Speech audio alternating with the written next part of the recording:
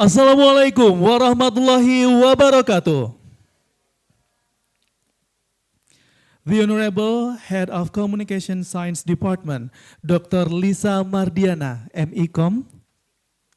Our distinguished guests, Dr. Nurhanis Mohnor, Program Director, Doctor of Philosophy in Media and Communication Science, Taylor University, Malaysia. Mr. Ganasham S., Founder and CEO of Elder Hub, Lead Designer, Stanford D School, India. Dr. Heri Pamungkas, MECom, Director of TVKU and Lecturer of Communication Science, Universitas Dian, Nuswantoro. Good morning, ladies and gentlemen, distinguished guests, respected speakers, and beloved participants here. It's an honor for me to welcome you all in today's event, International PodShow 2026, Beyond Scroll Media Literacy for Safer Digital Space Against Misinformation. Ladies and gentlemen, this PodShow aims to raise awareness and critical understanding of media literacy in facing misinformation in today's digital era, especially across global community. So, to begin our program, we respectfully invite all participants here to stand up and joining in singing the Indonesia National Anthem, Indonesia Raya.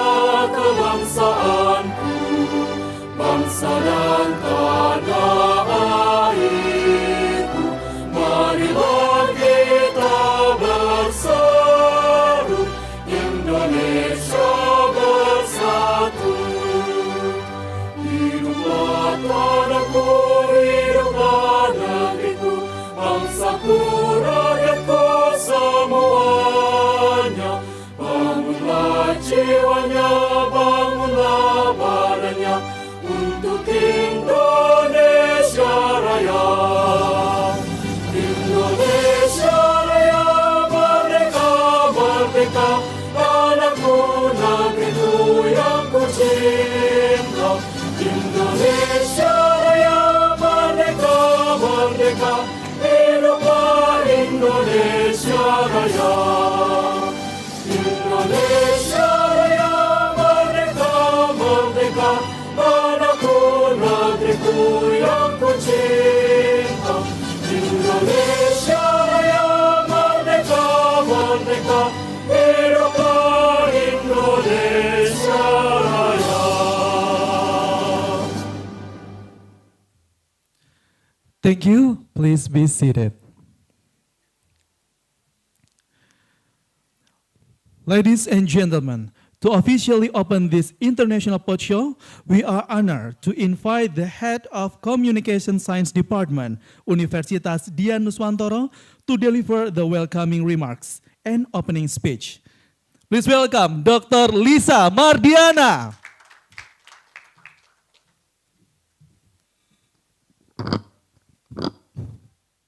Assalamualaikum warahmatullahi wabarakatuh.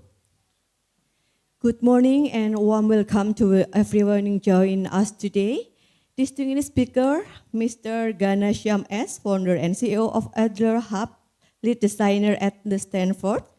Dr. Nurhanis Mohnor, Program Director from Taylor University, Malaysia. And Dr. Heri Pamungkas, Director of TVKU and our esteemed faculty member at Universitas Dian Nuswantoro. Welcome to all participants, students, and guests who are joining us via Zoom at the TVKU YouTube channel. Today's event marks a very special milestone for us. The International PodShow is one of the flagship program of the Dinus Communication Carnival 2026, I would like to emphasize that this grand event is the result of the dedication, collaboration, and the smart work of our entire academic community. I would like to express my deepest appreciation to all lecturers of the Communication Science Program, the Student Association, HM Prodi Ilmu Komunikasi, and every student involved in organizing this event. You have worked together as a strong and committed team to bring this vision to life. I would also like to extend my sincere gratitude to our valued sponsor for their invaluable support and for believing in our shared mission to advance media literacy. DCC 2026 is more than just a seminar. It is a celebration of creativity and intellectual engagement featuring creative competition, exhibition, and student work and a series of academic seminars. These activities are designed not merely as events but as catalysts for growth, aimed at creating meaningful experiences and lasting impact for all participants. Our theme, Beyond Scroll, Media Literacy for Safer Digital Space Against Misinformation, serves as a powerful call to action. In an era of endless scrolling and information overload, we must empower ourselves to think critically and responsibly. We want our youth to be more than passive consumer of content. We want them to become guardian of truth in the digital world. I invite the participants to actively engage in today's discussion, to learn from our distinguished international speaker, and to apply this knowledge in building a safer and more responsible digital environment. By saying Bismillahirrahmanirrahim, I officially open the International PodShow of the Dinus Communication Carnival 2026. May this event be insightful and inspiring for us all. Thank you. Wassalamualaikum warahmatullahi wabarakatuh. Waalaikumsalam warahmatullahi wabarakatuh. Thank you very much for the inspiring opening remarks from Dr. Lisa Mardiana MECom. May this event will bring meaningful discussion and international collaboration. Ladies and gentlemen, to guide today's discussion in International PodShow, we are honored to have our moderator. Do you know who she is? She is an international public speaker, founder Academy Bicara, Best Female TV Presenter in 2017, and lecturer of Communication Science Department, Universitas Dian Nuswantoro. Let's call her together. Please welcome Miss Nessa Goza. The stage is yours.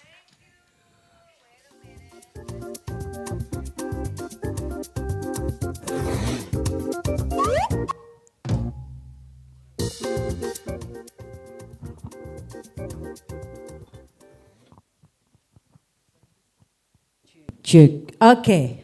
Thank you, Pak Ulil. Thank you, Mr. Ulil. Hello, good morning, guys.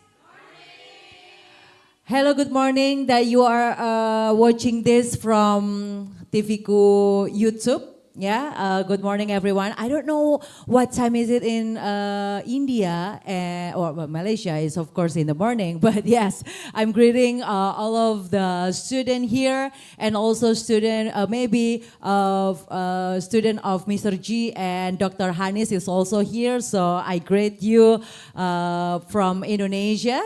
Okay, and of course all the students here from Udinus, especially communication science, and the lecturer also. The lecturer, can you come in the front?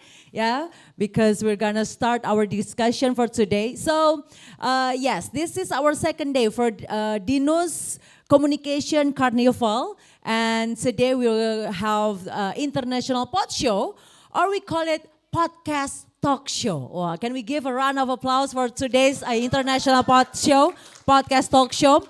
Okay, and today's subject is very interesting. Okay, first I want to ask the student here, how many of you grab your smartphone or grab your cell phone? Maybe it's not only student, but also the lecturer here. How many of you grab your cell phone when you awake in the morning? Huh? There is, no. Like how many of you grab your cell phone or your smartphone, yeah, when you wake up in the morning? Yes? Yeah? Is that your first thing that you grab when you wake, when you open your eyes from a sleep? Yes, okay. Are you also scrolling your social media, waiting for you to fall asleep?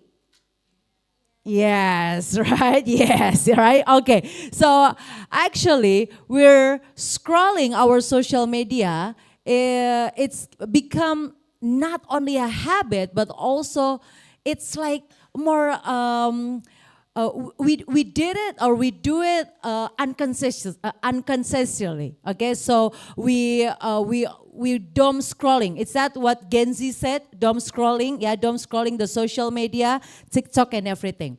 And we don't know how many information that we have or we get from social media that is right or false information. Okay, let's say we have the trend, we have the how you call it, TikTok hacks, yeah. Okay, for having a body goals, you have to do this and that. Okay, and we do it, but we don't know what the effect for our body. So there's so many information on social media that maybe leading us to misinformation. So that's why today's International PodShow, we're gonna talk about the media literation, about how the misinformation not leading our way. And for this International PodShow, maybe I just gonna put my cell phone here. Okay, we already have our distinguished speakers. Yeah, we have here all the way from Taylor's University, Malaysia. Okay, maybe I can say hello to Dr. Hanis. Dr. Hanis. Assalamualaikum, apa kabar? Apa kabar, Dr. Hanis? Hi, Dr. Hanis. Thank you so much for having me. Thank you so much. Oh my God, it's our pleasure to have you in this International PodShow. So Dr. Hanis is from Taylor's University and she's a program director, Doctor of Philosophy in Media and Communication Studies, Taylor's University, and also senior lecturer 1, School of Media and Communication from Taylor's University. It's our honor. Can we give a round of applause to Dr. Hanis? Thank you so much. Thank you so much for having me. I can't wait to hear your insight about this, yeah? And okay, after Dr. Hanis, we also have another distinguished speakers. Oh my God, he's awesome, guys, yeah? He's a founder of Adler Hub, a Google certified design sprint master, and also lead designer at Stanford School. And he has more than 20 years experience in technology, design, marketing, and project management. Mr. G, are you here also, Mr. G? Yes, good morning, everyone. Hi, good morning. Oh, is it morning in India? Are you staying in India right now? Yes. It's about 7:40 in the morning. Okay. Oh, it's earlier. Yeah, it's earlier than us. We here it's 9:15 in the morning. Okay, Mr. G, thank you very much for joining us for International PodShow for today. Thank you. Can you say hello for us, our student and our lecturer here? Hello, everyone. Hi, good morning. It's a pleasure being here. Okay, thank you, Mr. G. Can't wait to hear your insight. Okay, and we have one more speakers, and we are close with these speakers. Yeah, of course, with the student and the lecturer, because he's one of us. Yeah, but he's very awesome. He's a director of TVKU, and he has a very long journey about media and journalism. Dr. Harry, come with us, Dr. Harry. Dr. Harry, can you join us here? Thank you very much. How are you? Thank you very much. Thank you very much. That's your microphone. I hope it's well. Okay, check. Okay. Okay, okay. So, okay, this is very soft. Okay, so we're gonna talk about the social media and how there's a lot of misinformation in social media, so that we, Gen Z and the millennials, yeah, our lecture here is our millennials, right? We're not leading to misinformation. Okay, so we will give the speakers, each speakers, around 15 minutes to give us the insight, and after that I will open the Q&A question if for you are joining us here or you are joining us on YouTube. Okay, so first I would like to invite Dr. Hanis. Dr. Hanis, can you please give us insight about this misinformation and how can misinformation lead us, and what do you think about misinformation in Indonesia? Okay, Dr. Hanis, the time is yours.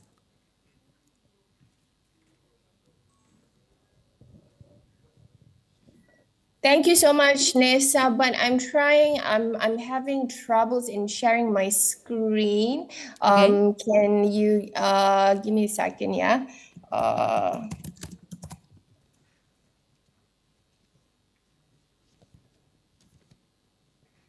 Give me a second. Let me, if I can share my screen right here. All right. So thank you so much, Dr. Lisa. Thank you so much, Dinus. Dr. Rahmawati, thank you so much, my great sister, for this invitation. And also, of course, Nessa, Dr. Hairi, and Mr. G in India. Assalamualaikum from Malaysia and from Taylor's University. I'm Hanis, and with that, for today, I'll be sharing my insights with all of you on tackling misinformation with media literacy. So can you see my screen right now? Yes, we can see it. You give me a second if I get full screen mode. Bisaya.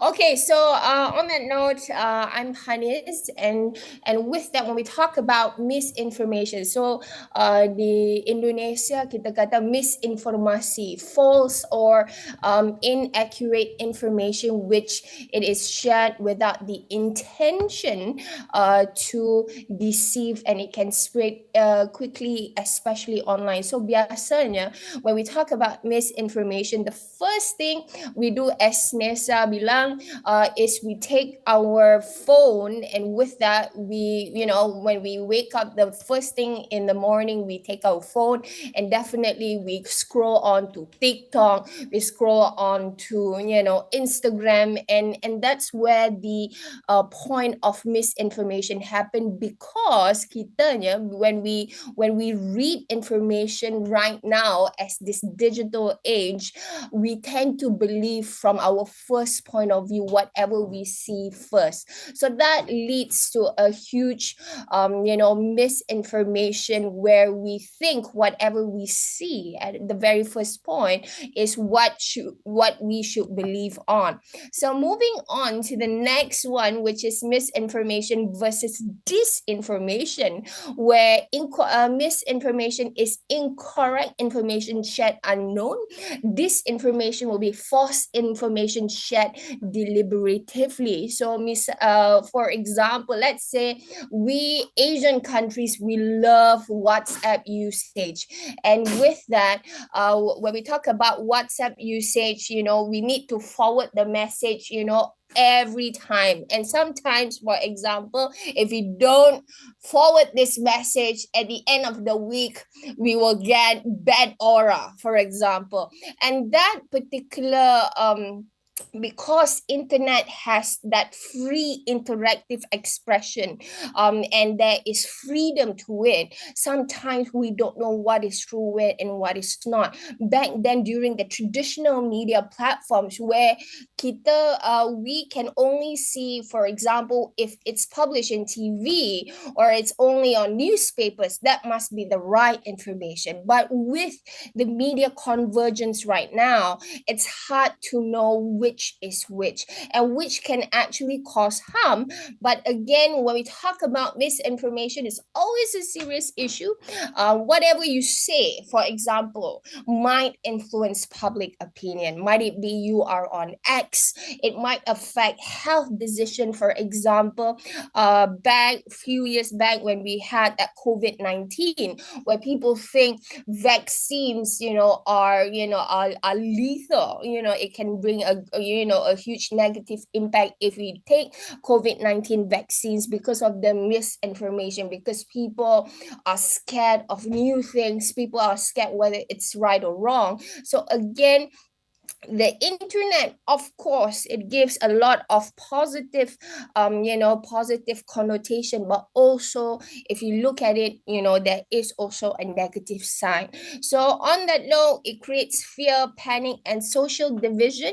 And when we talk about common types of misinformation, we have a few: fake news articles, misleading headlines. So biasanya, if we talk about being in journalism, which I am a journalist myself for the past 11 years, we try to make headlines as interesting as possible, so that the audiences would want to click on our headlines. And for example, let's say Hannes is a bad lecturer, for example, in Taylor's University. That is such an interesting thing to see, because people would want to listen to only bad things. That is human nature. Good things, people, it's so boring. So on that note, we have common types of misinformation as well. There are deep fakes, there are satire taken as fact, and examples of misinformation. For example, in Malaysia, we have, if we eat bunga cengkeh, you have to forgive me, I have to go and Google it in English. And with that, if we eat bunga cengkeh, a type of a spice, you won't get COVID-19. But for example, through this study right here, for example, gargling salt water or believing COVID-19 wouldn't survive Indonesia's climate is one of the misconceptions. So because of the internet, it's too big, it's too huge. Siapa-siapa pun boleh share informasi itu. So it means that, sometimes you don't know who to believe on. So on that note, why do people believe misinformation? Because it's biased, because it's easy, because you trust your friends as well. But again, when we talk about belief misinformation, it boils down to this, where kitanya, if I could say, and I say this to many, when I share with across my friends throughout Asia, is that we are too lazy and complacent in checking the information. Because if we go and, for example, we read one particular issue, we tend to believe it. Why don't we try to check back? So the problem with the internet is, we as human beings, we want fast, and we don't want, to spend more time on looking at a certain issue, because that's human nature as well. So again, people believe misinformation in the digital age would be because it's easier to only see and absorb the first point of view of whatever we have gotten into. So that boils down a little bit more on media literacy. So when we talk about looking at the media, different people come from different backgrounds, different people come from different economic backgrounds, education background, and again, different people different interpretation. So we cannot say, for example, let's say you love Bunga Citra Lestari, I love Bunga Citra Lestari. The other person, for example, when they say Bunga Citra Lestari, they might not be a fan of BCL, for example. So again, how people see things on the internet has different interpretations. Sometimes we do forget that because we always think that people should be the same like us. But again, as human nature goes, that's what media consumption is. And that brings to media literacy, which is when we talk about consuming the media, we tend to not talk about it, because when we talk about communication program, the perception is when you study mass comm, oh, it's so easy. When you study communication, it's so easy. But again, it goes beyond that. That is, when you talk about communication, the influence to influence other people is a great power. So it comes back to media literacy, which is the ability to access, analyze, and create media to help to, critically think, what is the content about, and help users question the information. So on that note, when we talk about media literacy skills, is how are you able to critically analyze whether the media is okay or not okay according to your preference. And sometimes if it's okay to you, it's not okay to other people, it's okay also. Because when we talk about communication programs, or communication content, is very subjective. It's not like science. One, or mathematics, 1 + 1 is 2. Sometimes in communication, 1 + 1 can be 11. 1 + 1 can be A², for example. So the thinking of communication people and how people consume media is always subjective. So on that note, again, when we talk about core media literacy skills, fact checking is always important, and understanding that different organization is owned by different corporations, and with that, different kinds of country have different kinds of media ownership as well.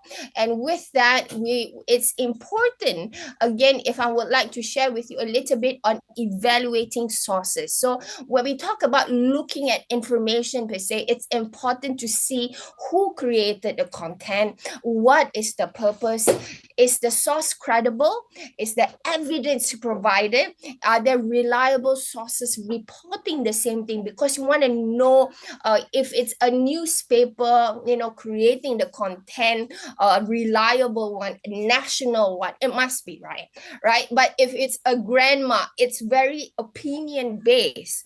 It's very bias centric. So again, you have to evaluate the sources, and it takes only about 1 to 2 minutes, which I sincerely could not spend as well a majority of the times. But again, we try to practice this accordingly, so that if we start within our small community to share the correct information, even though, for example, let's say you share an information, let's say another, you check first and then you send. So if we have that change between, our family, that would be, the best effort to start with. And with that, it can actually grow bigger. So on that note, we move on to the next one, fact-checking strategies. Again, when we talk about looking and reading news, it's difficult to be media literate, definitely.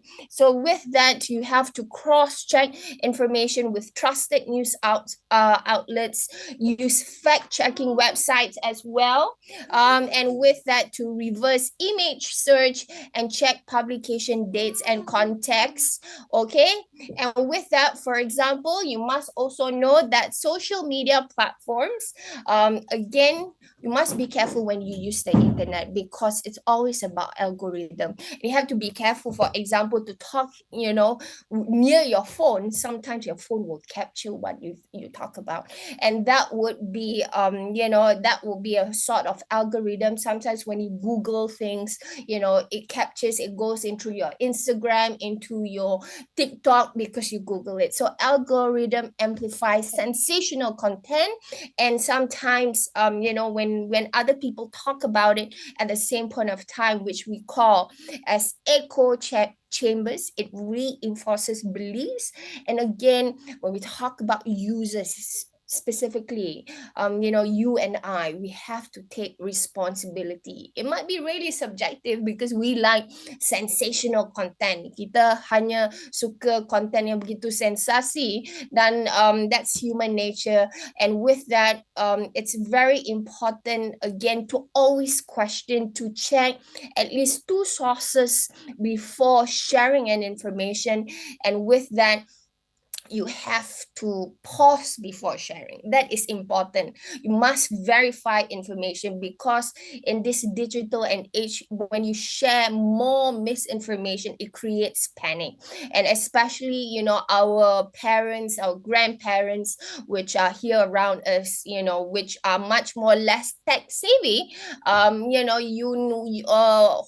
For those who are less tech savvy, I know, grandparents who are very tech savvy as well. You have to always check, and again, you must educate others to always pause, check at least 2 sources before sharing the information. And with that, hopefully through community awareness campaigns, it can bring a lot of that tackling of that misinformation. So again, it's not whatever you say, whatever you do, it's okay when you go online, but you have to be nice online. But again, sharing information, it has to be checked, it has to be verified. You have to be more actively consuming the internet. If you are passively consuming the internet, you just read, kamu baca saja, and then and you believe that information. So try to be more critical. It might be cliche, but that's how it goes. You have to be more critical in terms of looking at internet content. So in conclusion, if misinformation, it happens throughout, to combat misinformation in this digital age, I know it's quite impossible, but again, it is, it comes within us. We have to be more media literate. We have to understand that different people, when they do media content, they have their own agenda.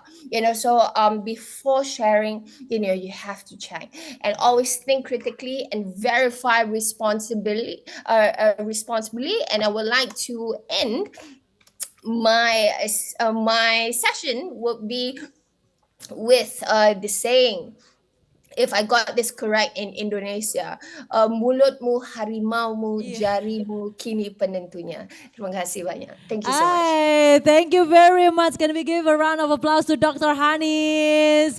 Thank you so much. You say it so well. Mulutmu harimaumu. Yes, it's correct. Yeah, it's our. Thank you, Reza. Okay, Dr. Hanis, it's very interesting the insight that you give us this morning. As I write down a few point of view. It's about. We believe the information on the internet is right because it's easy. Because True. It's easy for us to just believe it or just trust the information, right? And it's interesting when you say that we are too lazy, to checking the information. Okay, but well, maybe later on I will ask you about. Maybe we checking the information. You said that minimum 2 journal or 2 sources, but then we are confused which one is right. you know, maybe the information is different, and then we thought, okay, which one is right, the information? But later on, we will discuss Okay, it baik, later baik. on on the discussion session. Okay, but yes, it's very interesting how we get easily misinformation from internet, and Dr. Hanis also talk about the algorithm, with the which is. All of us here, student and lecturer, get the information is from the algorithm. Okay, it's like internet hear what we are whispering. Yeah, we only whispering to our friend about one subject, and then they give us a lot of opinion about that. Okay, so thank you, Dr. Hanis. Since Dr. Hanis already talked about algorithm, we're gonna move to our next distinguished speakers. This is very interesting because there's the slide, the slide, the presentation, it's only pictures. Oh, I got thrilled about this, yeah. But next we're gonna talk about the algorithm of you navigating the invisible architecture of digital space. Mr. Ganashyam, Mr. G, are you there? Yes, I'm here. Am I audible? Hi, Mr. G. Okay, so I can't wait to hear about the invisible digital space. Okay, Mr. G, the time is yours. Thank you.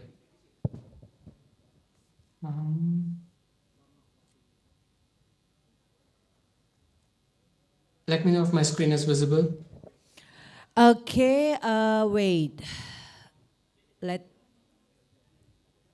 Okay, Mr. G, and the presentation. Yeah, presentation is visible. Okay, wait. Okay, yes. Perfect. Hello, good morning, everyone. My name is Ghanashyam, and as Nessa told, I'm a founder of a company called Edler Hub, where we primarily what we do is we work with students, work with faculty, work with industry, kind of trying to bridge the skill gap between the industry and academia.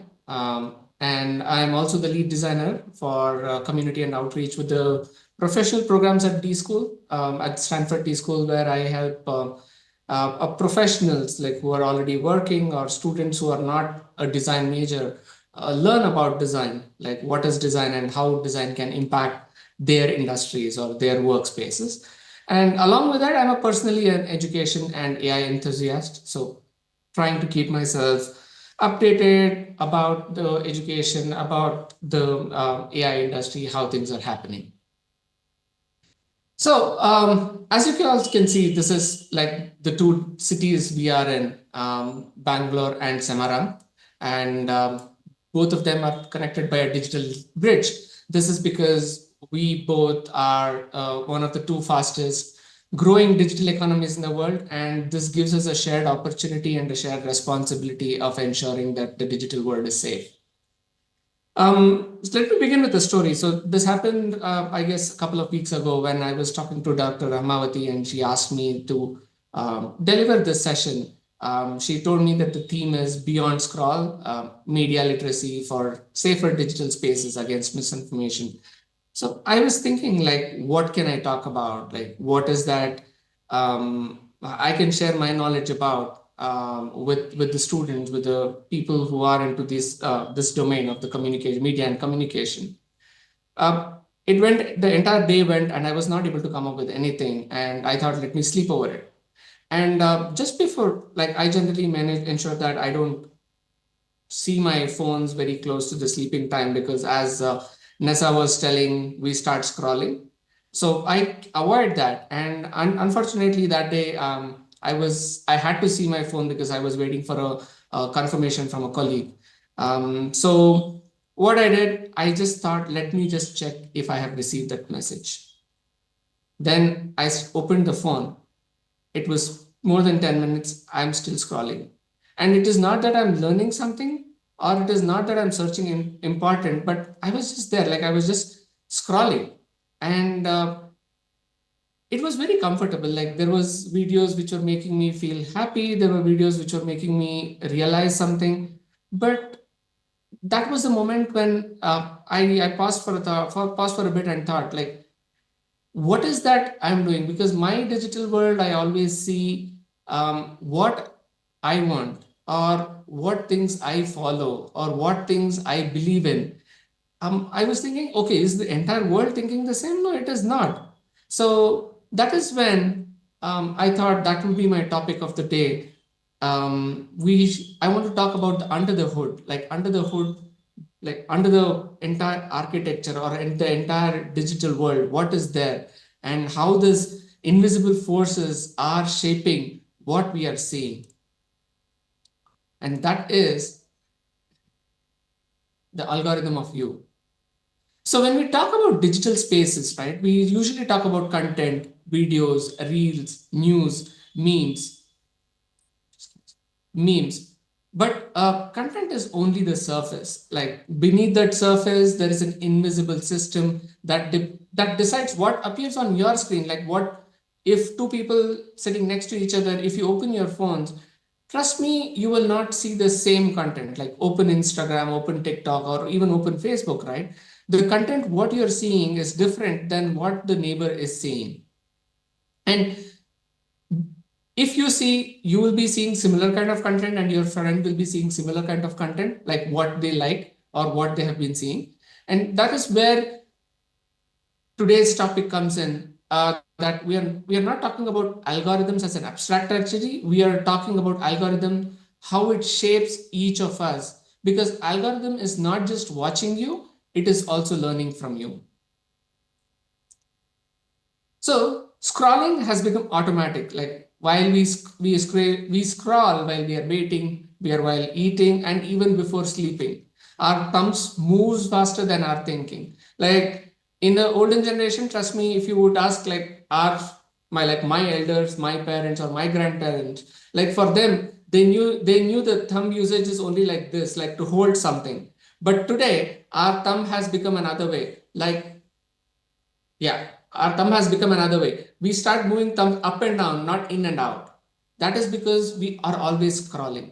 The moment we touch our phone, it as though our thumb goes into an autopilot mode, that it just starts scrolling screens. It is just like building, sorry, just like how buildings influence how people talk, walk, gather, digital platforms are also influencing how we think and how we react. And digital spaces are designed environments. They are not neutral. The order of posts, the size of headlines, the timing of notification, all of these are design choices. Like you might have heard, like say if you want to do an email campaign, do it on a Wednesday and Thursday, because that is the day when people open your messages or people open the emails. So there is so much data available on the net today about people's behavior that even you might not be aware, but you are silently influenced by something which is behind everything. So what is an algorithm? Even Dr. Hani spoke about it. So what is an algorithm? An algorithm at core is a set of instructions. So if you ask a computer engineer what is an algorithm, the definition will be a set of instructions that helps a program to run. But in this digital space, if I say an algorithm is a set of instructions that helps platforms design what to show you next, it does not think like human. It does not understand truth or ethics. It only recognizes patterns. If something keeps your attention, the system assumes that it is valuable to you and it shows to you. So that is the algorithm which runs behind. So every interaction, because you are training this algorithm, every interaction you make with your phone is a form of training.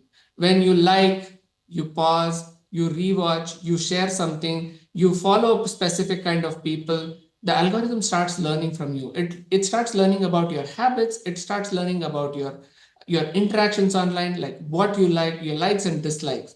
Over time, your feed starts becoming a reflection of your habits.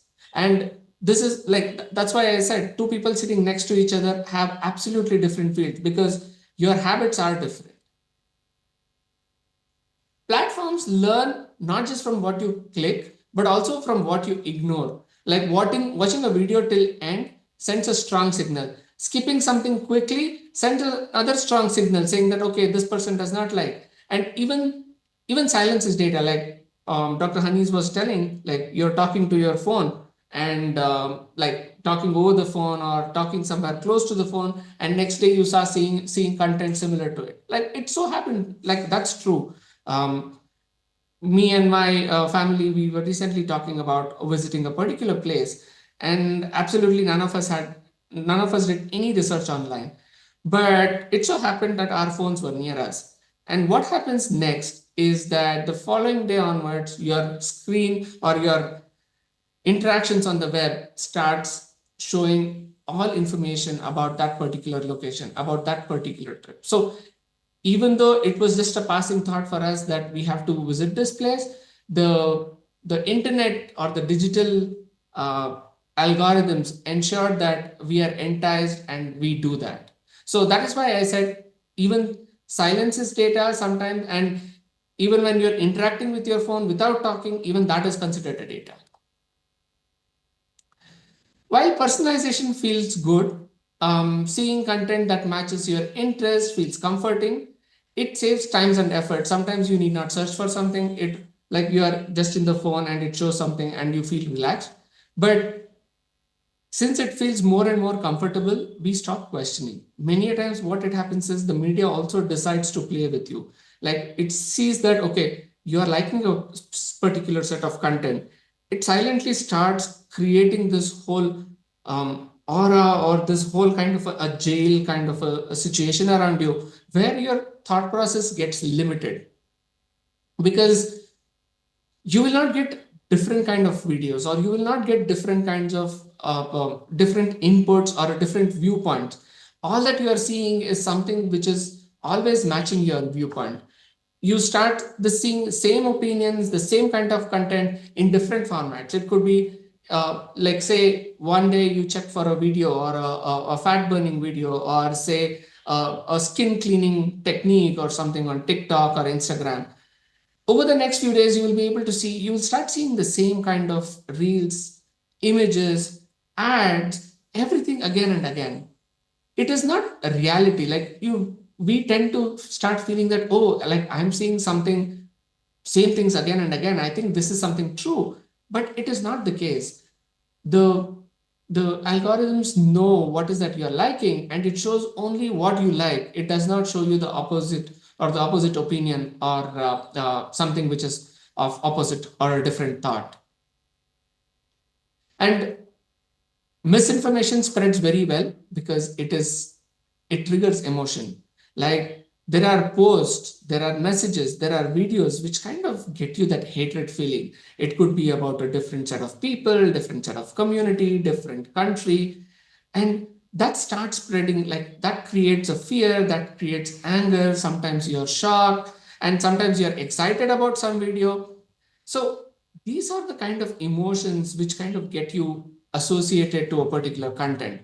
And this is how even misinformation starts spreading, because the moment it finds that you are easily attractable, it gives you the same kind of content, and repetition makes you believe something which is not true is true as well. Something which is lies, if it comes to you like say 100 times, you start thinking, I guess so, like my thought process is different, or what I know is different. Maybe this is the right information, and you start believing what is false. And beliefs rarely change overnight. Like they change, as I was telling, they change through repetition. When you see the same idea repeated from different sources, it starts feeling normal and true. And algorithms amplify this by showing you similar content again and again, and thereby slowly shaping the perception in your mind. So in digital spaces, news looks like entertainment, ads looks like advice, influence looks like expert. Everything blends together. Like algorithms do not clearly label intention. And this makes media literacy more and more important than ever. And as students, many of you feel overwhelmed online. Endless scrolling, constant notification, emotional content triggering your anger, triggering your excitement, or making you feel sad. And trust me, this is not a personal failure. Like, if any of you are feeling like this, it is not your failure.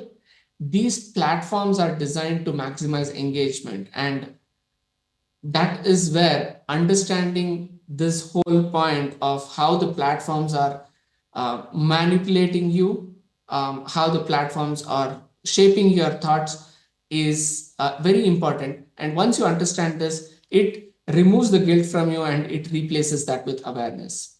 So you cannot escape algorithms. So one way of escaping is stop using the smartphones, stop using social media. But in the world we are in today, that is not a solution. But what you can do is you can influence the algorithms. Like, algorithms respond to patterns. When you change how you engage, what you follow, what you ignore, slowly the system starts to adopt. Control is not about quitting platforms, it is a conscious participation. So, as Dr. Hanis was telling, right, like, follow diverse sources, pause before reacting, verify before sharing. These actions may feel small, but over time, they reshape your digital environment. Think of it as a digital hygiene, small habits which can be practiced daily. So you might ask me, like, how we can fight back. I would say use a SIFT method. So what is SIFT? Stop. So if a post is making you get a strong emotion, stop, pause, investigate. Investigate whether the information, the account which is giving you, whether the information is right. Is it new? Find better coverage. So another thing what you can do is go to Google, search for the headline, whatever you are seeing. See how many sources capture the same content. Many a times what happens is the same content is present on multiple media sources.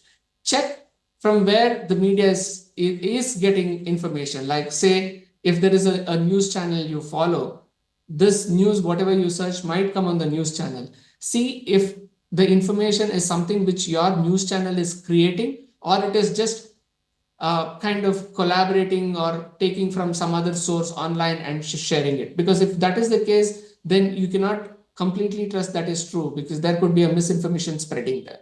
So that is what my third point in the SIFT method. F is find better coverage. And fourth, trace back. So many of the fake news is, right, like, they uses stories and photos which are from 15 years ago or 5 years ago or 3 years ago. So use media like image search algorithms or image searches to see when is the image taken. Like, sometimes they say there is a fresh war which is going on in, say, some region, right?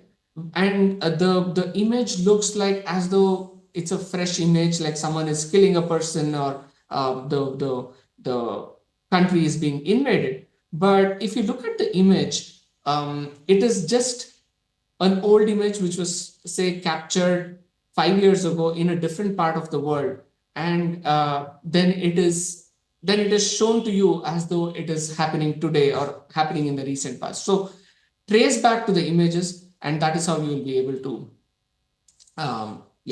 able to figure out. So traditional media literacy focused specifically spotting on fake news. But today we also need algorithmic literacy, where we need to understand how the platforms work, what they're optimized for, how they influence you, and in turn, how you can influence them. So media literacy right now at this juncture also includes system awareness about knowing what is happening behind. So before reacting, as I said, ask yourself simple question. Why am I seeing this? What emotion is this triggering? Who benefits in my attention? And once you start questioning these things, these questions interrupt your automatic behavior and bringing back into the process. So then you will suddenly understand that, okay, there is something else which is happening behind. You take a pause, you reflect, and you kind of start controlling your emotions and not share it.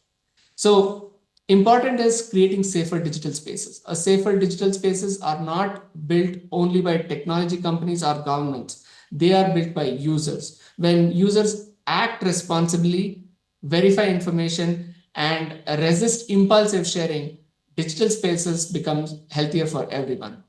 So my key takeaways for today is digital spaces are designed, algorithms respond to you, and awareness creates agencies. So, which means once you understand this, you stop feeling powerless online and you take control of your digital space than the digital space taking control over you. Next time you scroll, just pause for 1 second. Ask yourself, why are you on the screen? That 1 second is where your awareness begins. Scrolling with intention means choosing what deserves your attention. Attention is power. Where you place it shapes not just your feed, but your thinking. And intentional scrolling is an act of self-respect. The goal is not less technology, but the better use of it. Thank you very much. Okay, thank you, Mr. G. Wow, it's open. It actually, I do have a reflection of myself, how I treat my social media. Am I pausing and reflect or not? Okay, so this insight actually gets me because you said that about algorithm literacy. So it's not only media literacy, yeah, but it's also algorithm literacy. And it's I write on my note about it's so scary when what our belief it depends on algorithm, right? You said that the algorithm can shape our belief. So Yes. yeah, I think we're gonna talk about it later in a Q&A session about, oh my God, you said that algorithm is watching us. It's like it feels like there's always someone watching us 24 hours, 7 days with the algorithm. Okay, so we're gonna talk about it, Mr. G, on a Q&A session. But now, since Mr. G also talked about the media convergence, now here we have Dr. Harry. It's my colleague in Dinus, Communication Science. We're gonna talk about convergence in media, right? Yes, that's right. For Gen Z. Yeah. Okay, so the time is yours, Dr. Okay. Harry. Thank you very much, Nesa. First of all, I would like to say thank you for having me in this international pod. Of course, with our extraordinary speaker, Mr. G, and also Dr. Hanis. Nice to meet you. It is a great honor you are come to this session. And one day we want to inviting you to come in this campus. Yes. And of course, today I accompanied by the international host, Nesa. Thank you very much. Thank you. And of course, special, the candidate, our next future leaders in this forum. I love you all. Yes, thank you. And so, before I started my presentation, allow me to apply the sample of the digital religious literacy. Operator, would you like, please? أعوذ بالله من الشيطان الرجيم بسم الله الرحمن الرحيم لم يكن الذين كفروا من أهل الكتاب والمشركين منفكين حتى تأتيهم البينة رسول من الله يتلو صحفا مطهرة فيها كتب قيمة وما تفرق الذين أوتوا الكتاب إلا من بعد ما جاءتهم البينة وما أمروا إلا ليعبدوا الله مخلصين له الدين حنفاء ويقيموا الصلاة ويؤتوا الزكاة وذلك دين القيمة إن الذين كفروا من أهل الكتاب والمشركين Yes, thank you. والمشركين في نار جهنم. Yes, ladies and gentlemen, this product is so up that it is the project combined integration with the student, also the lecturer and the educators produce the representative that yes, the product content media that will be combined with the religions as the sample of the products. And today I want to say to all of us, the role of media convergence in digital literacy for Gen Z. Why it's Gen Z? Media convergence is not just about unified technology, but about critical and adaptive thinking in the digital space. The key word is the adaptive and also the critical thinking. It is very important. My big question is, it is same with your question, Nisa.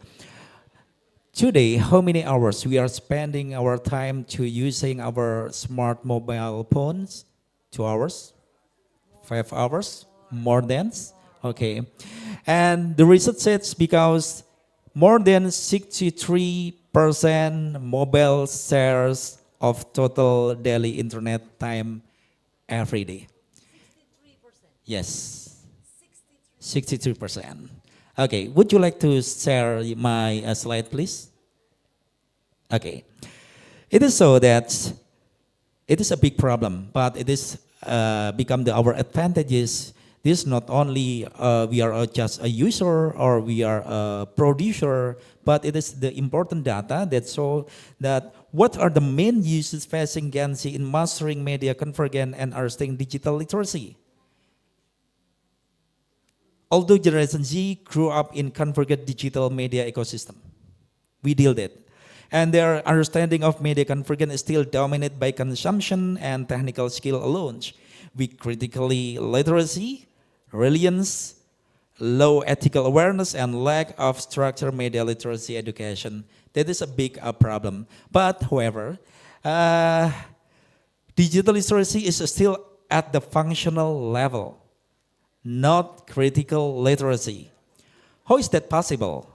Can see technical skill, they are so clever, they are so smart like you. When you're operating application, editing videos, streaming, and relatively high. But the problem is weak in verifying information. Am I right?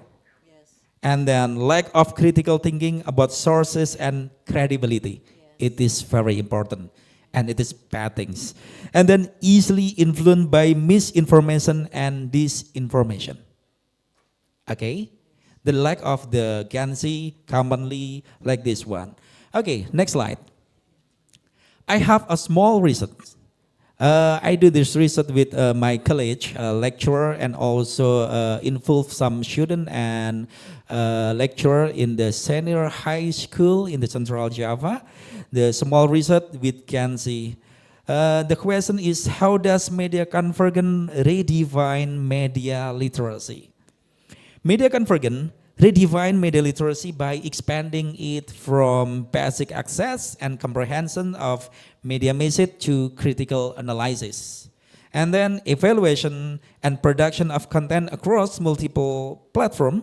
Media literacy new include understanding how technologies, platform, and algorithms shape information. The question is, why is access alone insufficient? Because access does not guarantee understanding, credibility assessment, and then or ethical use of media is a convergence media environment, user must evaluate source, intention, and impact. So the example we can see, we are easy to get the information and then directly to share without filter it, and it is dangerous. Okay, so what about the result of my research? Next slide. This is the process of our research that we have done some months before. That the research said that we mentioned it as Trias Digital. Why Trias Digital? TRIES. It is involved a three variable. What is that? Media convergence, and then digital literacy, and then community empowerment. Three variable. Why? Media convergence provide the pathway, and then digital literacy provide the campus navigation, and community empowerment is the goal. This is the solution. It is not top down from the government or to the people, but rather this bottom up, where citizens have sovereignty, prime sovereignty over the information technology they use. We have to know the main goal of the development of our nation in the usually involve the four things. What is that? People center, participation, participatory, empowering, and sustainability. Sustainability is the last word that's very important. Usually we have create event, but only eventual. But after that, we don't think about that. That is very important that we have to thinking about the sustainability. It is very important. So by integrating this three pillar, what is three pillar? Media convergence, literacy digital, and empowering community. It is will be make something religious program that we have produced before will no longer be seen as audit or old or ancient. It is very important, and I will give you for an example that convergence allow anyone to have a TV station in their pockets. Okay, development local communities not only report about an accident, about or traffic jam, but they have also learn to use data literacy to audit public policy. This is the process. Okay, next slide.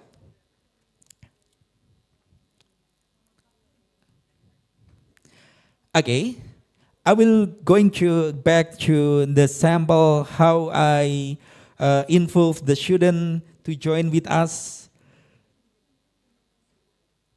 By involving students in the production of religious content, we are not just teaching about them to use software.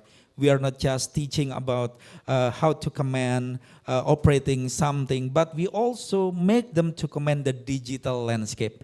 We involve them, the student, and then we introduce them with the animation, the broadcasting system, and it is not easy.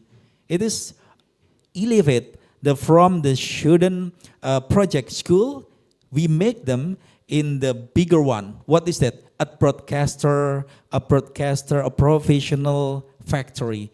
I think this will become the atmosphere, new atmosphere for them, and will become the experiential learning, I think.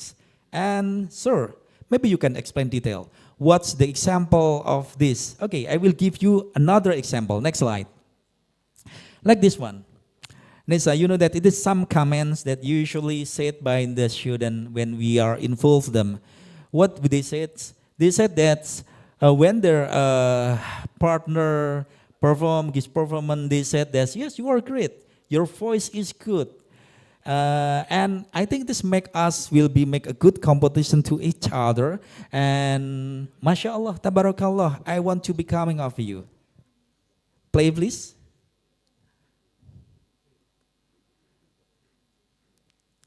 Okay, would you like to play in the video? Side it. A'udzu billahi minasyaitonir rajim. Bismillahirrahmanirrahim. Tabbat yada abi lahabi wa tab.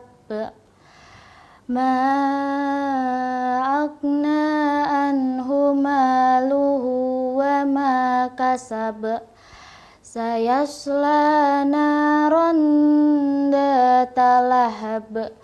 Wa imra'atuhu hammalatal hatab. Fi jidiha hablum mim masad. Sadaqallahul Azim. Yes, Sadaqallahul Azim. Okay, from this content, we can learn that shouldn't move beyond social media scrolling to understand complex digital workflow. And the content is not only about we are to scrolling to know there's so many information also, but we teach them how to make a good content that will be give a benefit for us. Okay, and the important thing is the program is not alone.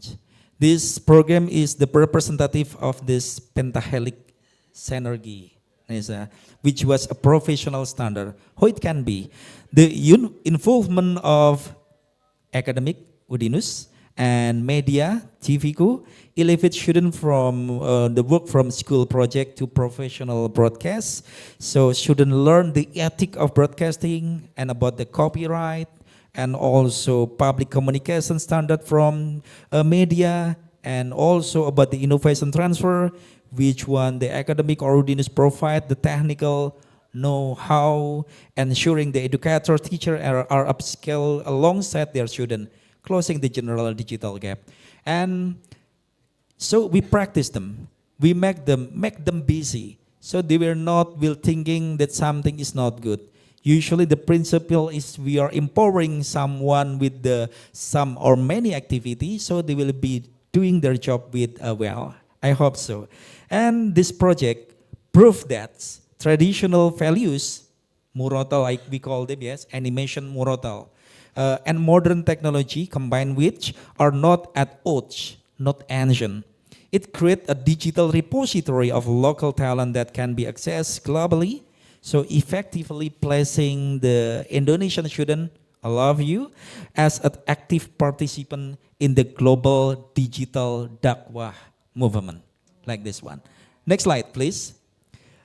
Yes, so I have some trick and tips maybe that we can know hoax not on my feed, media convergence and digital empowerment. What is that? Pause. Stop scrolling, control the moment, don't let the feed controlling you. You have to control, not you are controlled by your handphone or your smartphone. Next, checks convergence. Check the same info across platform, news site, social, video podcasts. Okay? Like us today. It is inspiring program. We have a podcast, international podcast, and also national podcast. And it is scientific information that we can obtain from this forum. Let's compare different media, different angle, find the real story. Don't forget about that. And then think, algorithm aware. Viral, it is not same with the true. Okay, once again. Viral is not same the true. Algorithm push the trend, not facts. Okay? And then talks, community power. Discuss it with your class, your friend, your lecturer, your crew, or your digital community. And then create it, empowerment. Turn verified fact into videos, posts, and stories across platforms. Finally, inspire. Use your platform to empower others, spread fact, and not fear. Last slide, please. I want to say, we want to make a deal. Empowered minds do not follow the hype, they shape the truth. Pikiran yang berdaya tidak mengikuti tren. Mereka membentuk kebenaran. Thank you very much. It's very powerful. Thank you. Can we give a round of applause to Dr. Harry, please? Wow, that last punchline is very powerful. Yeah, so kita perlu berdaya ya in order to not shaping by the algorithm. Okay, it's very interesting the product that you produce with the students. Yes, with the lecturer, with the who else? With Lecturer, the students, lecturer, educator, and we have make a collaboration also with the Ministry of Religion Affairs.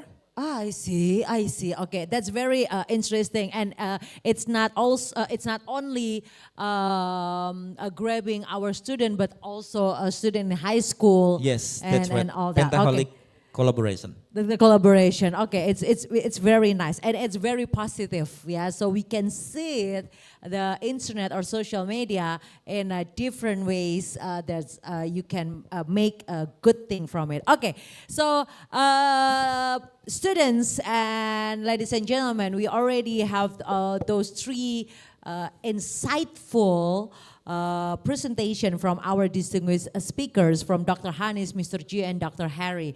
Actually, I have few questions here that I already write it down, but I want to give the students first, yeah, this session. Oh, the lecturer. Oh, we have our lecturer here, Mrs. Swita. She's also my colleague here in communication science. Go ahead, Mrs. Swita. Hello. Good morning, everyone. Good morning, Dr. Hanis and Mr. G. Maybe you can move a little bit in the center. Okay, thank you. Yes. Is it okay? Yes. Okay. So interesting if we discuss about media literacy.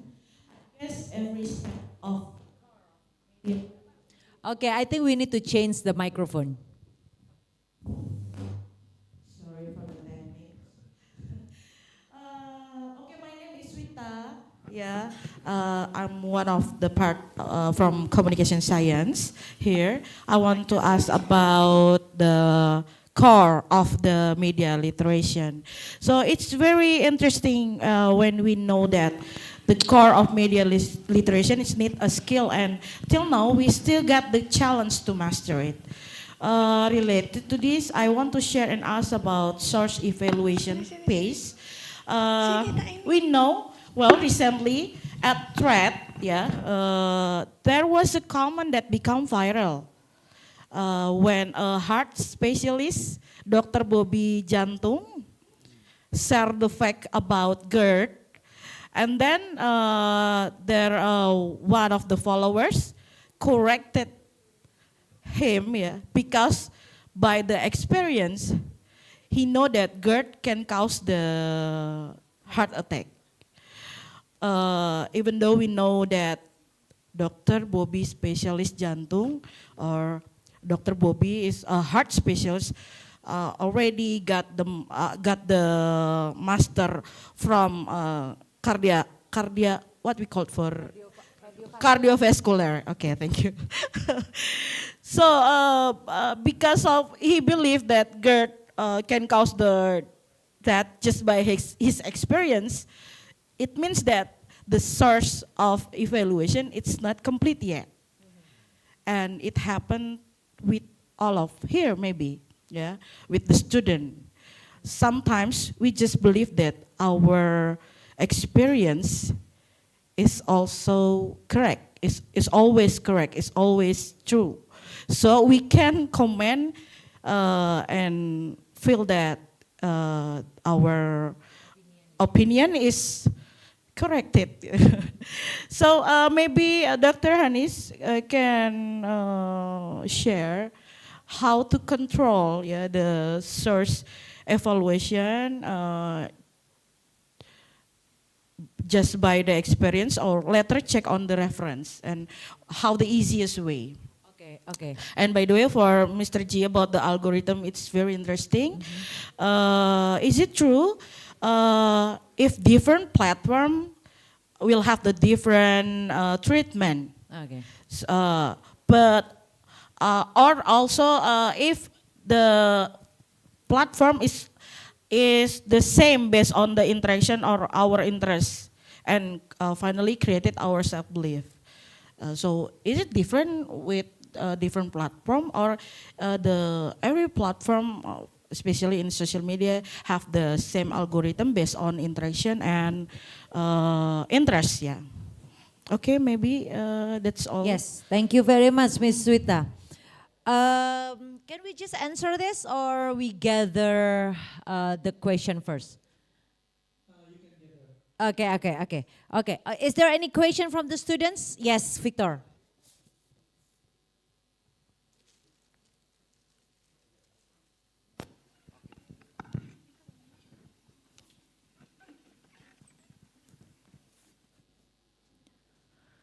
Okay, you can come up front so that Dr. Hanis and Mr. G can see you. Come here, come here. Yes, and you can sit through camera, not us. No, because the camera is over there. Oh, over there. Oh, okay.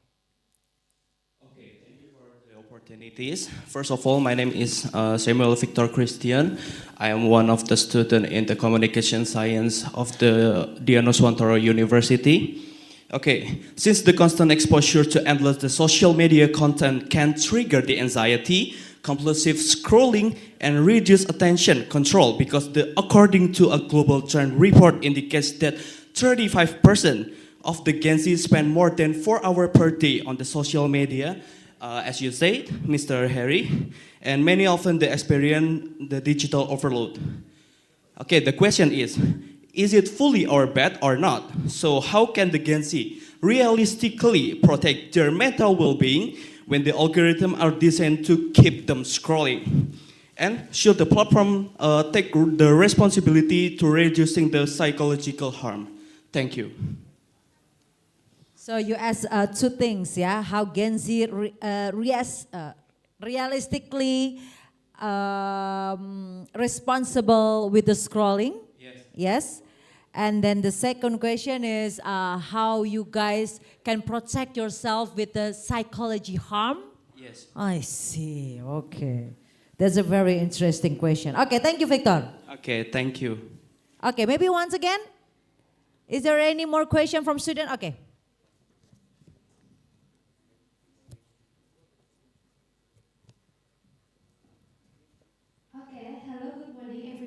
My name is Diana and I am a communication science student. Thank you for the insightful discussion. I would like to ask a question. Mr. G mentioned the idea of scrolling with intention at the end of the session. However, scrolling itself often triggers dopamine-driven pleasure, which can make users feel absorbed and less critical, increasing the risk of being exposed to misinformation when media literacy is lacking, since the dopamine effect is difficult to avoid while scrolling. The question is, how can individuals practically apply the concept of scrolling with intention to stay critical and mindful in digital space? Thank you. Thank you. How? Yeah, how we do the scrolling with the intention. Okay, we already gathered the three questions. Maybe I will go with the speakers. Dr. Hanis, you are still here, right? Wait. Let me check the voice. Can you hear me? Okay, I can hear you. Okay, Dr. Hanis, it's very interesting question from our colleague and our student. Maybe you can give insight about the source evaluation. Yeah. Okay. Okay. Definitely, I got the question, Nisa. Okay. Thank you so much. Okay. From Miss Swita, if I can address in terms of threads, threads, I would say, if I were to share with everybody right here, is some sort of an emerging of X or Twitter, because the combination and the algorithm and the structure of it, it's some sort of similar with X. So definitely when we talk about threads, it moves so fast. So number one, even though we like it or not, number one is to check the source first. Is the account official, verified, or recognizable? The bio and the posting history. And sometimes when we talk about issues, it appears only during crisis, and don't rely only on one thread, because normally when we talk about one thread, it's very opinion based. You have to search the same claim on Google and on trusted news sites as well. And again, if it's real, more than one credible source will be reporting on it, and national news portal in Indonesia will actually report on it. So it's very, very important. It comes back to not believing it at the first go when you receive an information, and always watch out for emotional triggers. For example, caps lock when you write your particular posting on full on capital letters, it means that you are angry, pushes anger. So again, when we talk about that will be an misinformation hook as well. So more likely sometimes in crisis issues like national issues, it might not happen, but when we talk about celebrities commenting on certain issues atau bergaduh atau having a fight with another celebrity, so again you have to look at the bigger picture. Sometimes you have to put on the puzzle. So again, it comes back to really checking sources which are, I would say, not from Wikipedia. So normally when you go and search on Google, for example, let's say on Prime Minister, I give you a Malaysian context example, Malaysian Prime Minister Datuk Seri Anwar Ibrahim and Trump, for example. So, and with that, there will be news sections of it. So that would be your safest option to really check information, whether it's true or not. So that would be for, I hope I do make justice to Miss Rita's question. So I always use fact checker. So for example, correct me if I'm wrong. For example, in Malaysia, it's sebenarnya.my. You can actually check information. For Indonesia, if I do know with my counterparts, is Kominfo. Kalau betul, kalau tidak salah, betulkan saya juga.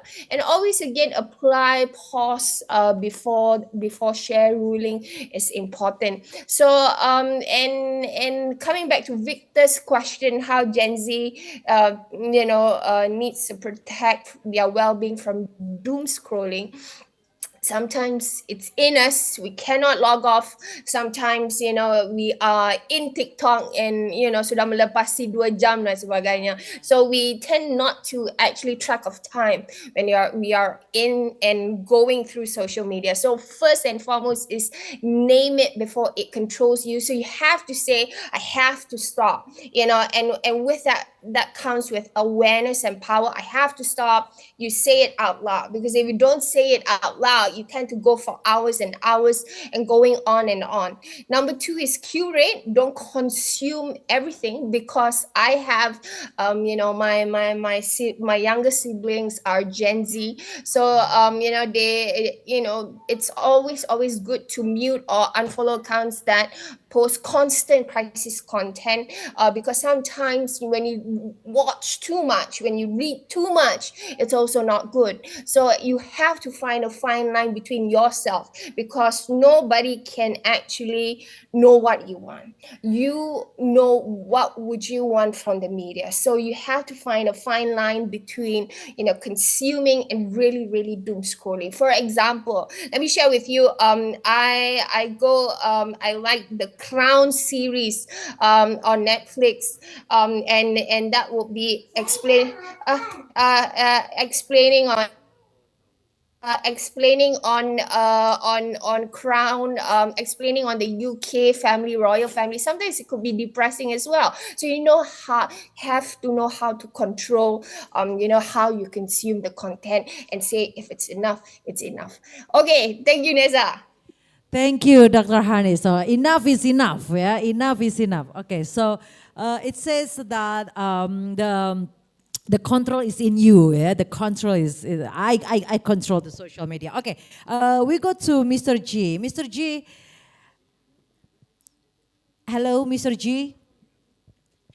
There's a few questions about your insight different platform have this different have the same treatment or no? Yes. Okay. Okay. Okay, Mr. G. You can answer or you can summarize a few questions in one answer.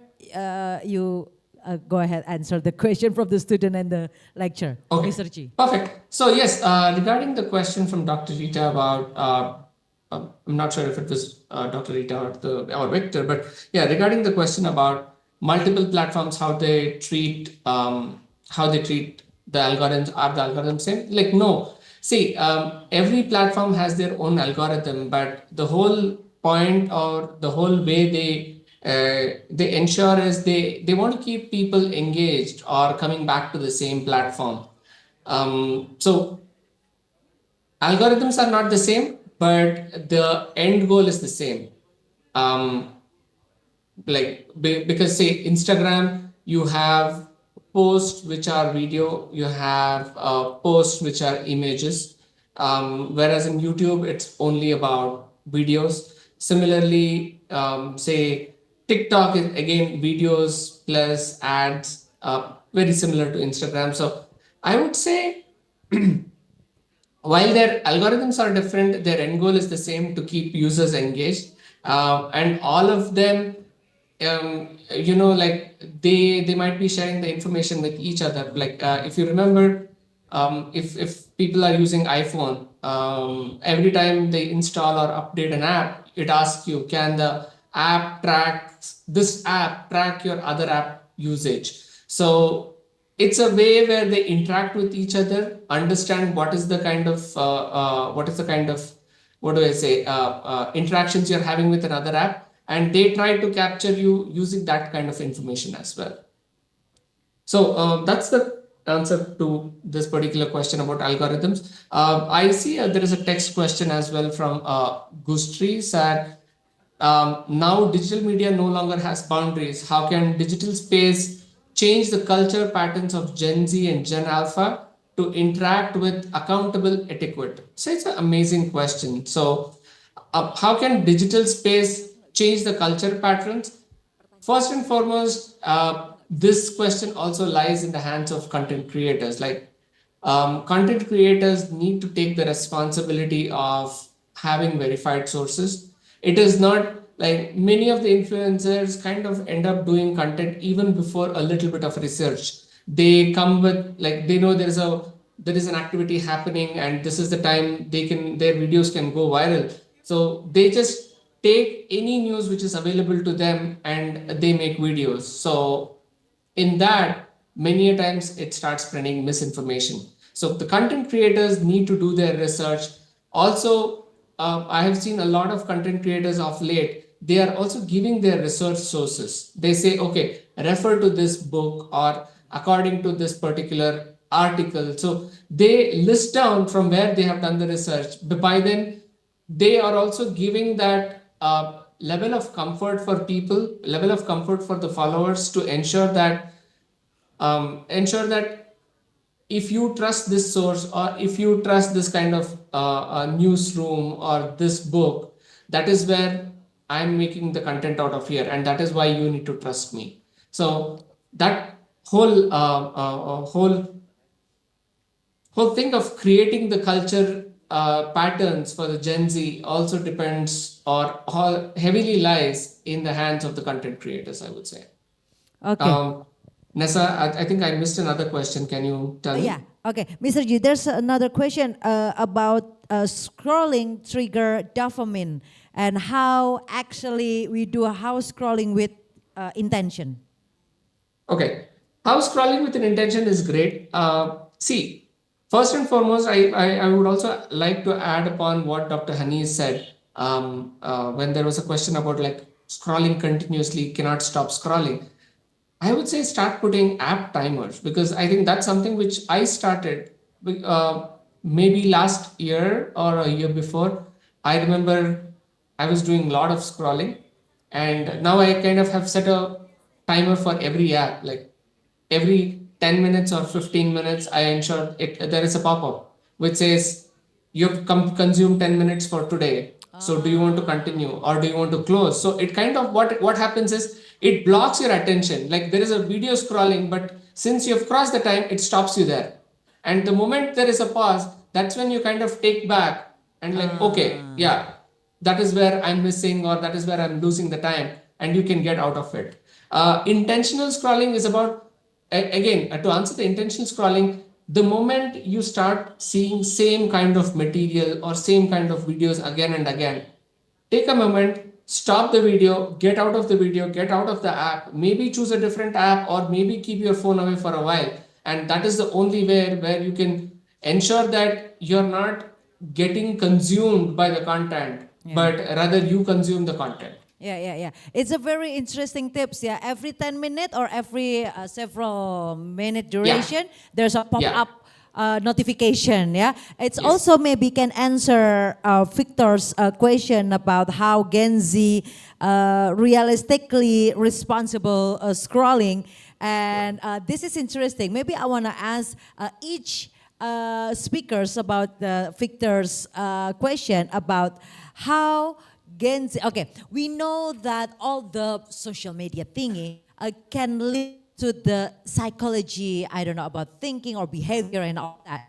How Gen Z, or maybe not only Gen Z, maybe us also, not to trigger the content from social media led us to the psychology harm. Maybe Mr. G? Yeah, great question. See, first and foremost, I think along with our whole digital interaction, we also need to start. This is both for Gen Z and Gen Alpha, I would say, because with millennials, I think I would say the millennials' interpersonal skills, like talking to people, is much better than the next generation of Gen Z and Gen Alpha, because Gen Z, Gen Alpha is kind of, they grew up with the whole internet world, and it's about having a device on their hands always. So the way you can ensure that your digital world or digital media is not affecting your psychological safe or your psychological things is by talking to one another. Like talk to a friend, because we have seen a lot of reports where, say, a ChatGPT or one of these generative AI platforms has kind of led people to commit suicide, because it has said there is nothing left in your life and you can go ahead and commit suicide, right? Yes. So the first and foremost thing which is important at this point of time is also about interpersonal skills. Like talk to your friends, ensure that you give time, at least say 30 minutes a day or half an hour a day, where you're away from your device but talking to someone. It could be your family member, it could be your siblings, your parents, or even your friends. Like try to talk to at least 2 to 3 different people about what you're feeling, about what you're going through, and they will help you much better than what your algorithm, I would say, the algorithm of you is kind of pushing you towards. So maybe the algorithm of another person will help the algorithm of you. Okay, that's a nice point of view. Dr. Hanis, what do you think about the control is on the Gen Z and how this social media cannot lead us to the psychology harm? It has to be again, to say it out loud. Let's say, if you sometimes you consume media too much, there's no end to it. So again, you have to say it out loud and say to yourself that enough is enough. I cannot watch any more TikTok content. I cannot go on a little bit more on watching, spend more time on Netflix. Stop. And continue on with that, what you should do, your priorities as of, at that point of time. So again, you have to turn your, passive fear into active care, because when you're scrolling, it makes Gen Z feel powerless. And again, you have to make your action more active. So you must always, again, it comes back, Nessa, to share verified information. I think that's very, very important, because if you don't share verified information, you have to have a balance in consuming content. You cannot be having, watching your phone all the time in the world. Of course, the phone is everything to us, but again, it's not everything. Yeah, So yeah, it yeah, yeah. has to come out with that misconception that we always have. Yeah, it's interesting. Social media is not the everything. Social media is not everything. Okay, Dr. Harry, what do you think? Yes, Nisa, the question is why Gen Z are so unique, right? Okay, we was born, they are not born yet. When we are to practice to about using smartphone, they already use that. And also Gen Z, because Gen Z are digital native, they are empowerment look previous.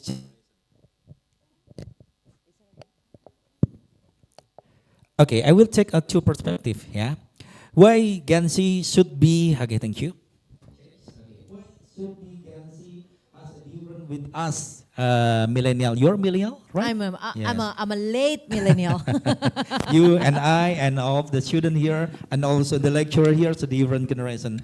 And actually, what's the two perception, two perspective? The first perception is about democratization of information, and the second perception is about economic empowerment. The first perception, why democratization information? They can see. Do no one wait for a teacher to give them info. They find it, okay? And economic empowerment. Can see through the creator economy, can achieve financial independence earlier through e-commerce and digital platform. So there are so many Gen Z so rich, better than us in this era. And I think it is we can learn from the Gen Z to take them science. And finally, I will relate it with the Victor question about the mental health. What about the Gen Z? What about the literacy, digital, and convergence media? Mental health is no longer a private struggle for Gen Z. I have a small data. The statistic is said in early 2026 report show that over 50%, once again, over 50% of long-term disability claim from Gen Z are for mental health disorder. I think this is a bigger problem. And I believe with wisely of us and with the redefine again, the Trias Digital Convergence, literacy, and empowerment, we hope that Gen Z part of the generation will be develop the nation better than now. Amen, amen. Thank you very much. Can we give a round of applause to our session for today? It's very nice. It's very insightful and impactful what we're talking about today, this morning. So we already talked about how the misinformation can lead us to the bad ways and how we are Gen Z actually have control of what we see on social media, of course with the algorithm and everything. And don't forget Dr. Hanis say about enough is enough. Yeah, the control is on me. Yeah, enough is enough. And Mr. G also talk about what about if you do the notification every several minutes so that you know the duration of you scrolling and stop you for dumb scrolling the social media. And Dr. Harry also shows us that Dr. Harry and the team already made a good influence in social media with the product. So thank you very much. So Dr. Hanis, Mr. G, thank you very much. Okay, can you... Thank you banyak, Nessa. Thank you so much. Thank you very much, Dr. Hanis. I really want to go to Televisi University and seeing Dr. Hanis right now, and also Mr. G. Of course, hopefully we can discuss another subject another time, or maybe we can do a collaboration research with Dr. Hanis and Mr. G. Thank you very much once again. So thank you from Indonesia to Dr. Hanis and Mr. G. Can we give a round of applause? And of course, thank you, Dr. Harry, for the insight. So, Gen Z, my students and our student, so please give power to social media, not get controlled by social media. I'm Nessa Gozal signing off, and we're back to Mr. Olil. Go ahead, Mr. Olil. Thank you, Nessa. Thank you, Mr. G, Mr. Harry, and Dr. Hanis. Please, for operator, can open the double window with Mr. G and Dr. Hanis. I'm inviting Dr. Lisa Mardiana to standing right here for documentation. Miss Nessa. Okay.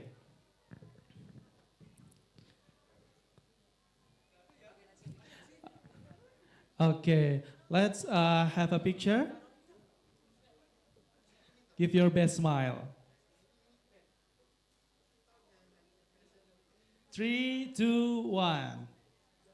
Okay, once more. 3, 2, 1. Okay, thank you. Yeah, for Mr. Harry, you can stay in this stage. Also, will inviting. Please stay in this stage. Also, I will be inviting the 3 participants who are giving questions, Miss Wita, Victor, and Miss Diana. To step forward, please. Okay, and this is a special gift. So I'm asking for Dr. Lisa Mardiana will give the special gift for Mr. Harry and 3 participants who giving question in this morning. Okay, in this stage, please.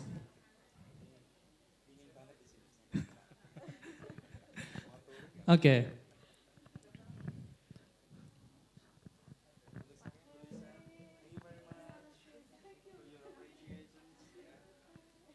Camera roll. Okay. 3, 2, 1. Action. Okay. Give your thumbs.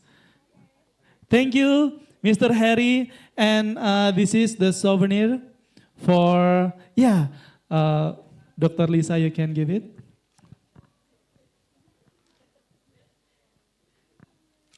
Also, we have a certificate will be sent in email for Dr. Hanis and Mr. G and Mr. Harry as speakers today.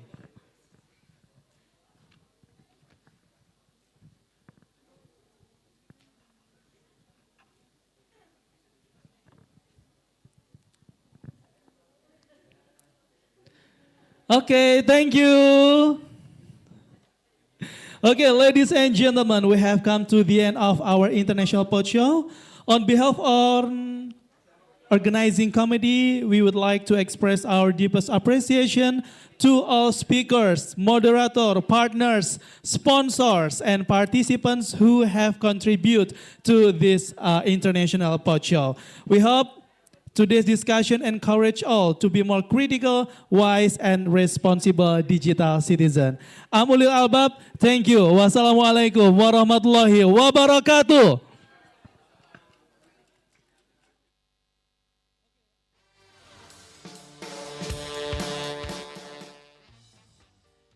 Jovanka Andrew, please come to the stage, and we will be submitting each other.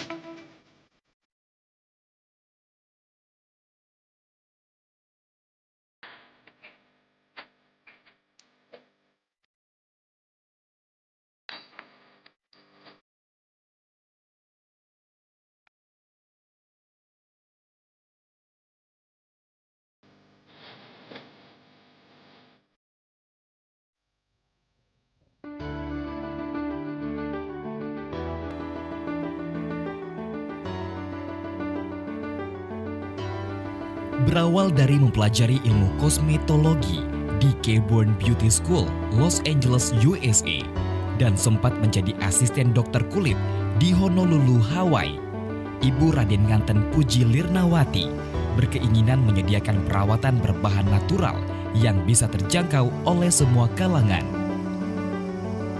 Tepat pada 11 Juni 1984, berdirilah Larissa yang fokus pada bidang kecantikan dan kesehatan kulit. Diambil dari bahasa Latin, berarti bersinar atau terang. Larissa mengusung konsep natural ingredients yang memanfaatkan bahan organik seperti sayuran, buah-buahan, dan rempah-rempah pilihan terbaik. Sejak berdiri, Larissa telah fokus membantu masyarakat dalam mengatasi masalah kulit, terutama jerawat, serta menjadi satu-satunya tempat perawatan yang benar-benar menggunakan bahan alami. Larissa juga selalu mengutamakan bahan-bahan organik yang dipilih dengan kualitas yang terjaga. Diracik di tangan para ahli dan sesuai dengan standar ISO, menghasilkan bahan dasar perawatan yang aman dan terjaga kualitasnya. Sterilitas dan higienitas alat juga menjadi prioritas Larissa sehingga setiap alat yang digunakan tetap terjaga mutu dan keamanannya. Menyadari kebutuhan pelanggan, Larissa juga menghadirkan perawatan menggunakan alat-alat high technology dan menghadirkan produk-produk kosmetik berbahan dasar alami yang aman dan bersertifikat CPKB, cara pembuatan kosmetik yang baik dari BPOM. Produk kosmetik Larissa juga telah menggunakan merek dagang L yang sudah dipatenkan. Di bawah pengawasan tenaga profesional, Larissa selalu memastikan setiap perawatan yang dilakukan terjaga kualitasnya. Atas kepercayaan pelanggan selama puluhan tahun, Larissa telah banyak meraih penghargaan.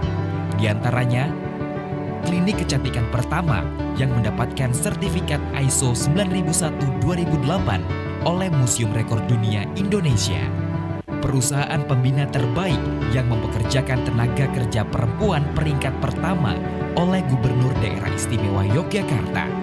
Untuk menjangkau kebutuhan pelanggan, hingga saat ini Larissa sudah memiliki 37 cabang yang tersebar di Pulau Jawa dan Bali, serta 3 organic story yang ada di Yogyakarta. Sebagai perusahaan yang memiliki pengalaman lebih dari 35 tahun dan dikenal sebagai ahlinya jerawat, sejak 1984, Larissa juga turut andil dalam mensejahterakan masyarakat melalui program CSR dan beasiswa pendidikan. Selain itu, Larissa juga turut aktif dalam mengedukasi masyarakat tentang pemanfaatan bahan organik bagi kesehatan kulit. Dengan mengutamakan pelayanan terbaik dan produk berkualitas hingga sekarang, Larissa tetap menjadi klinik kecantikan pilihan utama masyarakat Indonesia. Larissa, ahlinya jerawat.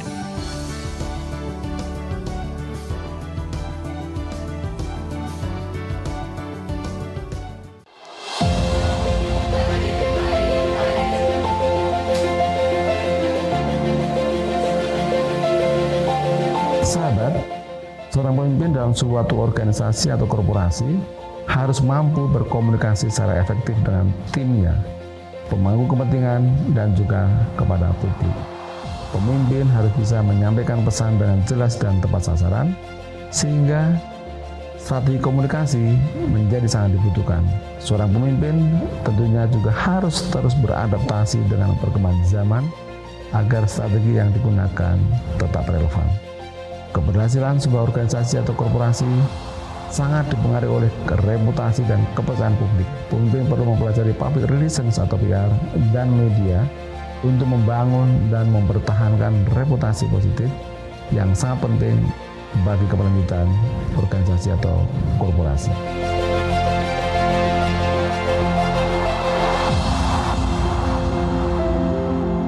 Perhatian saya terhadap 3 bidang ini, public relations, media, dan kepemimpinan, membuat saya ingin berbuat sesuatu yang lebih, khususnya pada saat masa pandemi COVID-19 tahun 2020. Saya merenung saat itu, apa ya yang bisa saya lakukan di tengah-tengah kita semua ada di rumah, nggak bisa kemana-mana karena situasi pandemi. Lalu akhirnya saya memutuskan untuk mendirikan sebuah media baru hybrid berbasis di Yogyakarta, yaitu MAW Talk. Sejak saya dirikan pada tahun 2020, MAW Talk kini telah berkembang menjadi sebuah platform media yang terdiri dari 50 keturunan. Pertama adalah MAW Talk Show, sebuah program talk show yang diselenggarakan via Zoom atau melalui Zoom, yakni 2 kali dalam sebulan. Sampai hari ini sudah mengemas lebih dari 40 episode atau dialog. Kemudian yang kedua adalah MAW Talk Show, kami kemas ulang menjadi bentuk MAW Talk Podcast yang bisa didengarkan di 8 platform mulai dari Spotify hingga Apple Podcast. Yang ketiga adalah MAW Talk Edu, sebuah platform belajar bagi praktisi PR muda maupun profesional. Bagi mereka yang masih muda usia, baru pertama bekerja, kami mengulangnya dalam bentuk MAW Institute atau MAWI yang hadir secara digital atau online. Sementara bagi praktisi PR profesional, kami mengolahnya dalam bentuk MAW Talk Workshop PR Series. Yang keempat adalah MAW Talk Book. Buku pertama yang kami terbitkan adalah Public Relations 6.0, Hati, Reputasi, dan Pandemi. Lalu kemudian pada tahun 2021, tahun yang sama, terbitlah buku yang kedua berjudul Energi Kebaikan dan Komunikasi Empatik.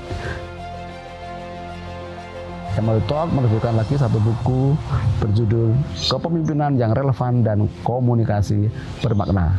Dan yang terakhir sahabat, setiap ulang tahun MAW Talk pada bulan Juni kami menyelenggarakan MAW Talk Awards. Tahun ini MAW Talk Awards masuki tahun yang keempat di 2024. Ini adalah sebuah program apresiasi yang diberikan oleh MAW Talk kepada para tokoh maupun para pemimpin dan organisasi di 3 wilayah, yakni PR, media, dan kepemimpinan. Tak lupa, setiap akhir tahun kami juga menyelenggarakan MAW Talk Outlook untuk membekali praktisi PR dan media dalam mengatur strategi komunikasi selama setahun ke depan.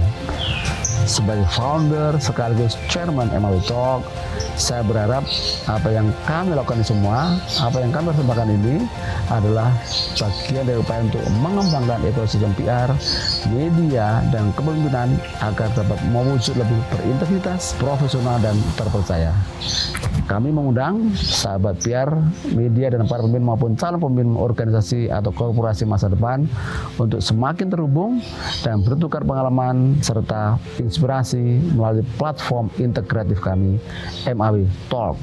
MAW Talk, Media for Inspiring People.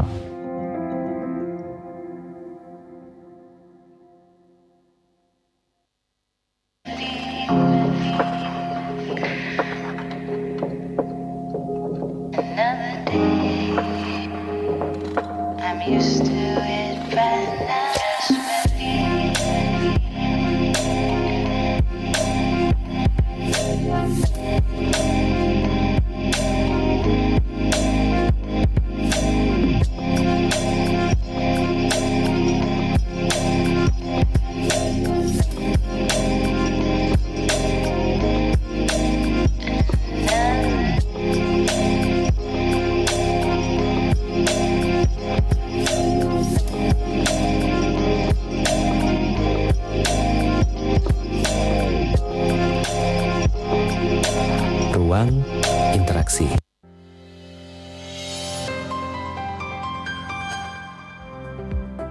Cantik itu bukan hanya persona dari luar saja. Lebih dari itu. Cantik juga tentang percaya diri, nyaman, dan bangga memiliki kulit sehat dan terawat.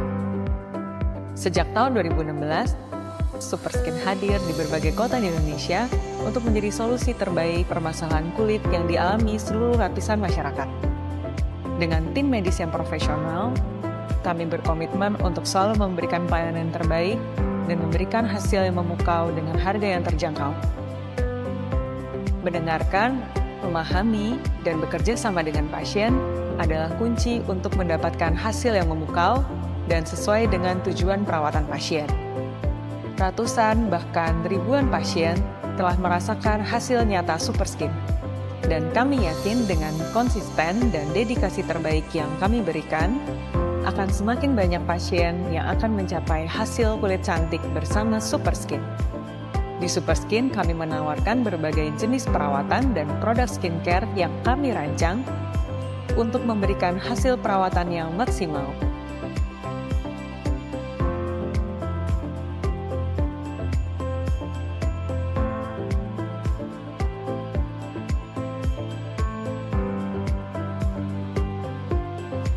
Mulai dari laser bertaraf internasional,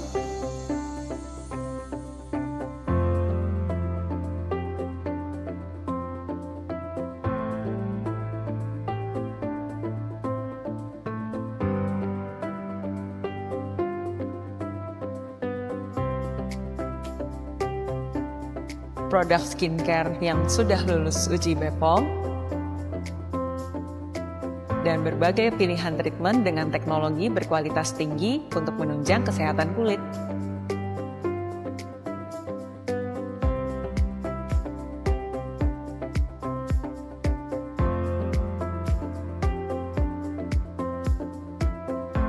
Sehingga cantik itu bukan hanya perawatan dari luar saja, tapi dari dalam juga.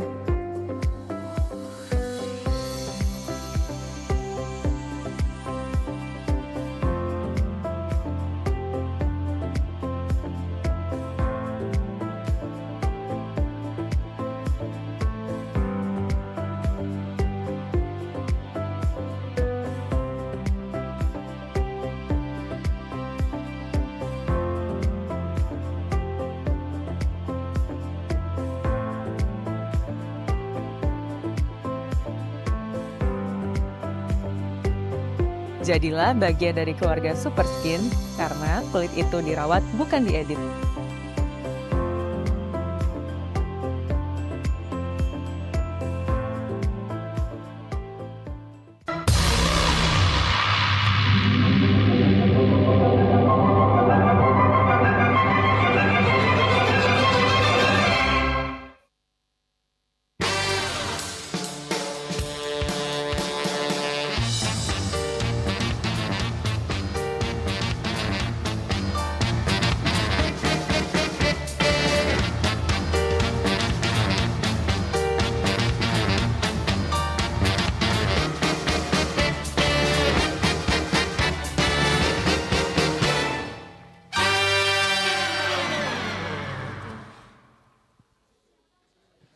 Oke, halo semuanya.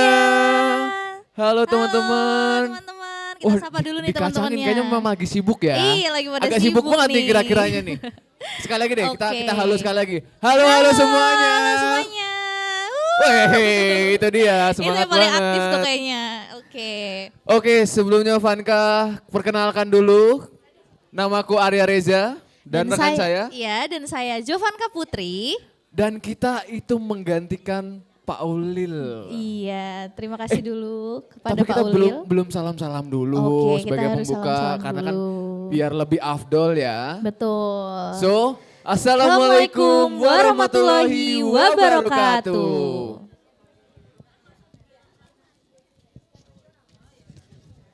Oke, Vanka. Oke, sebelumnya. Sebelumnya kita harus terima kasih terima dulu kasih dong.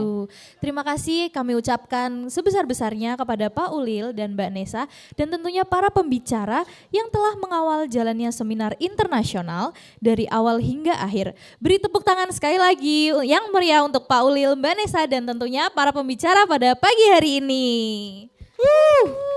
Gila, tapi memang tadi percaya nggak, Van? Pak Ulil sama Mbak Nesa tuh the best banget. The best banget. Kalau kata Mbak Nesa apa? Distinguished. Nah, itulah pokoknya lah. Distinguished. Apalagi Pak Ulil sohib kita banget. My best friend. Asik Pak Ulil. Tapi itu memang benar-benar gokil banget. Gokil banget. Secara bahasa Inggrisnya Inggrisnya lancar banget. Wah, nggak kayak mudeng. nonton Netflix nggak ada subtitle. Nah tapi. itu dia, sumpah. Tadi tuh aku berharap kayak, ini mana ya subtitlenya ya? Ada subtitlenya? Iya. Iya, ternyata nggak ada. Ngomong apa nih? Tapi berapa juga materi-materinya benar-benar cukup bermanfaat banget ya teman-teman ya. Kalian setuju nggak kalau memang kalau kata Gen Z.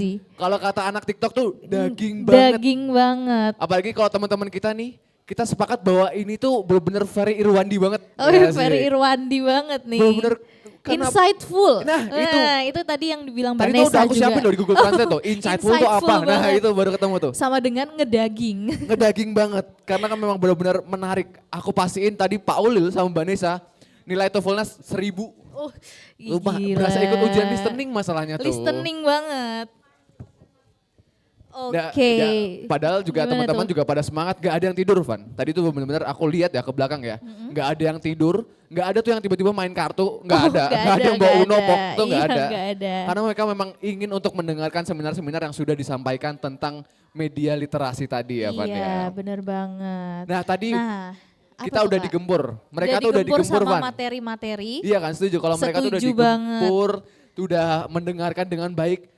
Tandanya kita akan ngasih hadiah buat teman-teman yang memang sudah mendengarkan. Gak sabar banget tuh ya apa hadiahnya nih. Kan karena tadi kan udah digempur sama materi. Iya udah mungkin ada yang kayak nunduk-nunduk dikit dan ngantuk-ngantuk dikit gitu. Soalnya kan biasanya kalau seminar tuh udah mulai tuh tadinya tegak. Terus punggungnya lama-lama nyender, turun tuh. Jatuh. Kalau enggak palanya dari 45 derajat, 90 derajat. 90 miring derajat. gini. Tidur. Itu ngantuk. Makanya setelah ini kita akan sedikit refreshing teman-teman. Kita akan ada sebuah hiburan tentunya. Duh, gak sabar banget tuh ya. Ada apa tuh hiburannya? Karena ini buat teman-teman tahu juga, oh Dinus memiliki bakat-bakat yang juga sangat distinguished. Asik, udah hafal, Iya, udah hafal. Benar distinguished dan patut banget untuk kita dengarkan atau kita lihat. Jadi gak cuma di academic way aja ya.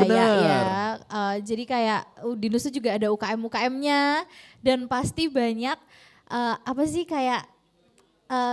teman-teman tuh punya banyak banget. Punya bakat dan bakat betul banget. Itu yang tuh mas-mas udah nungguin di depan pintu, itu udah pintu. Iya udah buka pintu karena tuh di depan nyiapin. itu ada teman-teman kita yang memang berbakat apalagi terkhususnya di bidang vokal. Iya suara emas-emas gitu ya. Iya mas-mas mbak-mbak gitu lah pokoknya lah. Ya bener dong cowok cewek soalnya. Iya bener. Oke tanpa berlama-lama lagi kasihan kalau mereka nunggu di depan. Iya bener banget. So please welcome PSM Dinus.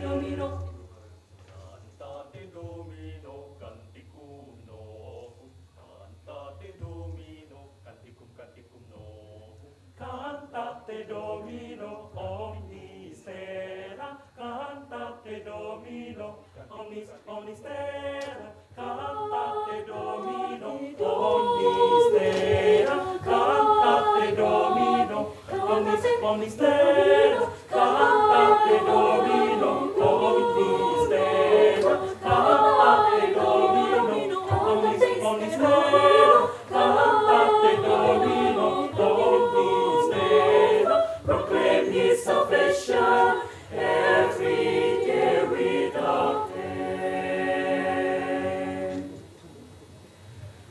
Annunciate intergentes gloria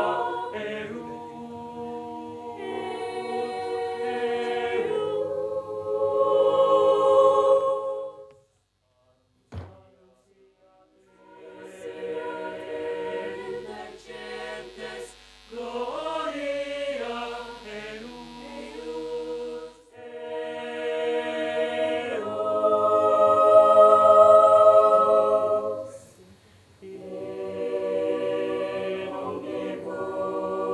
populis mirabilia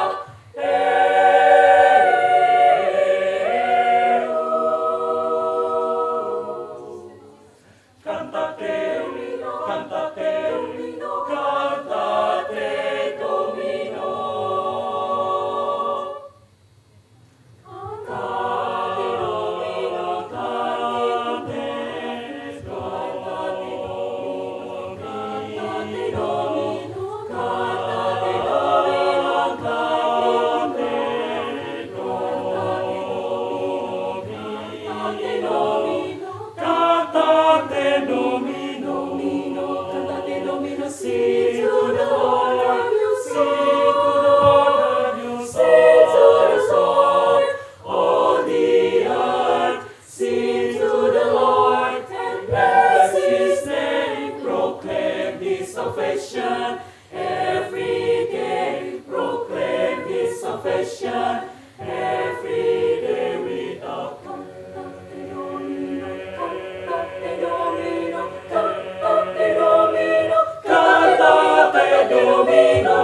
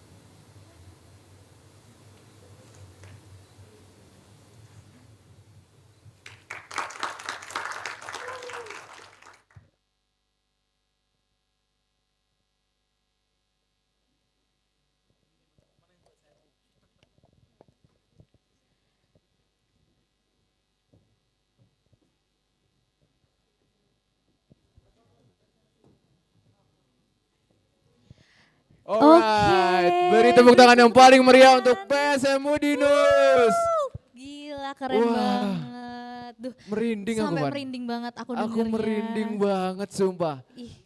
Aku tuh tiba-tiba kayak refleks pengen, asik. Pinoy gitu ya, ikut Teman-teman gitu ya. tungguin aku, asik. Siapa tahu kan temanku. One of us ya Kak. Mungkin kayak one of us. Tapi ini for your information ya teman-teman ya. Iya. Bahwa PSMU Dinus diantaranya juga ada anak ilmu komunikasi. Dan juga lagu-lagu yang tadi Evan, ini buat informasi kita semua ya. Itu telah memenangkan juara internasional. Beri tepuk tangan buat PSM. Gila, keren banget sampai kancah internasional. Kancah internasional. Menandakan bahwa Ilkom itu tarafnya sudah sampai internasional. Kelas banget, kelas. Nah, aman ya Bu dosen? Ilkom mantap ya. Ilkom mantap. Emang mantap banget. Nah teman-teman, tadi kita sudah dihibur ya Van? Iya terhibur banget. Terhibur banget gak? Ya nih. Udah makin gak tegang. Tadi tuh aku agak sedikit sliwer-sliwer. Mungkin hanya angin, aku ngantuk. Nah mungkin gitu ya. Tapi sekarang aku udah seger lagi karena mendengarkan suara-suara emas dari PSM tentunya ya. Ya betul banget. Nah setelah ini tadi kan udah relax, udah santai lagi. Kita ingin membuat tegang kembali. Dengan apa tuh ya? Dengan apa? Kenapa dibikin tegang lagi ya? Karena setelah ini itu Van. Iya. Ada pembacaan awarding. Awarding bener ya yang ya? ada 7 itu ya Kak? Bener. Nominasi bener ya, ada bener. Awarding. Saya ini kita akan bacakan buat teman-teman sekalian. Ini adalah awarding apa Van? Awarding konten marketing yang nominasi konten marketing. Oke teman-teman, kita akan membacakan awarding nominasi konten marketing. Boleh mas-mas operator dibantu?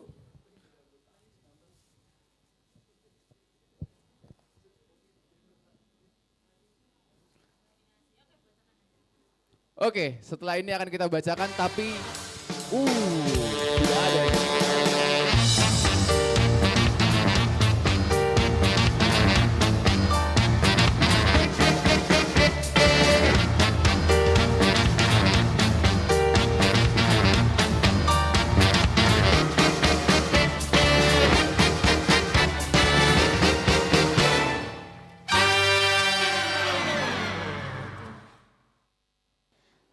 Oke teman-teman, ini untuk yang tidak sabar, setelah ini kita akan menyebutkan siapa-siapa aja sih teman-teman sini yang menang untuk di sub konten marketing nih. Karena ada banyak lomba-lomba yang udah terjadi kan. Iya, yang menarik-menarik banget pastinya. Dan nominasinya dulu, ini nominasinya dulu teman-teman. Tadi udah tegang banget kayak, menang ya, menang nih, siap-siap nih. Masih nominasi, tapi kan tandanya nominasinya ini mungkin akan ada salah satu dari mereka yang menang. Betul. Bener kan Van? Bener banget. Oke, mending kita sebutin langsung aja Van. Oke. Untuk dari yang pertama silakan Van Kak. Nominasi konten marketing yang pertama di akun Bayu Eril dari kelompok 9302. Nah ini orang ada nggak di sini? Nggak ada ya? Nggak ada, langsung dipanggil aja Kak. Nanti. Nanti aja. Oke, untuk yang kedua. Ada akun @naswa A-nya 3, Z-nya 2, HRA_ dari kelompok 9302.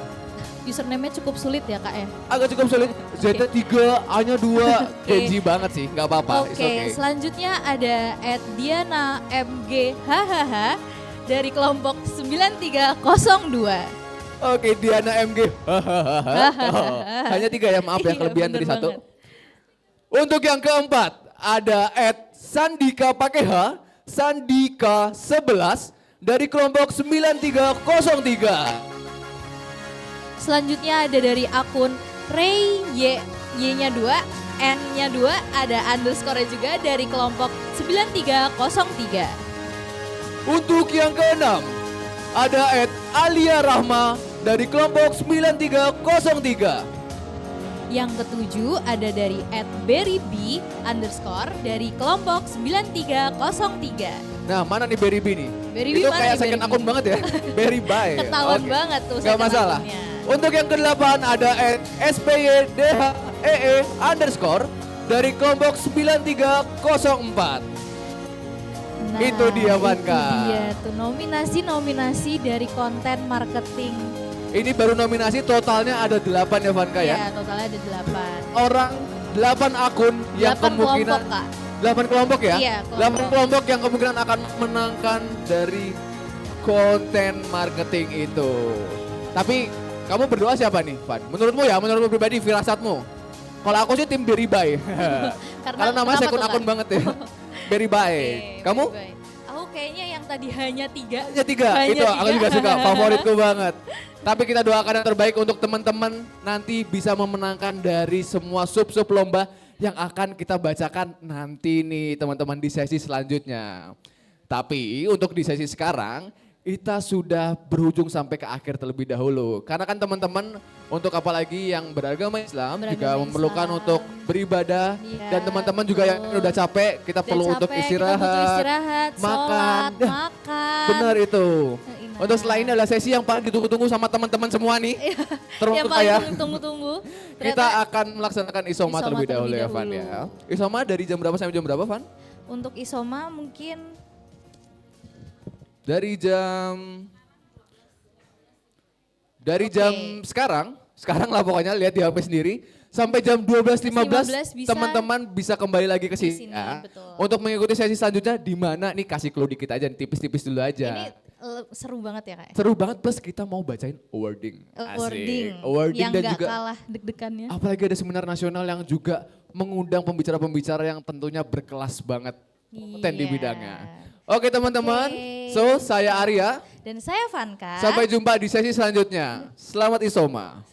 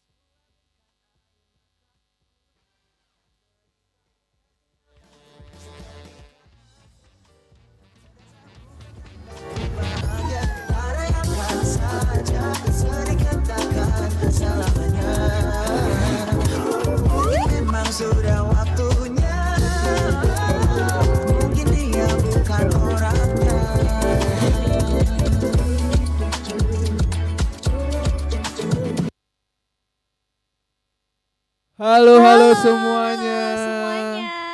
Aduh. Ya itu baru semangat baru nih. Semangat banget. Ibu belum sarapan ya? Atau belum makan siang ya? Biasanya kan makan siang kan ngantuk ya. Ini semangat soalnya. Semangat, Beda nih. menambah energi malah. Mending kita buka dulu aja Van. Boleh. Kita buka dengan salam terlebih dahulu biar lebih afdol. Biar untuk membuka jalannya siang hari ini. Oke. Assalamualaikum warahmatullahi wabarakatuh. Kita balik lagi nih ke acara DCC, Dinus Communication Carnival. DCC, Digital Expression, Creativity for Empowerment. Beri tepuk tangan dong buat acara hari ini. Gila, ini ya seperti yang aku bilang tadi, habis makan siang tuh sepertinya agak ngantuk banget. Iya. Soalnya sudah sama, terisi. aku juga ngantuk sebenarnya. Tapi aku mau tes dulu. Boleh. Aku mau Tes mengucapkan, apa tuh?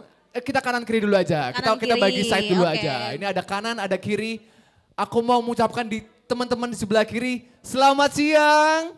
Mana suaranya nih? Agak Belum gitu lah. semangat, belum Agak semangat. ngantuk Coba lemes diulang gitu dulu, ya. Kak. Kebanyakan makan nasi, mungkin karbo-karbonya agak gula-gula gitu ya. Iya. Aku mau ngucapin sekali lagi ya. Kalau aku ngomong selamat siang, kalian balesnya ya siang aja sih. Nggak usah siang-siang semangat. Nggak, bukan makrab, nyantai aja. Oke, jadi 1, 2, 3, selamat siang.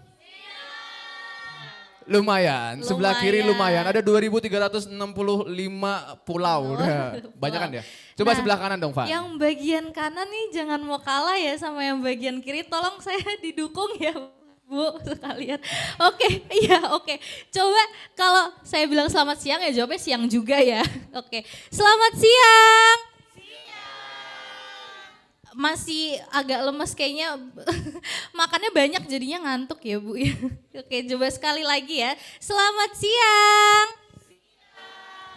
Oke. Agak makin turun ya, tapi gak apa-apa. Makin turun tapi gak apa-apa. Makin turun, gak apa-apa lah. Gak apa-apa, Tapi gak apa-apa. ini teman-teman mungkin ada yang udah tadi ngelihat kita. Atau bahkan belum ngelihat kita, mending kita perkenalan terlebih dahulu aja. Wajah-wajah baru. Wajah-wajah baru mungkin. banget. Karena tadi kan seminar internasional, sekarang kita pindah ke seminar nasional ya. Seminar nasional. Coba kita perkenalin diri kita dulu aja. Ya, izinkan saya dan rekan saya memperkenalkan diri. Saya Jovanka Putri dan rekan saya. Dan saya Arya Reza dan kita berdua nggak usah. Kita harus belum kayak nyiapin, gitu belum banget. nyiapin. Nggak ada Belum. gitu-gitu. Belum nyiapin kebetulan nih, Udah kebetulan tahu nih. kan yang penting. Iya, soalnya tadi Iya. habis makan siang kayak males banget mau nyiapin. Nggak usah deh ya, yang asa ada-adanya aja. Tapi sebelumnya Van sudah bilang bahwa ini adalah seminar nasional. Dan inilah lanjutan dari seminar internasional di rangkaian acara DCC, Dinus Communication Carnival. Dan untuk itu ada beberapa pihak nih yang telah menemani kita dari awal, dari kemarin malah ya. Hingga hari ini dan acara berjalan lancar. Untuk sebelumnya mending kamu yang ngucapin terlebih dahulu aja Van. Untuk yang terhormat. Oke, untuk yang terhormat Ibu Kaprodi kita, Dr. Lisa Mardiana MIKOM. Terima kasih Ibu telah hadir bersama kami semua. Dan untuk selanjutnya seperti yang saya bilang, kita akan ada seminar nasional dengan pembicara-pembicara yang tentunya Keren-keren banget. Nyampe asik. Nyampe banget. Wah bener kalau nyampe Gen Z banget. ngomongnya tuh Nyampe banget. Yang akan disampaikan akan daging-daging banget. Wah asik gitu sih. Daging-daging banget. Untuk yang pertama yaitu yang terhormat kepada Bapak Hardi Kembar Pribadi dari Komdigi. Yang kedua ada yang terhormat Bapak Asmono Wikan selaku CEO PR Indonesia. Dan yang terhormat Bapak Irwandi Hutomo dari Bank Mandiri. Beri tepuk tangan untuk para pembicara dan Ibu Lisa. Kan udah aku bilang Van, bener-bener nyampe, udah pasti tuh nyampe banget. Ini tuh bener-bener jujur, bener-bener izin, bener-bener bab banget. Bab banget. Kok pemakainya tepat, kok pemakainya tepat Gen Z banget. itu jokes Gen Z banget. Iya, ada yang dari Komdigi. Gila, ada yang dari mana tadi? CEO PR Indonesia juga ada. Kelas sih, nyampe. Nyampe. Terus tadi juga ada dari Bank Mandiri juga, halo Bapak. Kenal. Siapa tahu kan Bank Mandiri butuh saham. Nanti itu nanti. Oke, Van, kayaknya daripada berlama-lama ini juga teman-teman udah pada menunggu di sini dengan sabar. Dan ingin banget nih kayaknya dari muka-muka raut wajahnya kayak ingin mendapatkan ilmu baru, Mau informasi banget, baru. excited banget Dan nih juga kayaknya. insight-insight terbaru yang bisa di-sharing. Betul. Dari bapak-bapak dan atau teman-teman atau siapapun nanti pemateri yang akan hadir di tengah-tengah kita. Iya. Oke, kayaknya tanpa berlama-lama aja ya Van ya. Kita harus nih untuk ritual pertama untuk seminar Ritual nasional ini kita pertama, mengundang nih. Kita mengundang terlebih dahulu seorang moderator. Moderator yang seantero Dinus tuh keren banget kayaknya nih. Jelas. Kalau di Gen Z. underline itu moderator internasional. Internasional, Asik. karena tadi juga memimpin Nyampe. jalannya internasional. Oh iya, oke. Oh, Puji dosen terus, oke. terbaik di seluruh FIK. Oh gokil itu sih. Untuk itu daripada berlama-lama, untuk kepada Mbak Nesa Gozali, waktu dan tempat persilakan. Beri tepuk tangan yang lebih meriah dong.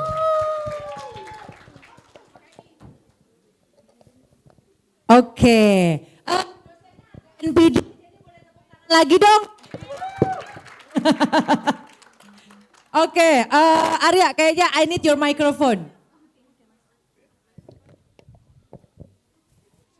Selamat siang teman-teman. Kesini karena tugas ya? Tapi enggak, karena di sini ada Pak As, silahkan Pak As, monggo. Luar biasa.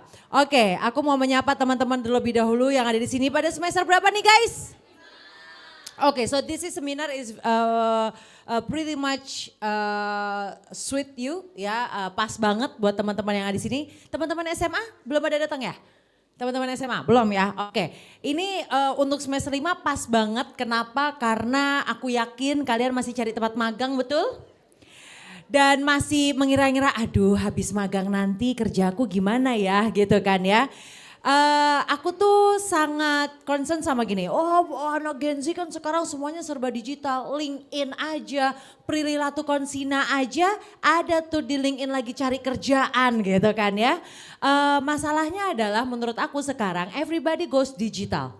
Everybody means like millions of people goes digital, right? Jadi gimana ya caranya kita masih bisa stand out ya di antara lautan manusia di digital itu gitu kan. Karena pada saat kita bilang bahwa Gen Z sekarang harus goes digital, itu sederhana, ya udah bikin aja account and everything. Tapi gimana caranya cerdas digital? Menurut saya itu yang harus kita bahas ya kan. Karena saingannya makin banyak kan. Di LinkedIn yang portofolionya keren-keren juga banyak gitu kan. Oleh karena itu di sini, di depan aja guys, di depan masih banyak apa? Yang duduk-duduk belakang silakan di depan. Oh ini sudah hadir teman-teman adik-adik kita dari SMA dan SMK. Selamat datang, silakan duduk dulu. Oke, senang sekali karena ini karena di sini sudah hadir narasumber, mungkin saya bisa cerita sedikit. Jadi ini adalah hari kedua kami menyelenggarakan Dinus Carnival. Kemarin itu lomba anak-anak SMA. Gitu ya, dan dimana hari ini nanti kita bisa langsung ke awarding mereka gitu. Oke, jadi are you ready guys untuk kita bisa dapetin sesuatu? Gimana ya caranya cerdas digital siap berkarir? Siap? Kurang suaranya nih, kurang dari hati rasanya gitu ya, siap? Oke, kalau gitu kita langsung aja kita mau panggilkan para narasumber kita yang luar biasa. Tapi yang pasti terima kasih tim dari TVKU. Boleh tepuk tangan dulu dong untuk tim dari TVKU. Thank you untuk sudah membantu kita dari tadi pagi. Kita live di YouTube-nya TVKU dari tadi pagi. Oke, jadi kita akan langsung aja untuk bisa mengundang para narasumber kita pada siang hari ini. Langsung aja ya panggil. Untuk yang pertama beliau adalah, aduh keren deh pokoknya udah puluhan tahun ada di dunia PR and everything gitu ya. Langsung aja kita panggil Bapak Asmono Wikan, Emikom. Wah lagi balasin WhatsApp dulu jadi gak Pak Asmono bisa bergabung bersama dengan kita Bapak. Iya monggo Pak. Wah apa kabar Pak? Alhamdulillah, monggo. Oke, lalu juga yang hadir secara online, ini sudah hadir secara online juga. Beliau adalah penyusun kebijakan dan standarisasi bidang komunikasi publik dari Komdigi. Bapak Hardi, kembar pribadi. Pak Hardi, apa kabar? Apakah sudah bergabung? Siang Ibu. Selamat Alhamdulillah sudah bergabung. Iya, luar biasa. Terima kasih Bapak sudah bergabung bersama dengan kami dan juga di sini nanti. Nah, ini juga penting nih. Habis kita punya kerjaan, biasanya kalau udah dapat duit awal-awal, hedon gitu ya. Ini gimana caranya biar nggak hedon? Kita langsung panggilkan saja World Banking Officer Bank Mandiri Region, Bapak atau Mas aja kali ya, Mas Irwandi Hutomo. Mas Irwandi, go ahead. Wah. Hai Mas, apa kabar? Silahkan. Oke, so ini menarik karena seperti yang tadi aku bilang Pak As bahwa kayaknya kalau cuman ngomongin kita harus goes digital, everybody goes digital sekarang ya Mas ya. Dan juga semuanya goes digital, semuanya kayaknya punya account, semuanya punya LinkedIn, tapi gimana ya caranya ya kita bisa cerdas berdigital dan gimana caranya anak semester 5 yang kebanyakan ada di sini itu juga siap berkarir. Wah, itu yang nanti kita akan bicarakan begitu ya di sesi siang hari ini. Kita mau langsung aja mulai dari Bapak Aswono Wikan langsung. Wah, karena beliau ini juga founder Think PR and penggagas ini gimana mau talk gitu ya Pak ya? Mau talk boleh, mau talk juga boleh digunakan untuk ininya mikrofonnya. Beliau juga pemimpin redaksi majalah PR Indonesia. Kita akan mendengarkan insight dari beliau terkait dengan membangun talenta muda adaptif dan kompetitif di era digital. Monggo Pak As. Ya, terima kasih Mbak Nisa, makasih Mas Irwandi dan oh iya Pak Ardi yang ada di online, terima kasih teman sekalian yang sudah hadir, terutama teman-teman staf pengajar Dinus, Pak Dikan tadi ketemu di bawah, senang sekali bisa ke sini lagi setelah bulan November lalu. Waktu itu November saya masuk ke ruangan ini menggagas tentang isu karir ya.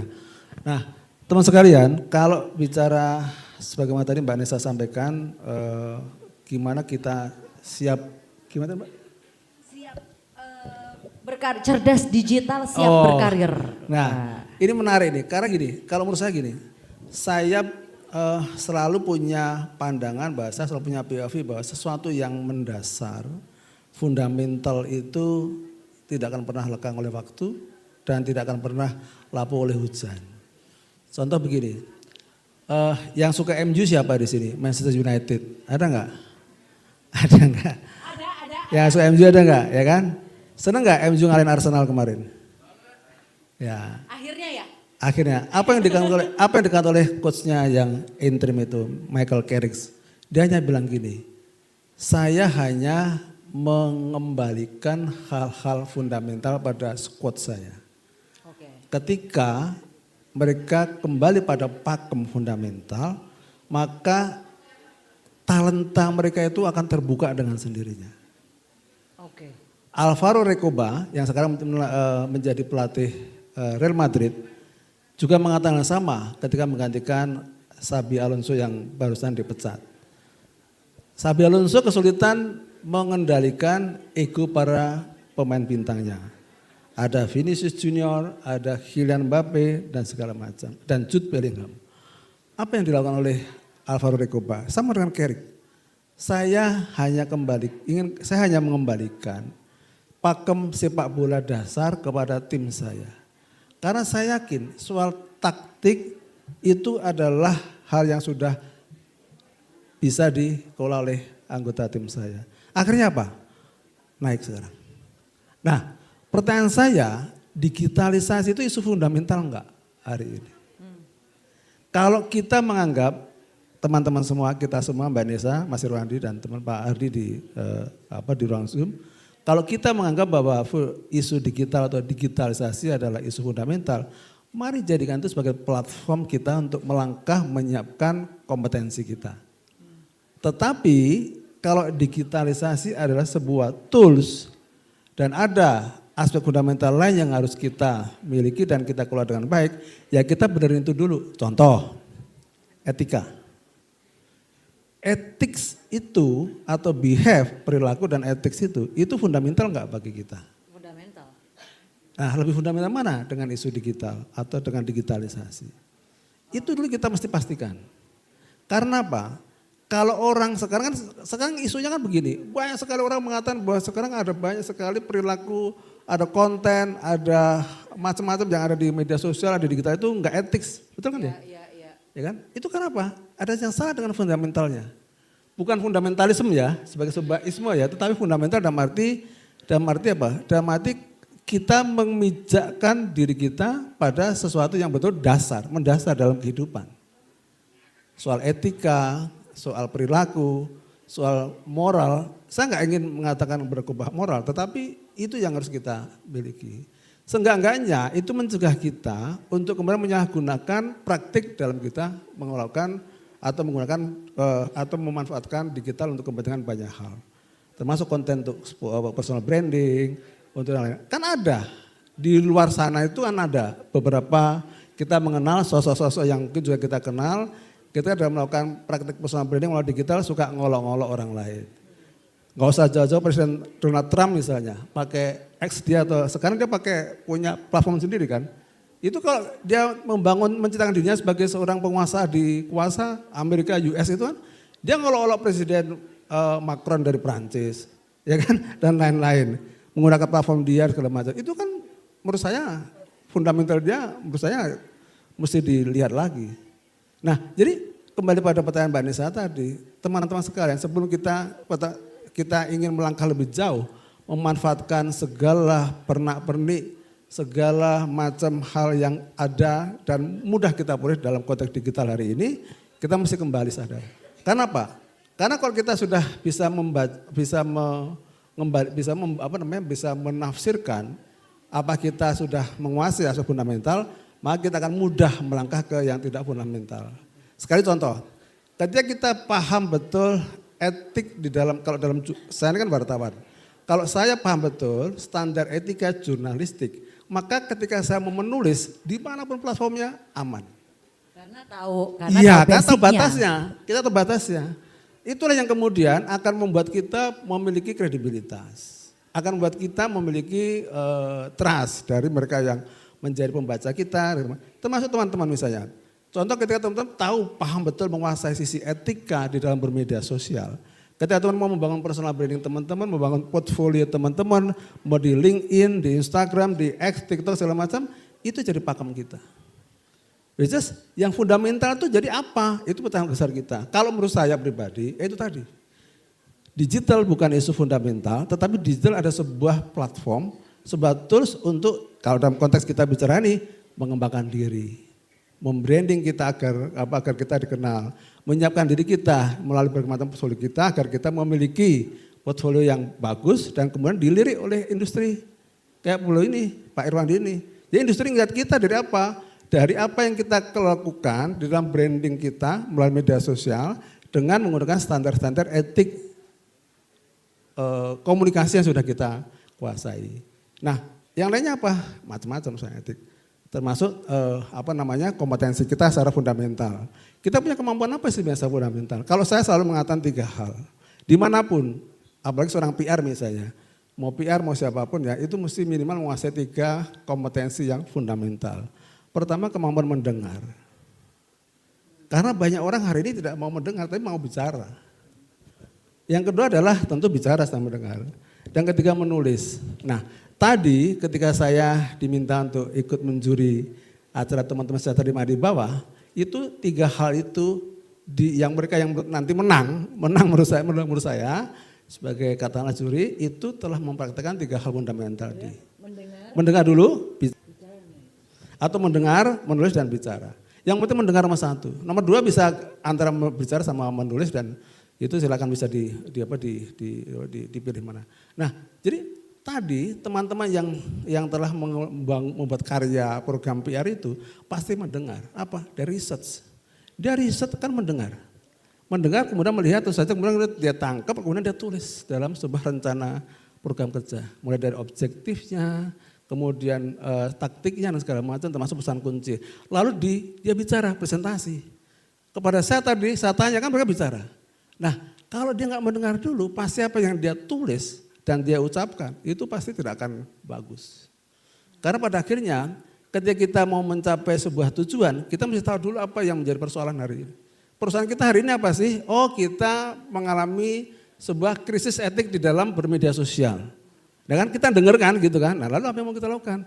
Nah lalu kemudian kita susun rencana aksi kita untuk meliterasi, mengedukasi agar krisis etik di media sosial itu bisa kita bantu solusinya dengan beberapa aksi-aksi melalui komunikasi seperti ini dan seterusnya. Nah jadi kembali pada pertanyaan Mbak Nesa mendasar tadi bahwa mari kita benerin dulu hal fundamental yang perlu kita siapkan di dalam dunia kerja, dalam berkait dan segala macam. Then, after that kita bicara soal digitalisasi. Saya percaya hari ini generasi milenial sampai ke sini dan nanti alfa dan beta itu generasi yang sangat paham dan sangat menguasai isu digital. Tetapi mesti dicek betul kita sedang isu fundamental. Berbeda dengan kami generasi X dulu. Kita kan ngerti digital itu belakangan. Jadi bukan berarti kita generasi X dan generasi baby boomer itu yang paling paham soal fundamental, enggak juga. Tapi hanya kebetulan kami dulu enggak ada digital, enggak ada platform digital, enggak ada digitalisasi, maka kita diajak orang tua kita hal yang fundamental. Nah ini mari kita cek, karena saya yakin buktikan nanti bahwa kalau Anda menguasai isu fundamental, memahami isu fundamental dan mendalami isu yang hal fundamental itu, kemudian Anda kembangkan melalui platform digital, maka itu beda. Hasilnya beda, value-nya beda dan saya kira nanti impact-nya juga berbeda. Pada akhirnya kalau Anda punya tujuan agar Anda dikenal dan menjadi jembatan Anda untuk kemudian berkarir di dunia kerja industri, maka itu suatu yang menurut saya sangat wow. Terima kasih. Oke, menarik tadi yang Pak Asmono mengatakan bahwa kemampuan mendengar, bicara, menulis dan tadi ya jujur Pak Asmono pada saat kita bicara tentang membangun talenta muda adaptif dan kompetitif di era digital, saya berpikir kita banyak ngomongin tentang etik di dunia digital. Tapi ternyata yang menarik di sini guys, Pak Asmono menitik beratkan pada basic etik. Pada basic etik di kehidupan nyata gitu ya Pak. Karena ternyata Pak Asmono sebelum nanti kita move ke next narasumber itu. Jadi sekarang kalau misalnya anak-anak ini kan yang mahasiswa semester 5 bentar lagi magang gitu ya. Habis itu skripsi, habis itu mereka siap kerja. Jadi basic apa yang mereka harus punya? Ya sebelum kita menentukan basic tadi kita masih membaca dan harus tahu apa yang kita miliki. Minat kita apa, passion kita itu apa.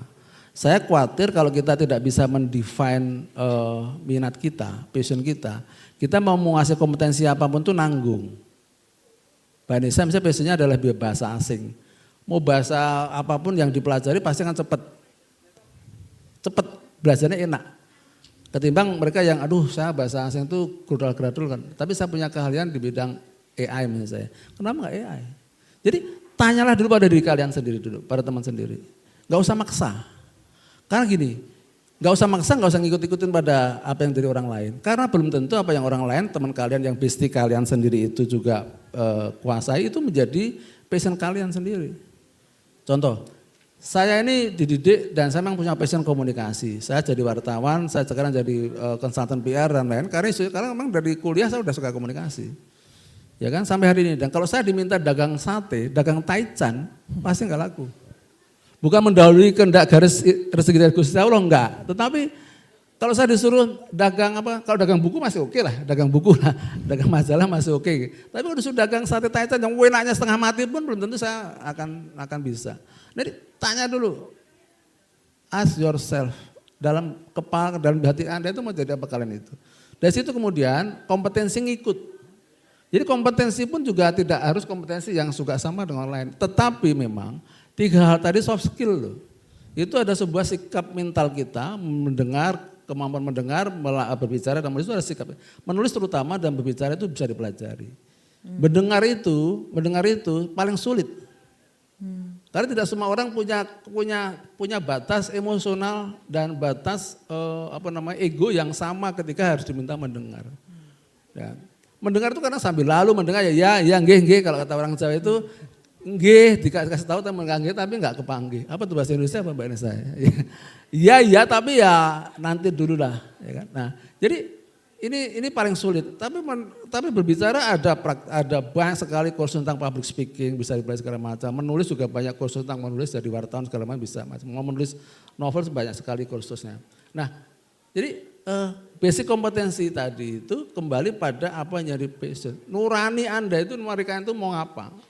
Kalau ketika kalian bisa pada akhirnya kemudian kalian ingin jadi seorang entrepreneur, sementara orang tua kalian ngotot jadi PNS, ya kan harus bisa putusin. Kalau saya di masa itu ketika awal saya pertama bekerja, saya mau nggak jadi PNS. Sejak saya SMA saya sudah berpikir saya nggak mau jadi PNS. Anak saya juga begitu. Sejak SMA kemarin sudah tidak mau jadi PNS. Walaupun sekarang ada yang kerja di BUMN. BUMN itu PNS enggak ya? PNS enggak BUMN? Bukan ya Mas ya? Beda ya? Ya langsung tanya. Anak saya bukan nomor 2 di BUMN, jadi PNS atau bukan saya nggak tahu kan. Anak saya nomor 1 nggak mau jadi PNS, nomor 3 ini yang mau kuliah juga aja nggak mau PNS. Jadi kembali. Artinya punya passion yang berbeda-beda. Iya, karena pada akhirnya kita harus sadar dan itu memang betul-betul setiap manusia itu kembali identik pun ada yang berbeda kan. Jangankan kembali identik, kembali identik aja yang beda. Ada passion kita beda-beda. Jadi please follow your heart. Ikutin aja kata hati kalian mau jadi apa. Nah disitulah maka pembelajaran tentang kompetensi akan ngikut. Jadi kan nggak ikut arus. Nah hari ini banyak orang ikut arus. Cari validasi di media sosial. Itu kok jadi muah. Apa orang mau jadi semua jadi muah gitu kan nggak bisa lah. Itu kenapa sih bahasa Inggrisnya, bahasa Perancisnya, bahasa Perancis deh. Temannya bisa bahasa Perancis 2 bulan, dia mesti 2 tahun kan baru bisa. Habis waktu energi kan. Kenapa enggak yang bisa dia pahami? Karena apa? Percayalah dalam kehidupan ini semua udah diatur. Kalau kita bicara soal sunatullah. Tetapi kalau kita bicara soal profesionalisme, banyak wilayah-wilayah kerja yang memang itu membutuhkan diri kita yang berbeda daripada yang diketahui oleh orang lain. Jadi begitu Mbak Nesa. Oke. Sangat filosofis ya. Jadi gini, ini kayaknya kalau saya bisa bilang ya, selain mendengarkan orang lain, mendengarkan diri sendiri. Ya. Gitu ya Pak ya. Ya kan Sosial Media emang gitu Pak, keren ya. Wah Mas Irwandi pakai lanyard BUMN keren nih, gue pengen juga nih pakai lanyard BUMN nih gitu ya kan. Oke, nanti kita bahas lagi ya. Tapi tentunya karena kita bicara tentang digital, kita perlu ada literasi digital karena kita tidak akan pernah bisa lepas dari digital. Cari kerjaan juga lewat digital sekarang gitu ya. Cari kerjaan juga lewat digital, oleh karena itu sekarang kayaknya kita langsung menuju ke Pak Hardi. Pak Hardi.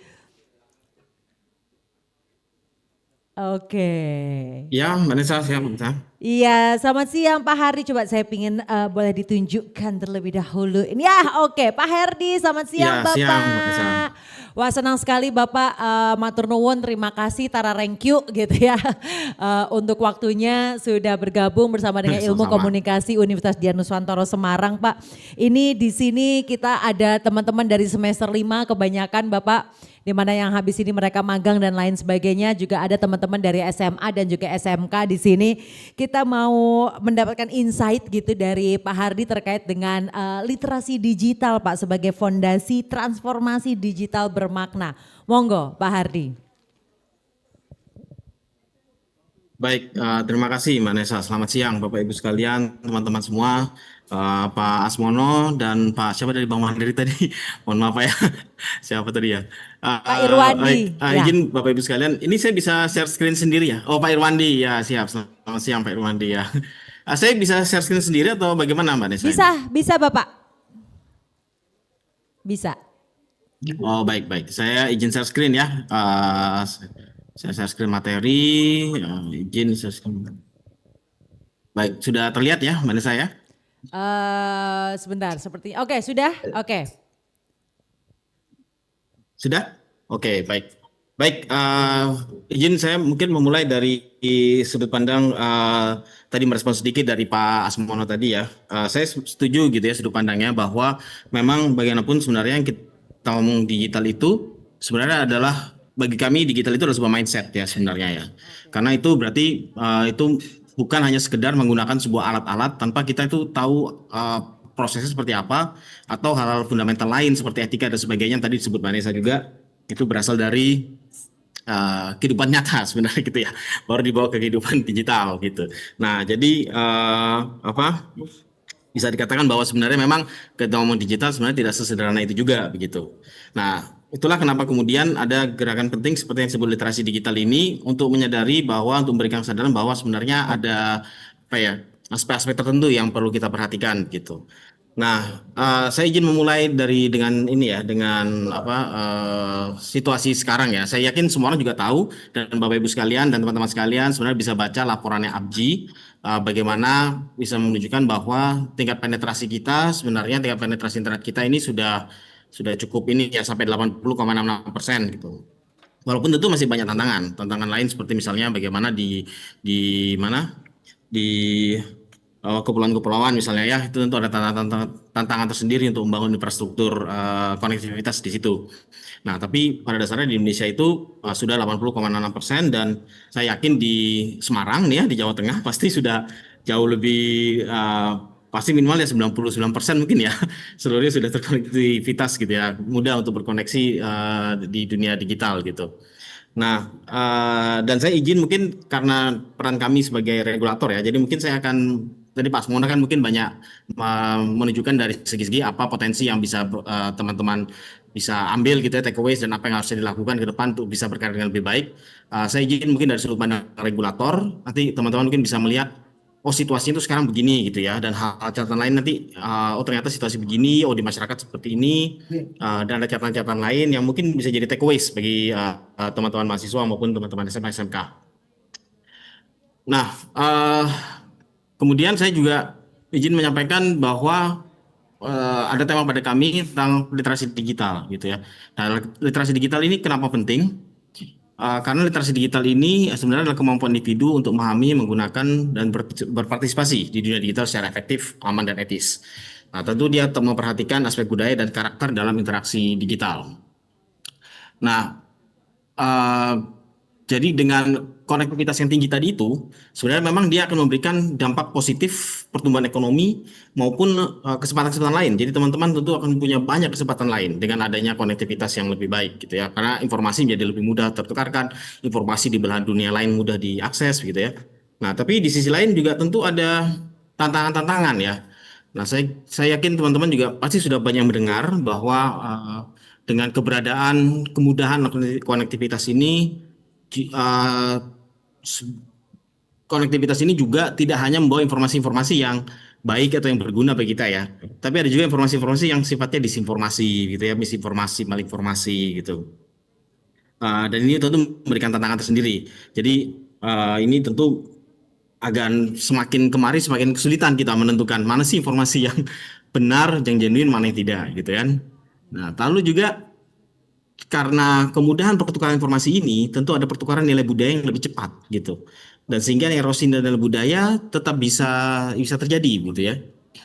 Dan etika tadi Pak Asmono menyebutkan juga masalah etika dan saya juga setuju dengan sudut pandang itu bahwa banyak etika yang kemudian terlanggar. Mungkin karena orang merasa dirinya anonim, akhirnya dia seenaknya saja menggunakan jarinya ya untuk bicara-bicara hal yang tidak dapat dipertanggungjawabkan gitu ya, ataupun memberikan kerugian bagi orang lain. Nah, jadi ada etika-etika yang terlanggar juga. Lalu saya kira juga ada poin penting bagaimana kita ada beberapa yang semakin sangat tergantung pada gawai gitu.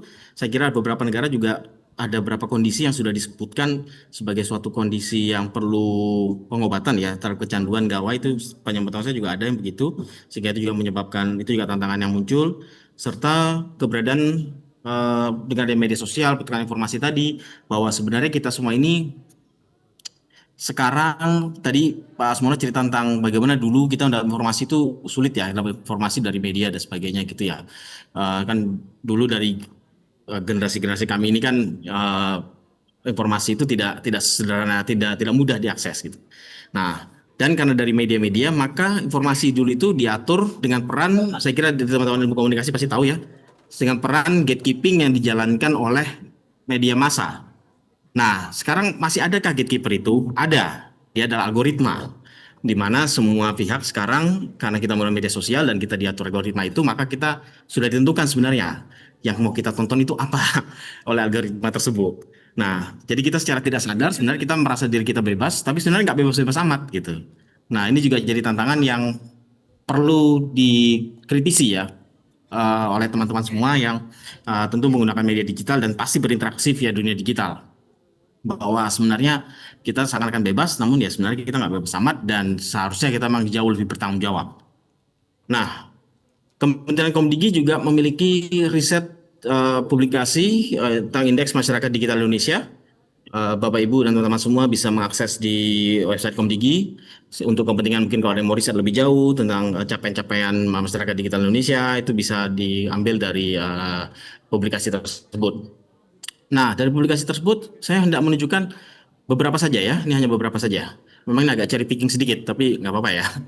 Ini untuk menunjukkan saja bahwa situasi sekarang begini gitu.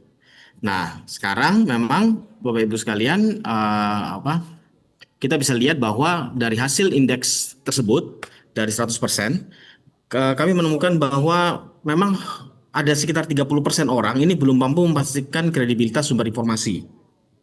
Nah, jadi misalnya tadi saya bilang ya bahwa informasi itu semakin kemari semakin susah kita membedakan mana yang benar, mana yang enggak. Itulah pentingnya bagi kita untuk memiliki kritis ya, pemikiran kritis untuk bisa mengetahui ini sebenarnya kredibel atau tidak sumber informasi ini. Ya, tapi ternyata memang 30% orang belum tahu cara melakukan itu. Lalu 28% belum dapat memverifikasi kebenarannya bagaimana. Nah, jadi kalaupun dalam informasi dia nggak tahu cara melacak bahwa ini benar atau enggak, bagaimana? Ini konten AI bukan? Nah, itu bagaimana gitu. Terus ini benar terjadi nggak ya? Nah, itu juga dia nggak bisa verifikasi kebenaran informasi yang diperolehnya. Nah, padahal sekarang kan sebenarnya inisiatif-inisiatif itu banyak ya untuk di banking ya, dari media massa ada gitu ya, dari teman-teman media itu ada, dari komunitas ada, dari pemerintah pun ada gitu ya. Jadi sebenarnya jalur-jalur itu ada, tapi tidak semua orang tahu bahwa dia seharusnya melakukan verifikasi dan cara verifikasi seperti apa gitu.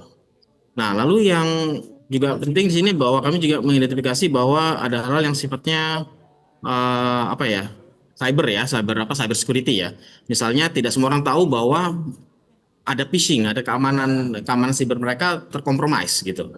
Jadi mereka tidak tahu ternyata ada virus malware yang mereka pakai. Ini ya teman-teman kalau misalnya kalau zaman saya dulu gini ya, mungkin kan ada teman-teman juga yang suka download apps yang nggak jelas gitu ya, atau dari situs-situs yang nggak jelas.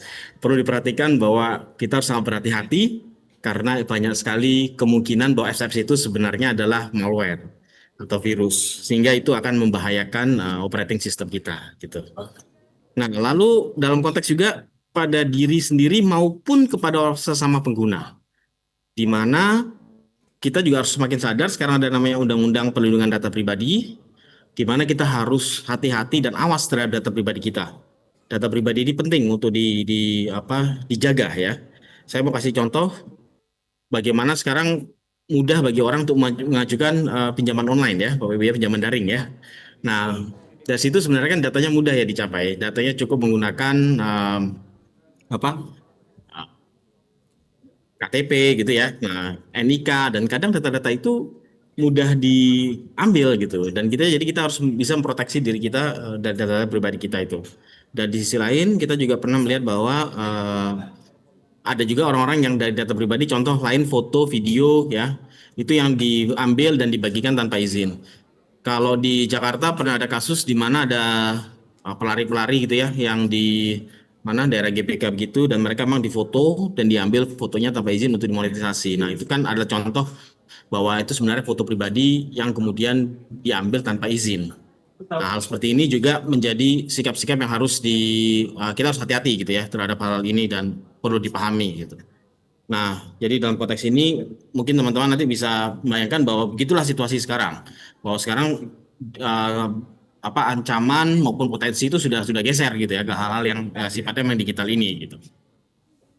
Nah, saya mungkin menyampaikan sedikit dari sudut pandang Kementerian Komunikasi sendiri bahwa Kementerian Komunikasi sebenarnya juga mendukung pelaksanaan transformasi digital ini, di mana kami percaya bahwa transformasi digital itu dibagi dari 4 pilar ya, infrastruktur digital, pemerintah digital, ekonomi digital, dan masyarakat digital. Nah, dan dari masyarakat digital itu kami juga merasa ada keperluan untuk melakukan literasi digital. Tadi Pak Asmono menceritakan tentang ethics ya. Jadi memang menurut kami itu juga salah satu sudut pandang yang perlu digital ethics selain digital skills. Ketika kita tahu bagaimana menggunakan perangkat keras dan sebagainya, nah itu juga ada digital ethics yang kita harus bisa menyeimbangkan gitu. Nah lalu ya digital culture kita membiasakan serta digital safety yang saya sebutkan tadi. Bagaimana kadang kita nggak sadar kita download aja app sembarangan, ternyata malware. Nah itu sebaiknya teman-teman juga mungkin mulai tahu gitu bahwa hal-hal begini itu penting gitu untuk diperhatikan. Nah, lalu izin juga menyampaikan karena tadi kita juga membicarakan tentang ini ya, potensi-potensi kerja ya, karena kita ada beberapa rencana magang, kemudian kalau lulus mau bagaimana gitu ya. Saya mungkin akan meng-highlight ini saja ya, satu ya, bahwa kami itu punya yang namanya digital talent ya, digital talent scholarship ya.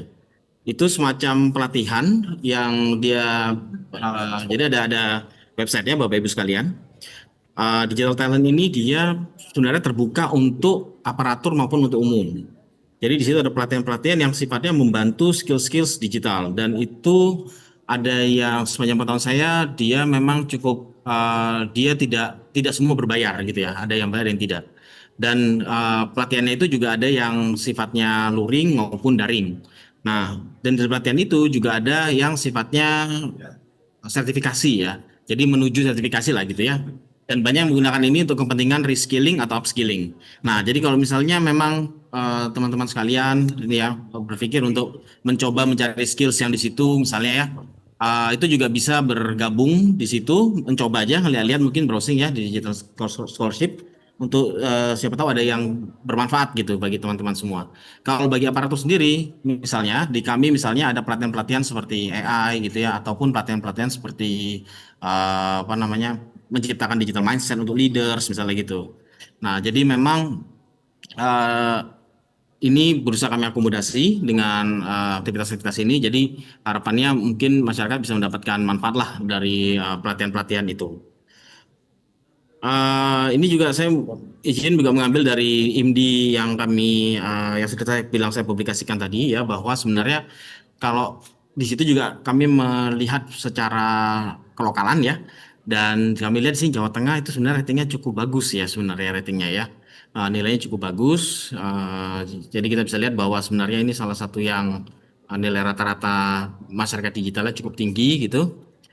Dia masih nomor 4 ya dari DKI Jakarta, Belitung, dan Jawa Barat. Nah, oleh karena itulah saya kira kami perlu mengapresiasi juga ya Universitas Dian Nuswantoro ini untuk dalam melaksanakan aktivitas seperti ini, dan saya yakin aktivitas seperti ini sebenarnya penting karena jadinya kan masyarakat juga jadi tahu bahwa masyarakat dan terutama ini segmented di sini mahasiswa gitu ya juga jadi tahu bahwa sebenarnya kebutuhan untuk bersikap kritis dan bagaimana menavigasi diri di dalam dunia digital itu memang penting gitu, dan saya kira itu nanti akan bermanfaat ke depan-depannya. Saya kira itu sedikit sharing dari saya. Mohon maaf kalau waktunya terlalu agak banyak sedikit. Tapi ya semoga itu bermanfaat dan monggo kalau nanti ada pertanyaan-pertanyaan. Saya kembalikan ke Mbak Resa. Baik, terima kasih Pak Hardi. Boleh berikan tepuk tangan dulu untuk Pak Hardi. Wah, beliau ini adalah sebagai Ketua Tim Penyusun Kebijakan dan Standarisasi Bidang Komunikasi Publik, Direktorat Komunikasi Publik, Direktorat Jenderal Komunikasi Publik dan Media ya. Yang menarik tadi kalimat Pak Hardi adalah digital itu adalah mindset. Jadi bukan hanya tools gitu ya. Jadi ini yang menarik dan tadi itu harusnya dicatat loh buat teman-teman tadi yang ada pelatihan. Jadi itu untuk umum juga bisa. Jadi bukan hanya yang lulusan saja tapi mahasiswa yang masih menjadi mahasiswa juga bisa ya Pak ya? Ya masih bisa Ibu, mahasiswa pun bisa, boleh. Yang sudah tidak menjadi mahasiswa bisa Pak? Boleh Bu, selama dia warga negara Indonesia karena daftarnya harus pakai NIK. Oh ya oke baiklah ya, jadi ada harapan lah nih ya kita nih untuk nambah sertifikasi. Tapi enggak, maksudnya pelatihannya cukup menarik dan pastinya bisa disesuaikan dengan kondisi saat ini. Karena kita kita tahu bahwa Gen Z itu kan digital native ya gitu ya. We know that you guys very familiar with digital. Tapi kalau misalnya dapat pelatihannya, dapat sertifikasinya, pasti akan lebih bermanfaat pada saat nanti kalian benar-benar terjun ke dunia kerja gitu. Oke, Pak Hardi, nanti kita akan ngobrol lagi. Nah, sekarang nih teman-teman, kayak tadi yang aku bilang bahwa biasanya sindrom habis kerja, bukan. Bahkan bukan hanya fresh graduate loh, magang sekarang tuh kan banyak magang yang ada bayarannya ya gitu ya. Nah ini habis dapet tambahan duit ekstra nih, ini biasanya perilakunya mulai berubah gitu kan ya. Oleh karena itu sekarang kita ada Mas Irwandi begitu dari Bank Mandiri yang mungkin bisa cerita sedikit Mas, behavior financial yang mungkin biar kita juga alert gitu ya dan aware. Monggo Mas Irwandi.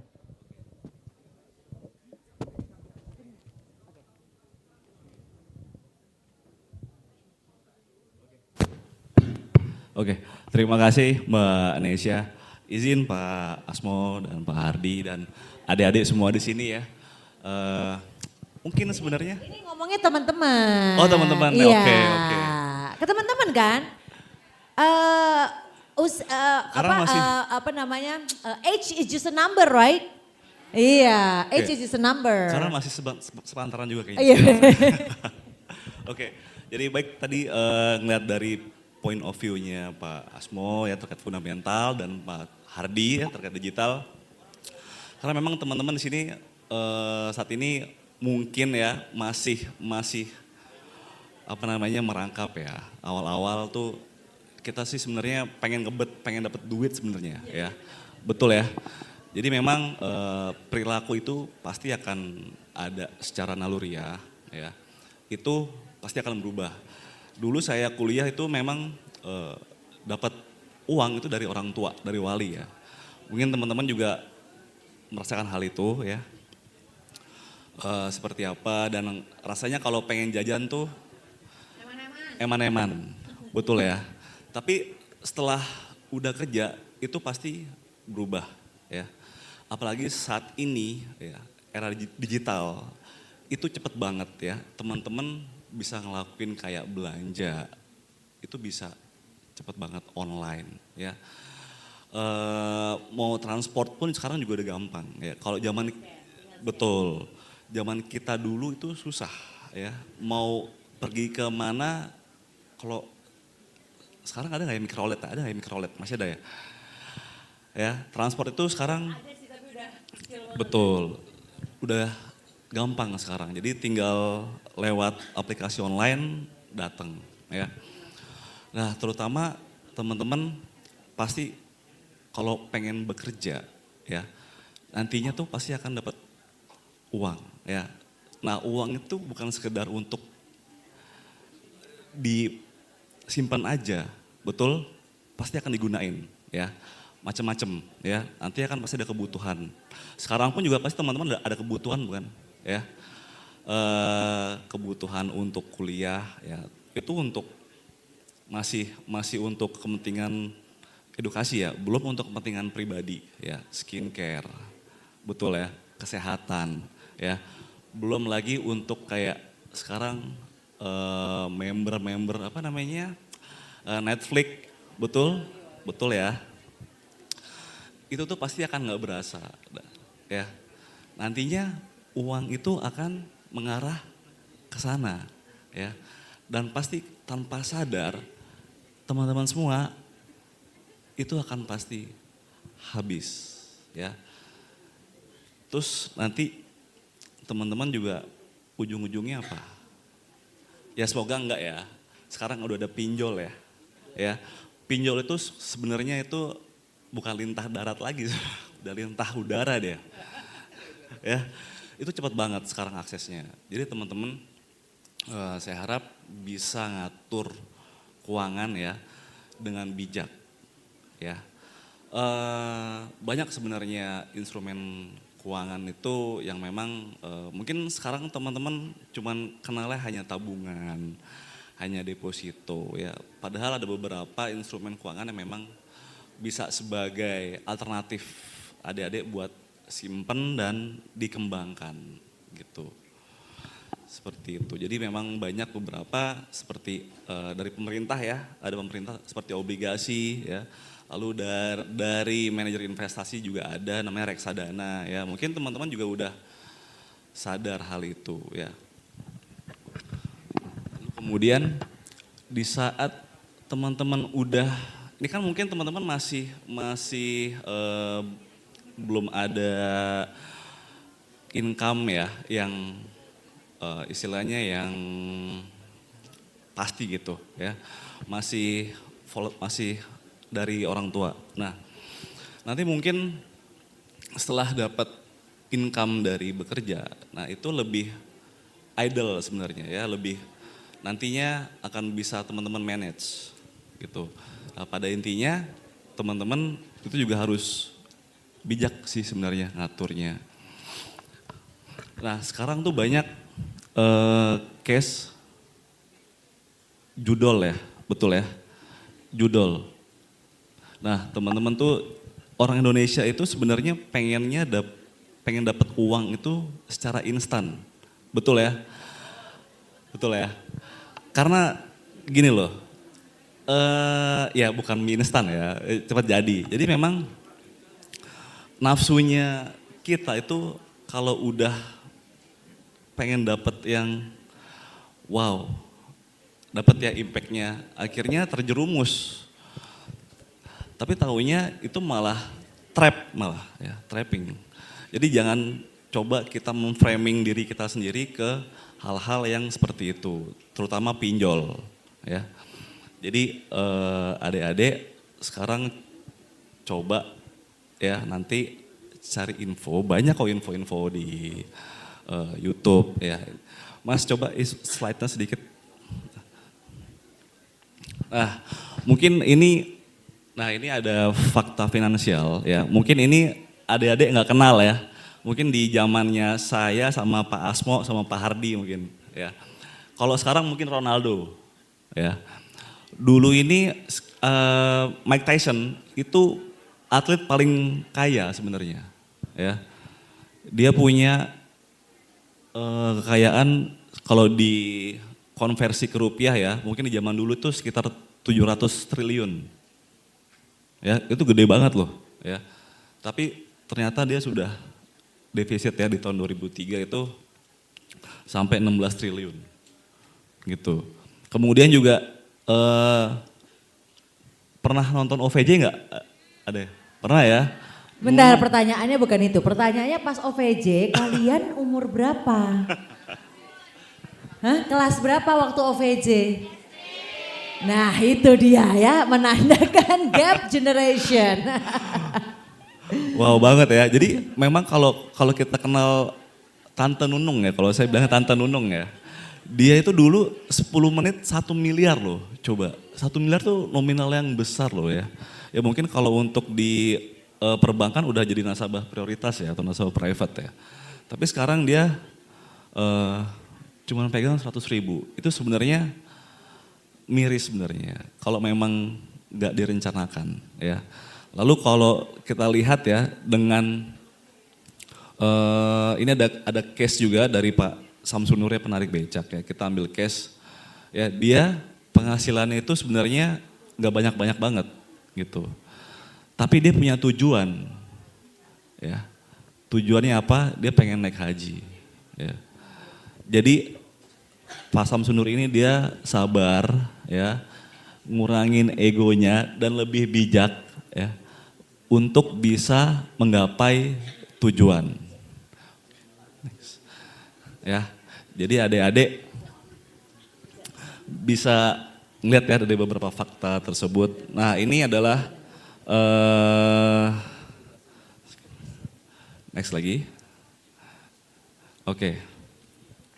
Nah, kenapa sih perencanaan keuangan itu penting? Ya, sekarang mungkin adik-adik nggak berasa. Ya, mungkin nanti berasanya pada saat bekerja. Ya, kalau kita lihat ya, ini ya saya pun juga berasa sih. Dulu saya teh botol itu Pak ya, teh botol itu dulu kalau nggak salah 500 rupiah ya. Ya, sekarang udah berapa? Coba ya. Begitu juga rokok ya. Mungkin di sini Ya kalau rokok tuh memang untuk cowok ya Pak ya. Itu dulu masih sekitar 1.000 lah ya. Sekarang udah 30, 50 ribu, 40 ribu ya. Ya ini faktor inflasi ya. Karena nantinya nilai mata uang kita itu pasti akan berkurang gitu. Kalau nggak kita atur ya, adik-adik capek bekerja ya. Terutama nanti setelah dapat uang nanti pasti akan menikah kan. Menikah lalu dari situ nanti punya kewajiban ya, bayar sekolah, betul ya. Nanti bayar pajak kendaraan, bayar pajak rumah, itu pasti nanti akan berasa banget ya. Oke, jadi memang adik-adik perlu banget untuk bisa kembali lagi bijak ya, bijak untuk ngatur keuangan. Egonya ya, karena balik lagi fundamental manusia itu pasti kalau nggak kuat-kuat banget pasti akan goyah. Begitu. Next, nah ini sedikit ini juga sama ya. Ini juga inflasi juga, contoh inflasi. Jadi belanjanya masyarakat sekarang mungkin zaman dulu 100.000 itu dapat banyak ya. Tapi sekarang 100.000 misalkan adik-adik ke Alfamart atau ke Indomaret itu dapat berapa barang coba? Paling hanya sekitar 5 atau 6 ya. Kalau zaman saya dulu itu 100.000 itu udah ada satu dus, satu ranjang box besar. Tapi sekarang udah beda gitu. Ya, oke, next. Nah ini juga adik-adik mungkin nanti kalau memang nanti sudah bekerja ya dan kebutuhannya memang banyak banget, itu mau nggak mau pasti akan berhutang ya. Jadi nah perlu dipikirkan lagi apakah hutang itu perlu ya. Terus periksa kembali cash flow ya. Cash flow-nya teman-teman, adik-adik semua bisa nggak untuk membayar hutang? Seperti itu. Terus sama pelajari jenis hutangnya. Biasanya ada hutang produktif sama hutang konsumtif. Kalau hutang produktif itu sebenarnya lebih enak. Jadi kita hutang untuk usaha sebenarnya. Tapi kalau hutang konsumtif itu yang bahaya ya. Karena kita tahu ya orang Indonesia itu sebenarnya FOMO. Betul? Jadi kalau ada influencer bikin apa dia pasti beli. Betul ya, terutama adik, karena sasarannya itu adik-adik ini, gitu.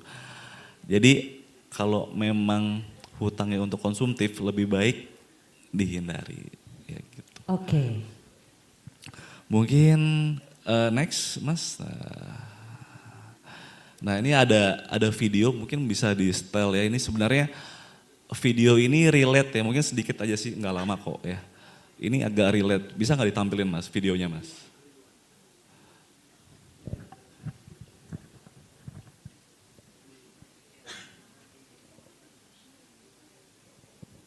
Oke, kita sedang menunggu video dari Bang Mandiri, dari Mas Irwandi. Teman-teman kalau ada yang mau tanya bisa langsung disiapin aja. Karena kebetulan Pak Asmono karena memang waktunya kejar-kejaran. Ya, jadi setelah ini Pak Asmono akan ada run to another agenda. So nanti kalau misalkan ada pertanyaan untuk Pak Asmono bisa didahulukan ya. Oke.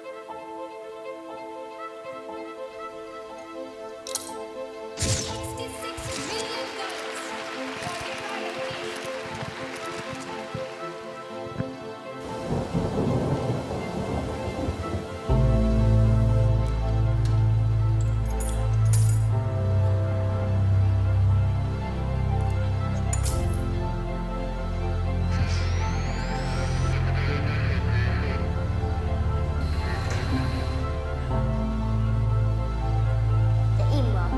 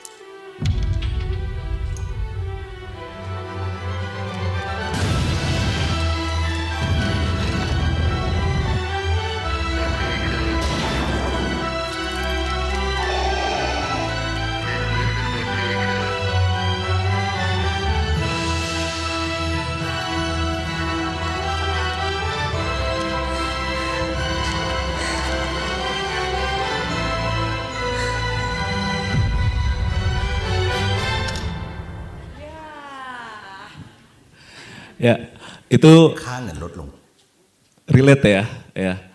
Jadi sebenarnya kita tuh nggak sekedar menabung ya. Jadi kita memang harus bisa pinter untuk ngembangin uang ya. Jadi nggak kita doang yang bekerja, jadi uang kita pun juga harus bekerja gitu. Itu sekaligus penutup sebenarnya ya video tadi. Jadi kalau teman-teman nanti kalau mau coba ngembangin dananya itu nanti ada di Mandiri, ada Banyak di Livin ya. Mandiri banyak. Karena Mandiri juga ada stand di bawah kan? Betul, nanti bisa kebut aja langsung ya di bawah ya. Ya. Bisa tanya-tanya di sana sih sebenarnya. Mungkin seperti itu. Oke. Terima kasih. Thank you Mas Irwandi, tepuk tangan dong buat Mas Irwandi. Oke, kayaknya kita nggak akan berlama-lama lagi. Langsung kayaknya udah ada yang mau tanya nih tadi nih. Monggo untuk ada yang mau bertanya. Oke, boleh mic-nya bisa dibantu guys. Kalau ada pertanyaan untuk Pak Asmono bisa ke Pak Asmono dulu karena Pak Asmono have to go. Mic-nya.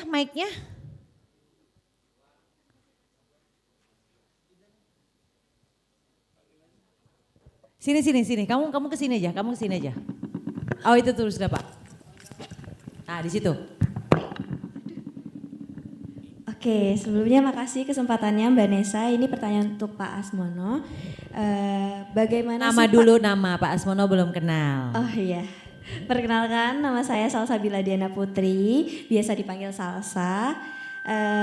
Mau tanya Pak, bagaimana sih caranya agar dapat membentuk mindset talenta muda agar tidak hanya responsif terhadap tren digital, tetapi juga memiliki etika, sensitivitas sosial dan daya saing global gitu. Oke, gimana ya caranya ya gitu ya. It's too ideal gitu kan ya. Gimana Pak As? Ya, makasih Salsa. Duduk aja nggak apa. Ini pertanyaan bagus. Jadi hari ini saya memang lihat bahwa kawan-kawan muda ini, teman-teman muda sekarang ini punya orientasi yang lebih global daripada era zaman dulu ya. Saya kira sah ya. Walaupun situasi geopolitik hari ini sedang nggak bagus-bagus aja nih. Kita nggak ngerti mau ada third war nggak ini. Perang dunia ketiga ada enggak nih, tapi Musa kita nggak bercemas bahwa oke, the life is go on, so the mas hidupnya harus terus jalan. Artinya nomor satu selain menguasai soft skill dan hard skill yang biasa itu klasikal banget banyak diomongin orang-orang ya. Saya kira adalah gaul itu penting, network. Jadi kita ini hidup dalam dunia online. Jauh lebih banyak hari ini dibanding dunia offline. Berapa sekarang saya mau tanya di antara kelas ini. Siapa yang nggak lepas dari gadget itu lebih dari 6 jam sehari? Ada nggak yang less than 6 jam sehari? Ada nggak? Yang kurang dari 6 jam ada nggak? Sehari pegang gadget. Atau lihat layar TV, nonton Netflix segala macam itu ada nggak? Kurang 6 jam? Kan pasti nggak ada. Hampir nggak ada. Nah kecuali tidur lah, tidur nggak dihitung lah Mbak Nesa ya. Nah jadi perbanyak juga bergaul, karena apa? kita boleh sangat fasih di dunia digital. Tapi once kita nggak mau gaul, kita nggak akan tahu real life kita. Kita nggak akan tahu karakter orang-orang yang hidup bersama kita. Maka kenapa kritik dari Dinopati Jalal pada Pak Menlu kita itu benar. Ya kan, mesti ngomong, mesti bergaul, mesti ngadepin wartawan, mesti bergaul sana sini. Kita udah terkenal di dunia digital tapi kita nggak tahu kehidupan nyatanya. Kasus apa yang menimpa pada Lulu, bukan Fufafa, Lulu siapa kemarin tuh? Lulu siapa? Lulala siapa? Iya, saya nggak ngikutin kasusnya tapi kan heboh di dunia digital ya. Nah, ada yang mengatakan begini ya, ini mohon maaf dulu sudah almarhumah, kita doakan agar gosok khotimah, amin. Jadi haru birunya di dunia digital kan kenceng banget, tetapi di dunia sosial real life nggak kedengaran. Artinya orang nggak tahu kalau nggak buka gadget kan. Nah artinya apa? Bahwa ada masa bahari ini tuh orang tuh jauh dikenal di dunia digital, tapi secara real life dia nggak dikenal, nggak bersosialisasi. Nah kalau mau ke panggung dunia, panggung global ya bersosialisasi. Dan kenapa perjalanan Pak Prabowo hari ini ke luar negeri itu jauh lebih intens daripada Pak Prabowo pakai gadget? Karena Pak Prabowo tahu bahwa persoalan dunia ini global nggak bisa saja dengan hanya pegang gadget. Ya visit, yang ngunjungin Presiden Turki Erdogan datang ke Turki, yang ngunjungin Perdana Menteri Inggris Raya, Presiden Macron segala macam, datang ngomong. Kalau perlu ngomong sama Macron berbagai bahasa Inggris, bahasa Prancis. Dan Pak Prabowo dipuji sama Macron kan, kenapa lu bahasa Prancis Anda bagus ternyata, ya karena dia pernah sekolah bahasa Prancis. Nah artinya lengkapi dunia digital yang kita sudah miliki ini dengan cara bergaul. Karena mungkin tiket karir kita itu, kalian itu nanti itu ada kalian dapatnya berdasarkan bergaul. Ketemu Pak Irwandi, jadi diterima di Bank Mandiri, shortcut nggak perlu pakai tes, udah ikut saja, magang 3 bulan bagus langsung saya angkat misalnya, ya kan? Kemudian ketemu sama direktur utamanya siapa gitu. Itu nggak bisa, cuma di LinkedIn nggak bisa kenalannya. Emang bisa kita kenal seorang di utama di LinkedIn? Belum tentu, lu siapa? Zaman saya juga begitu, itu siapa? Waduh, tinggi banget kan jabatannya nggak mungkin. Tapi dengan begini, ada yang ngikutin forum seperti ini, habis ini kemudian ketemu, misalnya saya direktur utamanya Pertamina gitu kan. Anda datangin saya gitu, iya Pak Asmono saya mahasiswa gini. Yaudah Anda Yusuf magang teman saya. Ini ada ajudan saya, maaf, ada staf khusus saya misalnya, namanya Bambang gitu kan ya. Mas Bambang tolong cari itu Salsabila mau magang. Datang ke kantor besar Pertamina, ternyata 3 bulan perform. Udah langsung diangkat aja dari khusus. Itu nggak ada di LinkedIn, nggak ada di TikTok, nggak ada segala macam. Once kita bener ada di dunia digital, Anda kita kuasai betul karena sekarang komunikasi banyak di atas 60% pakai dunia digital. Bener untuk bangun reputasi perusahaan, bangun reputasi pemimpinnya, bangun macam-macam, bangun kredibilitas dari perusahaan dan segala macam. Tetapi ini kehidupan sosial yang nyata. Real life kita harus tahu karena kalau kita misalnya nanti suatu ketika mengalami krisis perusahaan kita nggak selesai dengan perusahaan digital. Ada lobby sana sini ya mas ya. Ada macam-macam pertemuan sekarang kita selesaikan jumpa pers dengan wartawan. Emang jumpa pers dengan wartawan pakai Zoom itu wartawan puas? Kagak. Ya kan? Nah jadi kalau kita mau maju ke dunia panggung global apalagi kuasai digital benar, kompetensi dikembangin dan tadi bergaul. Bergaul yang berarti real ya, bukan hanya bergaul dalam arti pakai gadget doang. Ya apa artinya kalau itu? Artinya nggak cukup. Bukan berarti nggak boleh, tapi menurut saya nggak cukup. Jadi jadilah kata-kata Pak Harto dulu. Jadilah manusia Indonesia yang seutuhnya. Ah itu dia. O2O, offline to online. Makasih. Oke. Saya mau izin ya teman-teman, saya jam 2 ini harus nge-host atau MAB Talk 2 hari ini. Punten banget, saya senang sekali sebenarnya Mbak Nesa. Tapi nanti kalau mau ada pertanyaan, Salsa kamu tak kasih OVO 100.000 ya. Wow. Nanti nomor handphonenya kasih ke Bu Heni atau kasih Mbak Nesa. Nanti di kereta jam 4, jam 5 saya ke Jakarta saya langsung transfer. Oke, Bapak terima kasih. Makasih, mohon maaf. Nanti kalau mau nyambung lagi DM ke Instagram saya aja deh. Tapi yang pasti terima kasih atas waktunya yang sudah mampir ke Dinus. Matur nuwun Bapak. Wah, game monggo. Saya tak mendekat ke Mas Wani mungkin bisa ke sini aja. Thank you Pak Asmono. Pak Asmono Wikan. Wah, matur nuwun. Oke. Guys, tadi yang harus diingat adalah ternyata mau secanggih-canggih apapun kalian di digital, tetap komunikasi dengan real people is very important ya, membangun jaringan gitu ya. Masih ada Pak Hardi di sini, masih ada Mas Irwandi di sini. Monggo, kalau ada yang mau bertanya lagi silakan. Oke, Mbak, monggo Mbak. Ada mic-nya. Oke, sebelumnya terima kasih atas kesempatannya. Perkenalkan saya Ersa Arisani dari mahasiswa Ilkom Dinus. Panggilannya siapa Pak? Ersa. Ersa. Iya. Sebelumnya saya ingin mengajukan pertanyaan ke Pak Hardi. Apakah AI adalah suatu ancaman yang serius saat ini dalam dunia digital? Dan hal apa yang dapat kita lakukan untuk menghindari scam atau tipuan yang dihasilkan oleh AI? Yang mana AI sekarang sudah sangat canggih seperti meniru suara manusia, memanipulasi video, gambar, dan lain-lain. Oke, thank you Ersa. Pak Hardi masih bergabung, Pak Hardi? Oke, Pak Hardi, ini sebagai gambaran ya. Jadi mahasiswa-mahasiswa yang di sini ini adalah semester 5, di mana mereka sebenarnya 2 hari ini juga mengerjakan tugas PR campaign ya, di mana ada campaign. Nah, salah satu kelompok yang ada di sini campaignnya adalah membedakan gambar apakah itu is this fake or real. Mana tadi kelompoknya ada nggak di sini? Ya, fake or real gambar. Itu saya aja terkecoh Pak Hardi. Gitu. Jadi waktu saya ikutan game itu gitu ya, ada foto terus saya suruh milih itu fake atau real. Itu saya terkecoh gitu. So this is a serious question. Apa akhirnya gimana ya Pak Hardi ya dengan adanya AI ini? Monggo Pak. Baik, ya saya kira pertanyaannya sangat relevan ya dengan situasi yang kita hadapi sekarang ya. Memang sekarang sebenarnya ya AI itu kan sebenarnya bukan hal baru ya.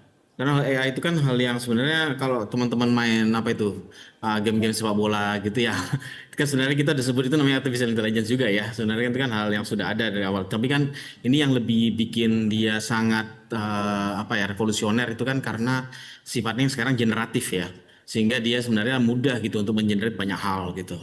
Nah, jadi di satu sisi sebenarnya kalau tadi pertanyaannya Mbak Ersa kan pertanyaan apakah ini sebuah ancaman? Menurut saya sih bagaimanapun suatu teknologi itu selalu punya sisi positif dan sisi negatif gitu.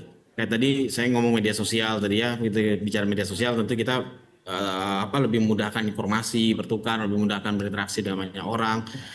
Tapi sisi negatifnya juga ada tadi itu kan ya. Kita Bapak Ibu mungkin tahu ya ada situasi di mana penggunaan media sosial itu kemudian digunakan untuk ya scamming lah gitulah, atau mungkin juga bahkan sampai ke arah ada yang penculikan lah gitu ya.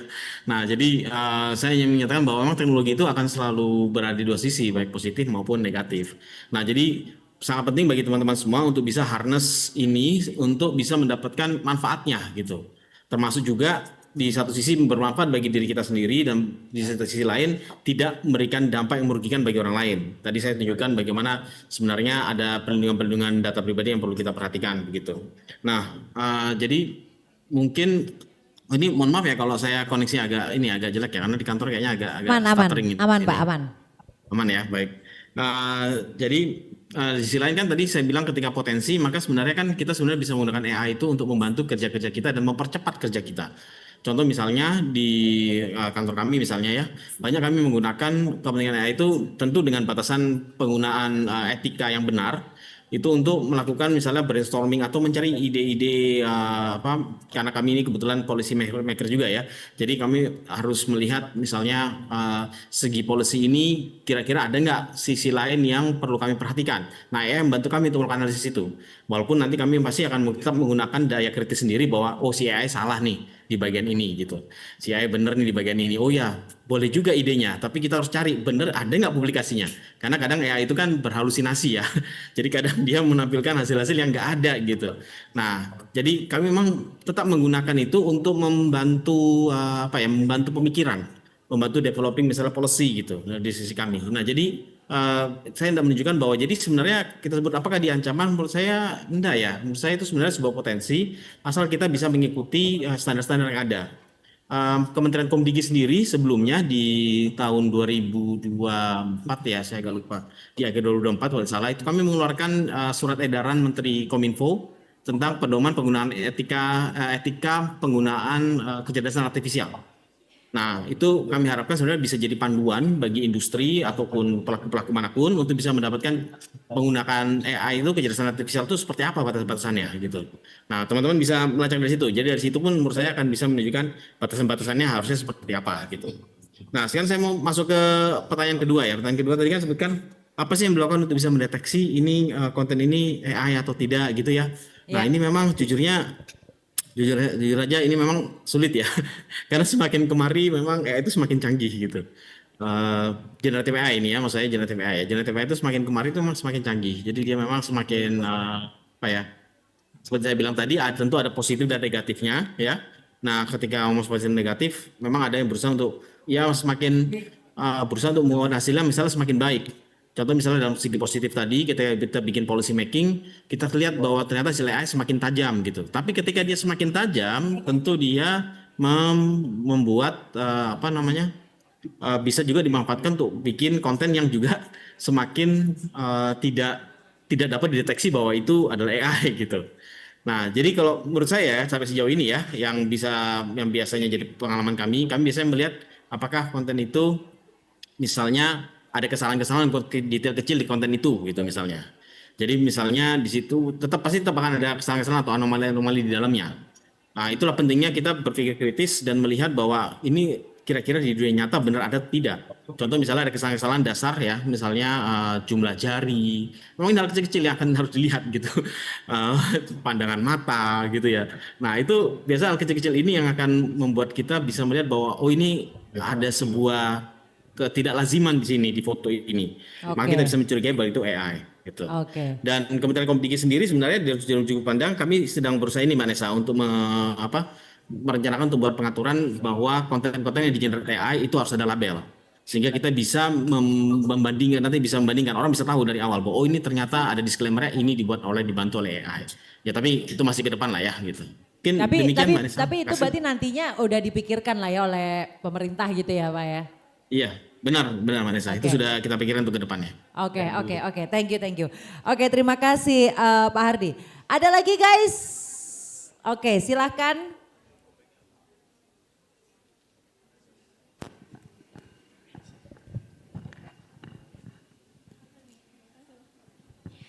Oke, terima kasih atas waktunya. Perkenalkan, nama saya Hasna Dibafatin. Saya Nama izin panggilannya? Hasna. Saya ingin bertanya kepada Pak Irwandi. Menurut Pak Irwandi sendiri, investasi apa yang saat ini akan sangat berguna untuk Gen Z sebagai pemula yang mungkin belum tahu atau mendalami tentang bagaimana cara berinvestasi? Apalagi saat ini tren investasi saham sedang ramai-ramainya. Terima kasih Pak. Sedang ramai. Oh saham? Iya. Oke, thank you. Mas ada ini mumpung tanya ke Mas Irwandi tentang investasi. Ada juga yang gini, aduh sekarang investasi digital tuh hati-hati bisa dihack. Iya kan, maksudnya terus gimana dong? Kita ke zaman dulu gitu gimana gitu. Gimana Mas Irwandi? Oke, thank you Mbak Hasna, Mbak Nesya, izin ya. Jadi mungkin teman-teman sebelum kita berinvestasi ya, kita harus kenali dulu tujuan kita tuh investasi tuh seperti apa. Tujuan dulu kita tuh sebenarnya mau apa. Lalu kemudian kita harus kenali dulu produknya. Karena produk investasi itu banyak ya. Kayak tadi dibilang saham ya. Saham itu produk investasi yang sangat beresiko ya. Kan kita tahu ya ada yang namanya high risk high return. Betul ya. Setiap investasi itu pasti ada imbal hasilnya ya. Semakin tinggi resikonya, semakin tinggi juga hasilnya. Begitu juga kebalikannya, semakin rendah resikonya, semakin rendah juga hasilnya. Betul. Jadi sebelum kita berinvestasi, kita harus tahu dulu produknya ya. Tahu juga profil resiko kita ya. Kadang jadi profil resiko itu ada 3 ya. Ada konservatif ya, ada moderat, ada agresif ya. Mungkin kalau teman-teman yang masih mau icip-icip ya, masih mau belajar, Tester. tes ombak lah, istilah tes ombak, ya itu masuk di kategori konservatif ya, yang hanya tahunya seperti tabungan, ya produk bank lah istilah umum lah, tabungan, deposito, itu lebih ke reksadana namanya. Ada namanya reksadana, itu dia lebih konservatif, lebih safe ya. Tapi cari juga produk reksadana yang berafiliasi dengan perbankan ya. Kalau tidak berafiliasi dengan perbankan dia akan ya kita nggak tahu ya track record karena produk reksadana tuh banyak Mbak. Ya.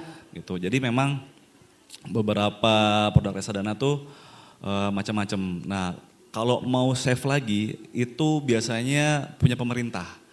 Ada namanya obligasi ya. Ya. Itu openingnya kapan sih Mas lagi? Itu lagi Lagi open nih sekarang? akhir bulan. Akhir bulan ini? Akhir bulan ini ya. Ada namanya obligasi. Mungkin teman-teman kalau obligasi tahu namanya surat hutang. Ya. Jadi negara ya dia itu mengeluarkan surat hutang. Nah nantinya surat hutang itu akan dipakai untuk negara bikin infrastruktur macam-macam lah, kebutuhan negara lah ya. Nanti apa sih impactnya buat adik-adik itu nanti ada namanya imbal hasil. Itu nanti ada lah, kalian bisa cari ya, lah itu betul. ya. Jadi nanti pokoknya terjaga, terus nanti ada imbal hasilnya. Oke. Ya, itu namanya obligasi. Nah kalau saham itu terlalu beresiko kalau menurut saya. Jadi jangan langsung ke situ dulu. Langsung ke situ dulu, Oke, betul. baiklah. Boleh sebenarnya, tapi cari-cari info ya. Iya, gitu. ya benar-benar. Jadi harus dibangun dulu juga mentalnya gitu ya Mas Irwandi ya. Betul. Oke, kita buka lagi satu pertanyaan terakhir deh gitu. Mana ada lagi satu penanya terakhir? Tadi katanya ada yang mau bertanya.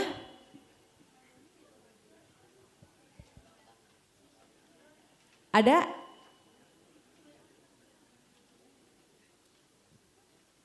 Oke, sudah tidak ada ya. Oke, mungkin saya langsung terakhir deh ke Pak Hardi. Pak Hardi masih tergabung ya dengan kita ya. Pak Hardi ini mungkin yang terakhir. Pak Hardi terus dengan adanya ya kita tahu semua ancaman digital dan lain sebagainya ya.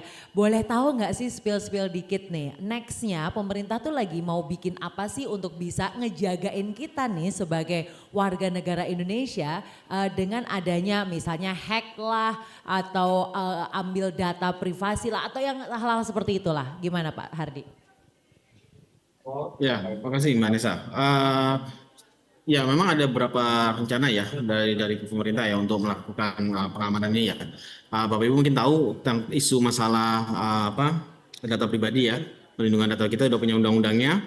Nah, namun undang-undang ini sebenarnya belum dapat dilaksanakan karena lembaganya belum ditetapkan.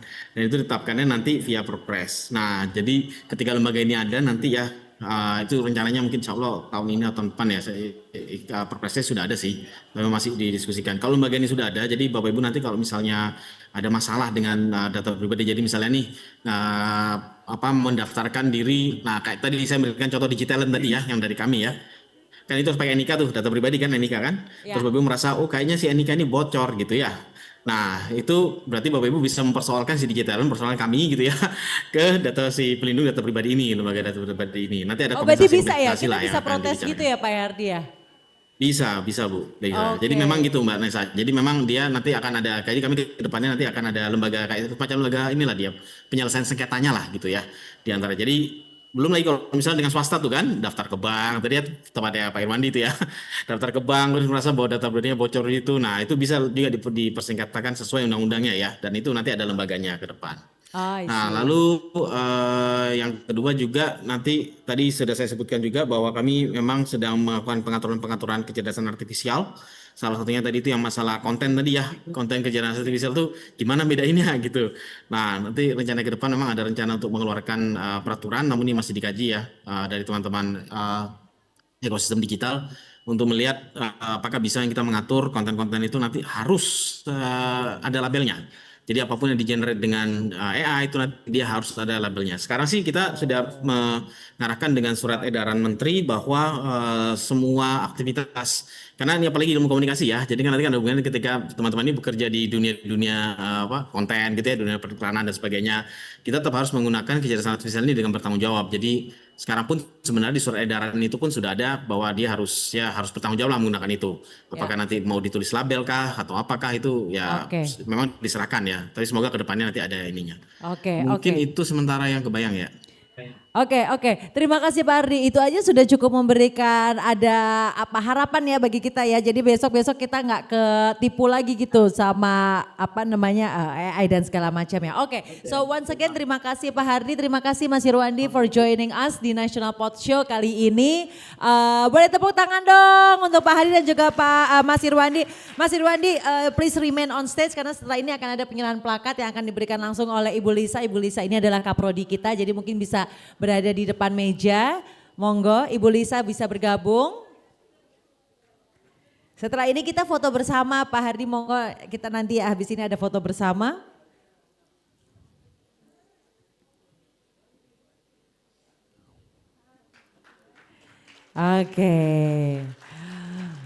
Baik, matur nuwun. Mungkin bisa berada di tengah kita foto. Bisa Pak Hardi di belakang kita?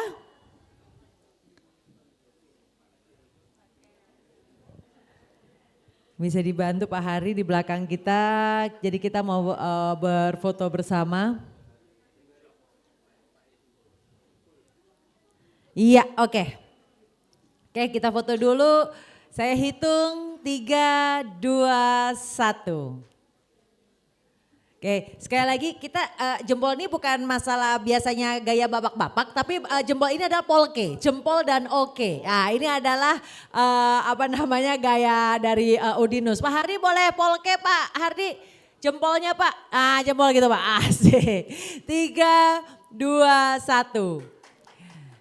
Terima kasih Pak Hardi, terima kasih Mas Irwandi, thank you banget. Ya sampai ketemu lagi di PodShow selanjutnya dan I think I'm calling it off ya. I'm Nessa Gozal signing off and I'm back to the MC. Go ahead.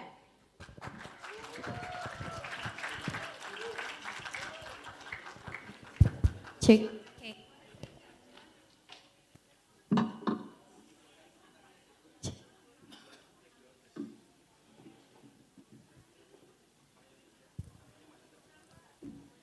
Tangan sekali lagi untuk Mbak Nessa dan para pemateri kita pada siang hari ini. Berkelas banget, emang benar berkelas. Tapi aku sebenarnya nggak ingin komentar. Aku tuh lebih dari tadi tuh salfok banget. Ternyata ada teman-temanku nih, anak SMA SMK. Halo. Mana nih suaranya? Tas aku. Pak jangan. Anak SMA enggak. Mas. Buat yang mahasiswa nggak usah. Terlalu berkumis Mas, jangan. Terlalu berkumis. Gak cocok. Semuanya dong biar semangat. Oke, kita sama-sama lagi. Halo semuanya. Masih bersama kita di acara DCC, Dinus Communication Carnival. Karena benar-benar memang keren banget. Kalian setuju kan kalau memang benar-benar insightful? Benar-benar insight-nya dapat banget kan buat teman-temanku. Ini juga soalnya teman-teman SMA SMK aku kayak berasa seumuran gitu. Oh masih seumuran ya vibes-nya ini. Dari muka kok, dari vibe muka. Memang benar-benar seumuran banget. Iya, kita masih muda-muda kok ya. Malah teman-teman SMA SMK ini malah pada semangat banget. Gimana, memang acaranya keren gak? Teman-teman acara keren? Acaranya keren gak nih? Oh ya jelas, memang jurusan Ilkom. Kayaknya memang cocok banget ya buat teman-temanku nih yang habis lulus bingung mau kemana. Jurusan Ilkom. Join kita. Aman ya Bapak Ibu ya? Aman. Aman ya promosinya ya, asik sih, kena sih. Kena nyampe. Tapi tadi kita udah dapat pembahasan yang daging banget. Benar-benar banyak banget dari investasi, digital, berbagai segala macam. Saatnya kita agak pendinginan dulu ya Van. Pendinginan kita agak santai dulu teman-teman. Aku tahu mungkin kalian ada yang ngantuk, ada yang udah nyender-nyender, palanya miring 90 derajat dikit. Nah itu udah pegel-pegel. Kita kasih sesuatu yang benar-benar kayak spesial banget Van. Spesial banget. Aku udah menanti-nantikan penampilan ini juga loh. Kira-kira apa tuh ya? Iya penampilan nih. Kita akan ngasih kalian sebuah penampilan. Ini buat teman-temanku ya. Aku selalu nyebutnya teman-temanku aja SMA SMK. Kita seumuran kok, Iya. Dinus tuh memiliki banyak sekali bakat dan juga beberapa hal di bidang-bidang. Nggak cuma akademis kok, banyak hal. banyak bidang dan juga banyak bakat-bakat yang menarik banget. Salah satunya yaitu adalah yang mau kita undang ke atas panggung. So daripada lebih lama lagi, so please welcome PSM Dinus. Tepuk tangan yang meriah.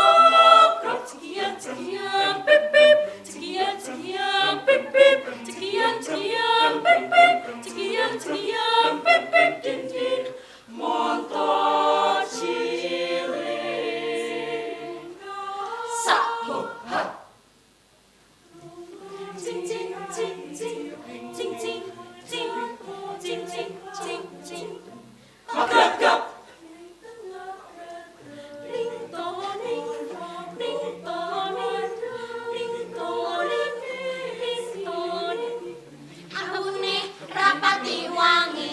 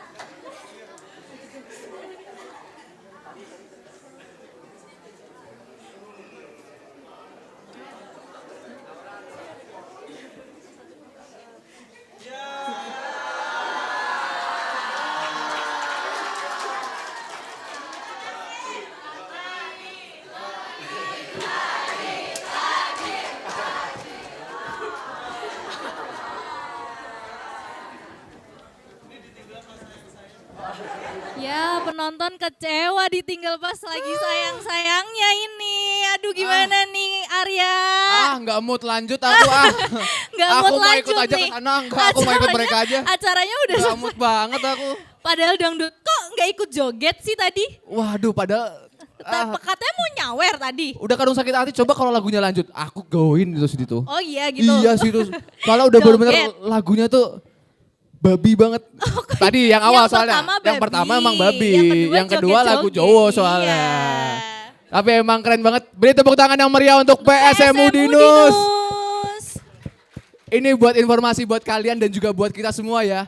PSM itu tadi adalah salah satu atau dari beberapa lagu yang lagunya itu memenangkan atau mereka memenangkan kejuaraan internasional. Beri tepuk tangan dong buat PSMU Dinus. Keren banget. Udah sampai kancah internasional. Iya, dan bukan nasional lagi. Benar, itu benar. Dan salah satunya itu juga ada anak-anak Ilkom dan menandakan bahwa Udinus tuh punya talenta-talenta berbakat. Betul, di luar akademis. Di luar akademis, gak perlu melulu tentang akademis. Iya, gak perlu melulu. Akademis aja udah sampai internasional. Iya, apalagi yang di luar akademis pasti gak kalah kerennya dong. Itu dia, jadi tunggu apa lagi anak-anak SMA, SMK bisa kali ya. Anak SMK, SMA Mana yang Bu ya, hadir di aman sini. lagi ya. Siapa tahu. Beasiswa bisa kali. Izin, penting udah izin, penting udah izin. Penting udah izin. Oke teman-teman, tapi gimana tadi penampilannya dan pastinya juga udah tambah seneng, udah tambah seger banget kan? Udah seger ini mas-mas yang Ya pakai gimana baju nggak ini seger? Tadi langsung ngantuk ya? ikut Tadi ngantuk, joget. ayo. Semangat banget tuh kayaknya Harapannya tuh. mau dapat saweran ternyata. Emang semangat banget tuh kayaknya. Tadi padahal ngantuk loh padahal. Ngantuk ya padahal. Berarti kan berhasil, kita berhasil memberikan semangat. Berhasil, biar nggak ngantuk lagi. Karena setelah ini teman-teman, tadi kan udah kita bikin relax, kita mau bikin kalian deg-degan lagi. Deg-degan lagi. Karena mau masuk apa itu? Nah, karena kita tuh belum mention dari awal. Kita tuh nggak mention. Iya. Walaupun mereka pasti udah pada tahu dan Udah pada teman-teman tahu dari nih. SMA, SMK, mahasiswa juga udah pada tahu. Kan kesini mau nunggu-nunggu itu. Nah itu sebenarnya kan poin mau utamanya nunggu itu ini. kan. Acara yang ditunggu-tunggu Acara kan inti itu. dan acara yang paling ditunggu. Yaitu kita akan mengumumkan hasil juara. Juara yang lomba-lomba dari kemarin sudah dilaksanakan. Tangannya udah mulai dingin, udah kayak ya Allah, Udah gemetar, ya Allah, udah gemetar. menang Aduh, nggak ya? gitu. Aduh, udah jauh-jauh kesini menang gak ya? Jauh-jauh ke sini semoga mendapatkan hasil yang diinginkan. Jelas, hasil yang terbaik. Karena kan Betul. itu prosesnya pasti lama, mereka sudah mempersiapkan dengan dan pastinya maksimal. Iya, betul. Itu banget. dari pihak teman-teman SMA SMK yang mengikuti lomba dan juga dari mahasiswa-mahasiswa keren-keren ini yang telah mengikuti PR Champion. PR campaign, kok PR champion? campaign dong, PR Kak. juara, Kan tadi PR udah campaign. internasional. Iya, apalagi udah bikin but. Beri tepuk tangan buat kalian sendiri dong. Tepuk tangan yang meriah dong. Keren, kalian keren banget. Sumpah. Tapi Van. Nah, apa ini tapi kenapa emang? Tapi ini tuh kan acaranya udah berjalan dengan lancar. Benar, Dari jelas. hari pertama sampai hari kedua. Kita mau apresiasi dulu, kita mau terima kasih dulu kepada sponsor nih Kak. Yang Wah, telah mendukung mulus banget tuh. kelancaran acara dari hari pertama hingga hari kedua ini. Sampai pengumuman kejuaraan ini kita nggak bakal lancar kalau nggak ada sponsor-sponsor nih. Iya jelas dong. Kita mau say thanks dulu Emang ya. ada siapa aja Van untuk sponsornya? Siapa ajanya? Boleh Kak Arya dimulai. Oke, untuk yang pertama kami berterima kasih kepada Mau Talk. Yang kedua, terima kasih kepada PR Indonesia. Yang ketiga, Derma Express Aesthetic Clinic. Yang keempat ada Larissa Estate Center. Yang kelima ada Burger King. Yang keenam ada PT Vision College Indonesia. Yang ketujuh ada MNK Digital. Ada PT Sunly Property International. Bank Mandiri. Superskin. Dapur Saji. Puninot Studio. PT Sinar Indah Kertas. Tuk Film. Showroom Mobil Wijaya Kusuma. AM3 Platinum. Unilever. Wings. Alphard. Margaria. PT 2 Kelinci. Ruang Interaksi. Kaf. Vanco Galeri. Emina. Sandika Natural. Cheers. Ella. Warkop Sumini. Dan Diriana. Beri tepuk tangan untuk sponsor-sponsor beri tepuk kita tangan yang pada sangat-sangat keren sponsor-sponsor ini kita. yang sudah mendukung kita. Ini tepuk tangannya harus lebih kenceng nih buat teman-teman mahasiswa. Tepuk tangannya harus lebih Nah. semangat. Siapa tahu Siapa tahu nih teman-teman mahasiswa organisasi kan biasanya butuh sponsor tuh. ya fresh kan? money gitu kan. Tuh, Siapa fresh tahu money, bisa fresh berkelanjutan money. buat bantu-bantu temen ya. Ih, betul Ya banget. itu dia sebenarnya yang paling tunggu tuh itu. Oke, tadi kita udah ngebacain sponsor. Nah ini dia kita masuk ke Ini saat-saat dia. penting. Yang bikin deg-degan, tangan dingin gitu ya. Iya dan kita akan membacakan pemenangnya besok ya. Oh, Gak apa ya nggak besok hari aja ini? ya. Nggak hari ini? Nggak usah.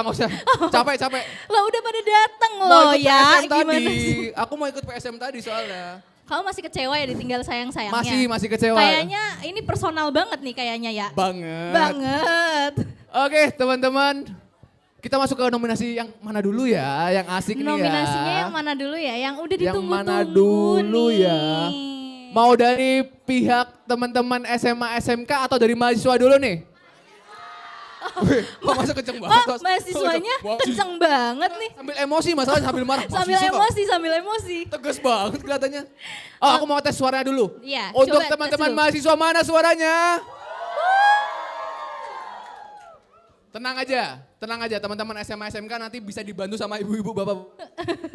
Aku bantu juga. Coba. Tenang aja, aku masih Panggil. SMA kok. Panggil namanya. Teman-teman adik-adik SMA dan SMK mana suaranya ini? Tuh teman-teman gua tuh, hati-hati tuh teman-teman gua. Santai aja kamu nggak men, mahasiswa teman-teman ya, gua. Hah? Kamu bukan mahasiswa? Oh iya, secara muka ya kelihatan sendiri kan, secara kelihatan muka, secara sendiri. umur. Kalau kata Mbak Nesa kan age is number, asik. Age is just number katanya. Age is just number. Oke teman-teman, untuk yang pertama kita mau bacain nominasi apa Van? Nominasi yang pertama. Nominasi apa dulu? Bener nih, di bidang apa nih? Kok nominasi yang pertama, bidang apa? Bentar, melipat kertas dulu. Oh iya, maaf. Coba Karya, apa sih nominasinya? Capek-capek aku nanya. Oke, untuk nominasi yang pertama, yaitu dari Lomba Konten Digital. Oh, konten digital itu Ini yang untuk- ngikutin siapa Kak pesertanya? Ini yang ngikutin adalah teman-teman SMA, SMK. Wah udah mulai angkat-angkat HP itu kayak, oh ini nih kalau gue diumumin, gue udah punya SW-nya nih. Gue bisa masukin SG nih. Siapin kameranya teman-teman. Siapin kameranya teman-teman. Karena siapa tahu nanti menang bisa masuk SG first account. Nah itu dia. Bisa jadi portofolio. Oke tapi sebelumnya kita minta tolong ke bapak-bapak operator untuk, udah siap ya untuk yang terus. Kan biar deg-degan dikit, Biar deg-degan dikit. Tapi aku mau ngetes ini untuk lomba konten digital nih, pada datang semua teman-teman. Pesertanya mana nih? Pesertanya mana? Suaranya. Yang paling semangat siapa tahu menang. Yang paling semangat siapa tahu menang. Emang menurut kalian yang menang siapa? Dari percaya mana? Percaya diri. Dari SMK Muhammadiyah 1. Pasti menang. Jis. Juara 1 pasti ya? Gak juara 2 ya? Sini ada yang lain dari SMA mana? Teman-teman yang lain gimana? Teman-teman yang lain. SMA mana? SMK 9. Ada lagi nggak dari SMA SMK? Enggak, bukan SD, Mbak. Bukan SD, Mbak. Kok SD, Mbak? Ini ya teman-teman ya. Kita coba bacakan dulu nih. Kita akan bacakan Van dari juara ketiga. Juara ketiga dulu aja. Juara ketiga dulu aja, tipis-tipis dulu aja. Tipis-tipis dulu aja. Oke Van, silakan biar diaban-abanin untuk operator. Kamu sebutkan aja. Iya, operator ini deg-degannya. Deg-deg. Juara ketiga, lomba konten digital dimenangkan oleh SMK Negeri 2 Yogyakarta. Mana SMK 2 Negeri Yogyakarta? Ada nggak nih yang dari Jogja jauh-jauh ke Dinus? Atau perwakilannya? Atau saya ambil hadiahnya ya? Bisa kali. Keenakan dong. Ya maaf. Ada ya? Ada ya? Oke, selamat untuk SMK Negeri 2 Yogyakarta. Oke, untuk selanjutnya kita bacakan. Nah, tadi kan udah mulai berkurang tuh saingannya. Masih ada harapan, santai aja. Masih ada harapan, tenang aja. Oke, akan kubacakan untuk lomba konten digital juara 2. Dimenangkan oleh ada apa aku manual nih. Manual. SMA Nusa Putra. Mana nih? Ada nggak nih SMA-nya? Mana angkat tangan. Halo, ada. Selamat. Keren banget. Keren banget untuk SMA Nusa Putra juara 2 konten digital. Nah, akhirnya sampai juga. Buat teman-teman tenang aja, ini masih ada juara masih satu. Masih ada. Juara 1, bisa jadi kalian yang belum disebutkan adalah pemenangnya. Jadi tenang aja. Mau kita bacain bareng-bareng aja kan? Boleh biar banget. Lebih deg-degan. Boleh banget ya. Ini aku juga ikut deg-degan loh nih. Aku juga deg-degan, padahal di tangan saya.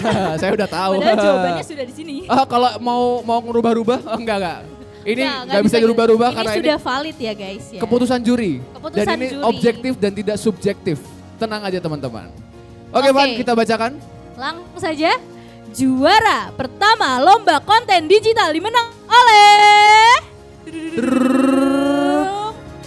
SMKN 1 Kendal.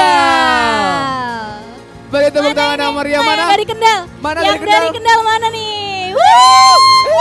Temenku, aku menang juga. Temennya ya Kak? Ya, temennya? Ngaku aja dulu. Temennya ya? Ngaku dulu aja. Selamat. Beri tepuk tangan untuk ketiga juara lomba konten digital. Tepuk tangan yang meriah dong. Keren banget. Itu di belakang udah ada piala yang segede-gede gitu. Secermelang itu. Yang untuk tadi dibacakan, untuk juara 3 ada SMKN 2 Jakarta. Atau perwakilan yang mewakili. Perwakilannya mewakili. Untuk juara 2 ada SMA Nusa Putra, boleh maju ke depan. Beri tepuk tangannya guys, gak apa-apa, meriah lagi. Ayo beri apresiasinya kepada juara-juara kita di hari ini. Dan juara 1 ada SMKN 1 Kendal, silahkan maju ke depan. Jemput piala-piala kalian.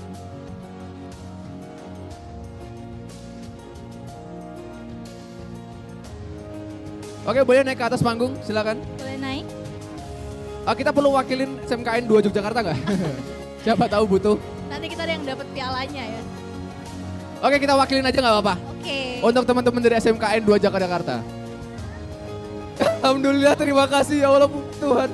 Alhamdulillah. Ini Pak Cecep Yogyakarta. Oh, Pak Cecep. Mewakili. Itu Pak Cecep. Iya. Mewakili ini dokumentasi, silakan untuk diabadikan momen-momen kejuaraan ini yang sungguh sangat membanggakan. Ini Pak Cecep masih anak SMP, SMK. Cocok kok jadi anak SMA, cocok.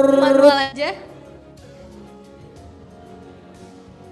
Kak. Napas dulu, napas. Ya. Bentar, napas dulu, bentar. Deg-degan loh ya sabar, ini. Bentar, sabar. Itu kameranya udah 1 menit Oh iya, sendiri maaf ya. naik itu.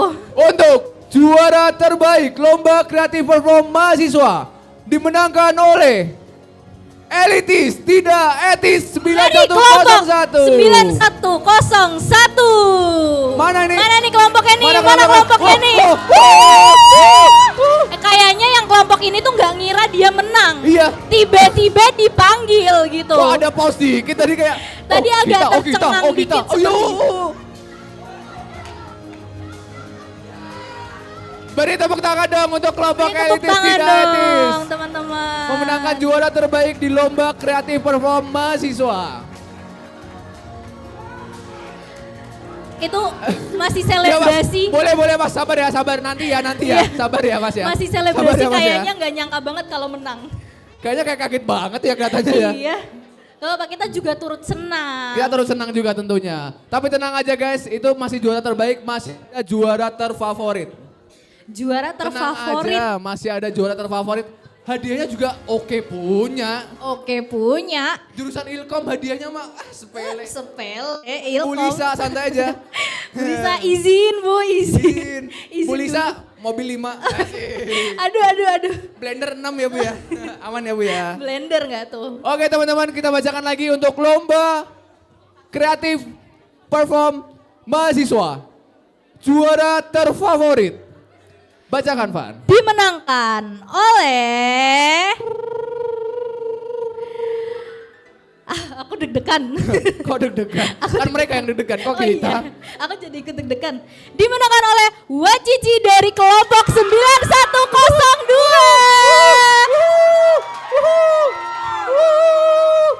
Wow, rame banget ini kelompoknya. Kebakaran. Oke. Kelompoknya pada datang semua, ini langsung semua, itu kamera 5 menit kayaknya tuh berdiri ya. Oke. Ini ada pembagian ini Bu, ada pembagian piala? Apakah ada pembagian piala? Oke teman-teman, untuk yang tadi dipanggil untuk juara terbaik ada Elitis Tidak Etis, boleh maju ke depan. Teman-teman Elitis Tidak Etis. Dan teman-teman untuk juara terfavorit Wacici 9102 bisa join sama kita di depan sini. Oke, halo Mas. Ini dari kelompok Wacici. Oke, ada yel-yelnya ya. Maju semuanya boleh sini. Sekelompok. Semua maju semua. Tuh seneng banget tuh ciwi-ciwi tuh buat konten SG tuh pastinya. Boleh untuk teman-teman dari Elitis Tidak Etis, boleh di sebelah kanan. Untuk dari Wacici boleh di sebelah kiri. Untuk teman-teman dari Wacici. Ini boleh naik ke panggung dulu ya. Untuk teman-teman dari Wacici boleh di sebelah kiri. Untuk teman-teman dari Elitis Etis sebelah kanan. Kiri. Oh, ada angle-anglean ya sekarang kalau zaman sekarang dari mah. Wacici ada di sebelah kiri, untuk dari Elitis Tidak Etis di sebelah kanan. Ini boleh kita mengundang untuk Bu Lisa untuk sekalian kasih buat kenang-kenangan buat mereka. Mereka nanti mau di print ya, mau dipajang ya. Mau dipajang di kamar ya. Mau dibikin SG, mau dibikin SG. Banget Kak. Mau dimasukin LinkedIn. Mau dimasukin LinkedIn, oke. Sesi dokumentasi terlebih dahulu untuk mengabadikan juara lomba performance mahasiswa. Goodie bag-nya boleh dibagi, itu jangan serakah ya, dipegang sama satu tuh kayaknya.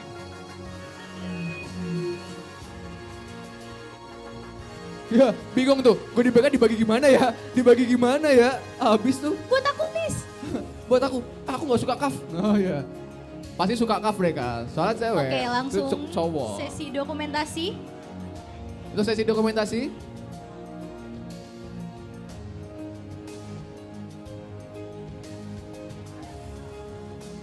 Oke, boleh ganti gaya yang semangat.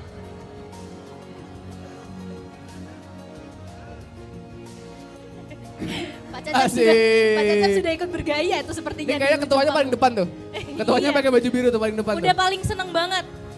Oke, Selamat teman-teman beri tepuk tangan mahasiswa. untuk kedua kelompok di depan ini. Bener keren banget.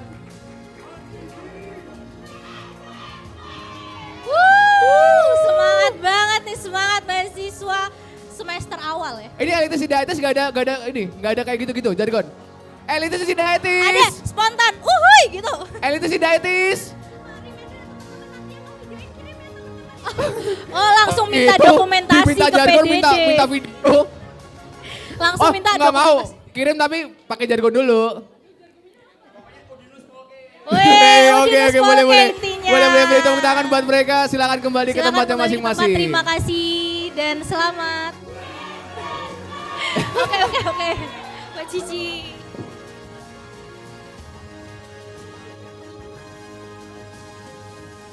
Semangatnya benar-benar nyampe banget karena kerasa banget ya. Dari senengnya mereka tuh kerasa banget bahwa perjuangan mereka tuh terbayarkan akhirnya. Puas. Apalagi tadi yang udah megang kamera dari sebelum diumumkan ternyata menang gitu. Rasanya kayak 5 menitnya tidak sia-sia. Kata tadi fotonya mau dibikin figura sama dia. Mau dipajang di kamar. Dipajang gitu. Gokil emang. Tapi itu buat teman-teman menang selamat seperti biasa. Tapi untuk yang belum menang kelompoknya kalian tetap keren, tetap sangat keren, semuanya dan sangat bagus, keren banget. dan Ini sudah sangat masih, maksimal ya. Iya, di tahun depan mungkin ada lagi ya Ibu ya. Pasti ada lagi ya Bu ya. Masih ada lagi, tenang Tapi aja, tenang. mungkin dengan berbeda atau bahkan lebih berkembang lagi kita belum tahu. Betul. Kita tadi internasional, galaksi kita nggak tahu. Intergalaksi kayak Star Wars ya. Ya jauh sih, enggak sih masa Guardian of Galaxy. Oke kita lanjut aja untuk lomba selanjutnya. Lomba selanjutnya mau mahasiswa apa pelajar nih? Pelajar lagi dong, kan tadi udah mahasiswa, kita pindah ke pelajar. Harus adil gitu. Harus adil, mas-mas ini, mas-mas. Untuk adil sama adik-adiknya ya, ini pengen tahu adik-adiknya ngalah tuh. sama adik-adiknya, oke. Oke. Selanjutnya masuk ke kategori lomba kreatif perform pelajar. Ini anak-anak SMA-nya pada di mana nih? Iya, di sebelah kanan ada anak-anak SMA, SMK. Langsung sepi nih. Sebelah kanan, Mbak jangan Mbak. Terlalu tua ya kayaknya ya untuk di SMA ya. Ini teman-teman SMA, SMK pada di sebelah kiri semua? Gimana nih? Ya, sebelah kanan. SMK, mana nih adik-adik? Sama SMK. Loh, mana? Jangan pada. Oh. Suaranya hilang semua. Enggak, aku nyapa anak SMA yang muncul tuh pada kok kumisnya tebal-tebal semua. Kayak nggak cocok gitu jadi anak SMA tuh. Oke teman-teman. Ngaku malah yang muncul. Ngaku-ngaku masalahnya. Oke teman-teman, kita akan membacakan juara lomba kreatif perform pelajar. Untuk juara 3 dimenangkan oleh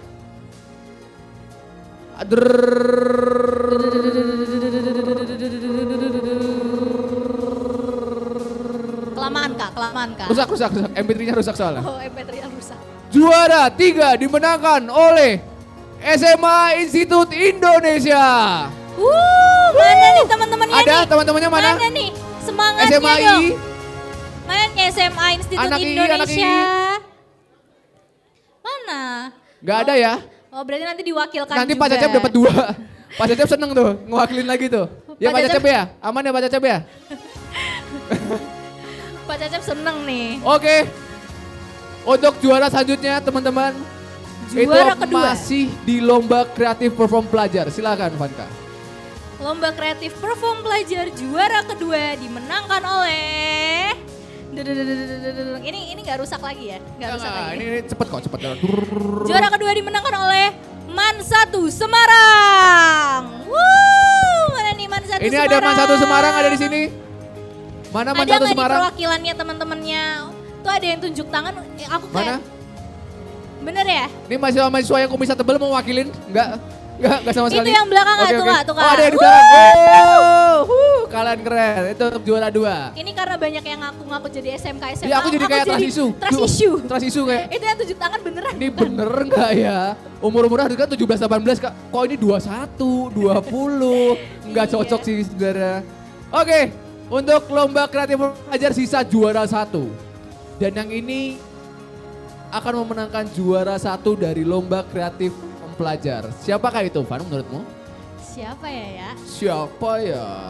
Aku bacain apa kamu bacain atau kita bareng? Kamu aja deh yang bacain biar mereka deg-degan aja.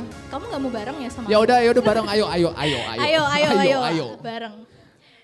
Untuk juara pertama, lomba kreatif perform pelajar dimenangkan oleh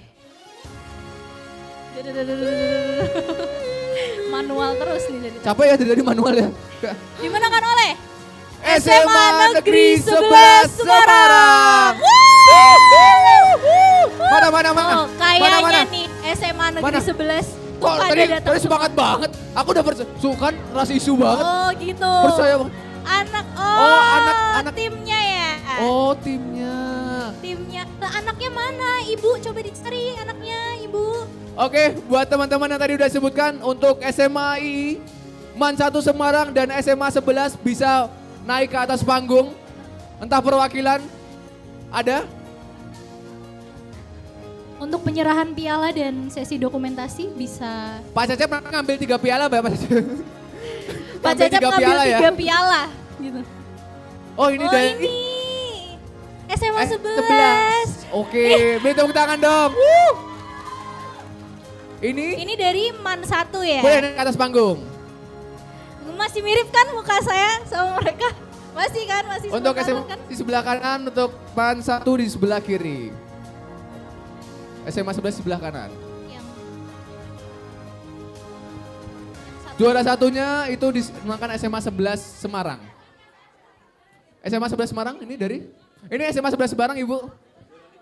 Iya, Nah, Pak Cecep yang mewakilkan lagi. Kok lagi?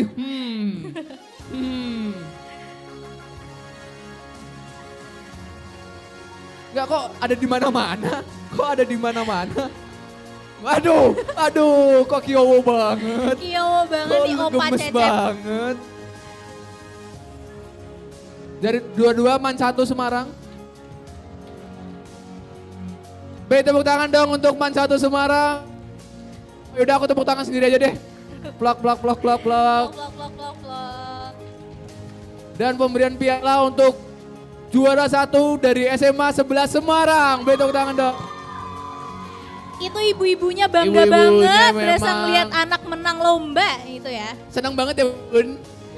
Senang banget ya Bun. Iya Bun, nyantai aja Bun. Buat SW ya Bun ya. Buat Aman story banget, aman WA. Bun. Aman banget, aman.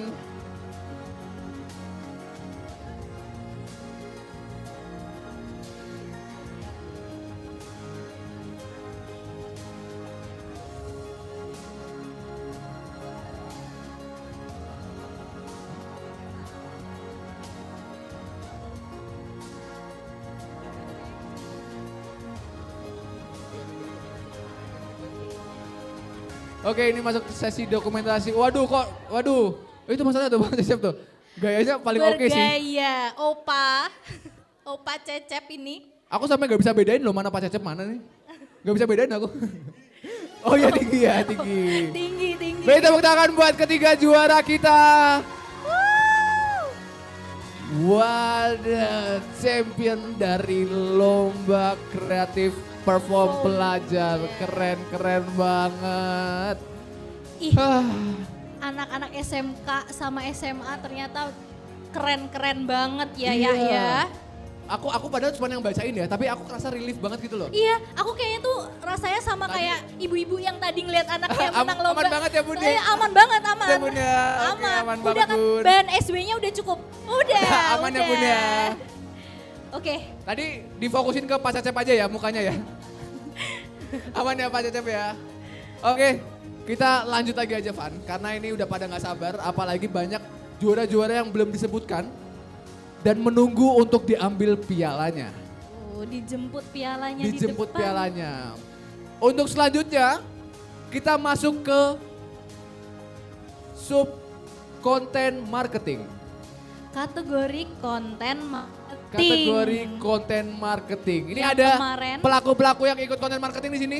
Lomba Ada konten nggak nih marketing. tim-timnya yang Tim-timnya, di-upload di Instagram? Teman-temannya atau pada malu ya. Kayak kalau gua ngaku nanti nggak menang gitu kan. Aman, tetap harus pede dong.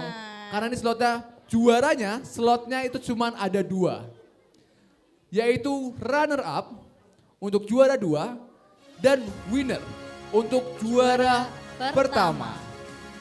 Oke Vanka, boleh dibacain untuk runner up dari konten marketing. Oke, langsung aja konten marketing. Runner up dimenangkan oleh ini bukan nama, bukan nama sekolah, bukan nama orang, tapi nama Instagramnya. Jadi kita pilih Instagramnya yang merasa tuh. punya nama Instagram ini bisa tolong dibantu ya ini. Atau sampai dicek dulu aja first-nya, third-nya, takutnya lupa kan. Takutnya ini salah nih. bacainnya. Ini second gua nih, gue lupa namanya nih. Oke, runner up untuk konten marketing dimenangkan oleh akun Instagram @bayueril dari kelas 9302. Mana nih yang punya akun? Tangan dong, mana ada ya, Bayu Eril. Bayu Eril. Mamen. Amen. Mamen. Sabar mas. Tenang mas. Belum. Langsung banget. Wah gue menang nih. Oke, selanjutnya kita langsung bacakan aja untuk winner. Yaitu juara pertama dari konten marketing. Dimenangkan oleh akun Instagram @naswa_Zahra_. Beri tepuk tangan dong. Dari Mana kelas Naswa? berapa tuh Kak? Dari kelas 9302. Ada Naswa? Punya akun Instagramnya bisa tolong dibantu banget ya. Ada Naswa? Karena ini bukan nama, bukan. Naswa. Boleh dicari di IG dulu? Bayu Eril. Lihat story-nya dulu, Pak lagi kemana. Oke Bu. Oh di DM ya? Di DM boleh sih DM. Udah saya sebutkan yaitu ada Bayu Eril dan Naswa Zahra, boleh maju ke depan untuk menjemput pialanya. Oh ini pasti Naswa. Oh bukan ya? Bayu bukan ya? Dong, Kak. Bayu ya, sorry. Udah kelihatan loh naik ya. ke atas. Oke, dan akan mewakilkan sebagai Naswa tetap sama. Pak Cecep lagi. Pak Kru. Oh Naswa? Oh Naswa? Terlihat cocok banget ya jadi Naswa ya. Oke, buat Bu Lisa dipersilakan untuk memberikan penghargaan kepada Bayu dan juga Naswa. Oh iya, aman banget, aman. Oke, pemberian juara kepada runner up nomor 2. Winner untuk nomor pertama ya. Oh ini runner up dulu untuk Bayu. Untuk runner up juara. Iya, runner up juara 2. Untuk @Bayu Eril dari kelompok 9302. Beri tepuk tangan yang meriah dong teman-teman. Keren banget.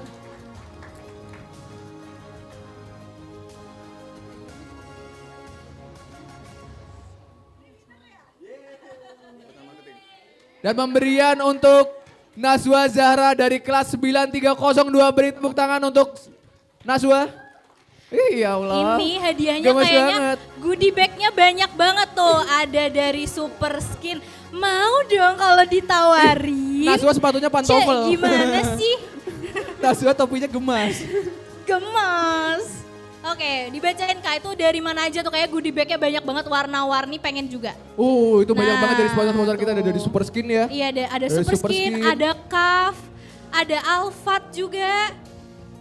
Ada apa lagi tuh Kak? Ada Emina tuh kayaknya. Dari Emina. Pasti yang pakai Bayu. Oh, buat pacarnya Bayu. Oke. Beri tepuk tangan untuk kedua pemenang kita. Keren sekali. Ini dia Van. Kayaknya sebenarnya ada yang gak sabar sih Van. Ini nunggu-nunggu banget. Memang kita nanti-nanti kok. Emang kita agak singkirkan tuh biar makin deg-degan. Ini emang bukan prioritas Kak. Emang bukan. Tapi yang terakhir biasanya paling gong dan paling ditunggu semua teman-teman ini. Saya gitu sih Van. Tapi kita lanjut aja Van. Untuk yang keberapa ya ini juara?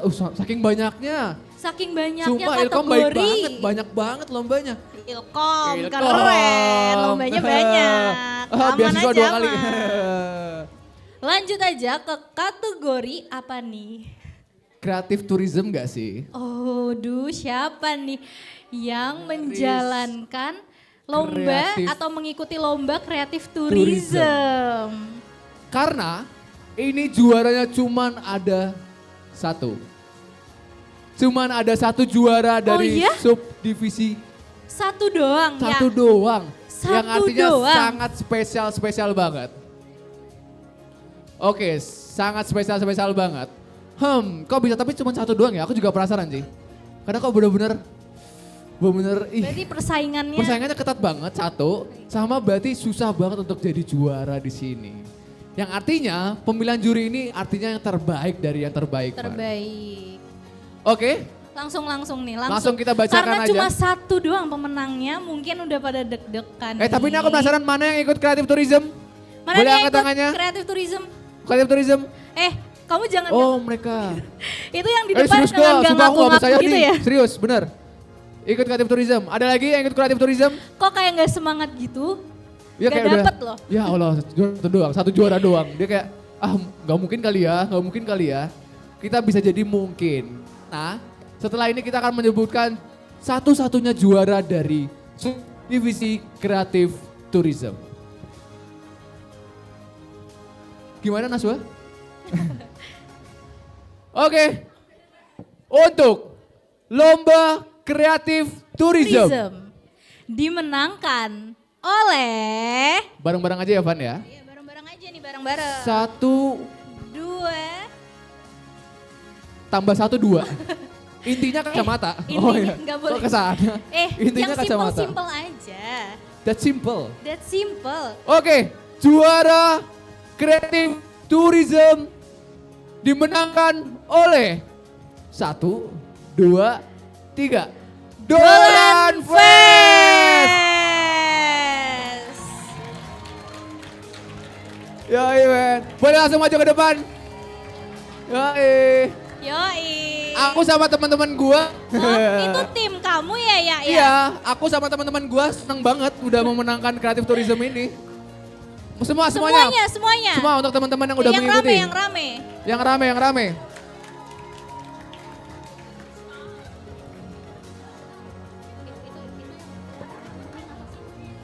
Untuk itu diserahkan oleh Bu Astin untuk menyerahkan piala kepada juara tourism.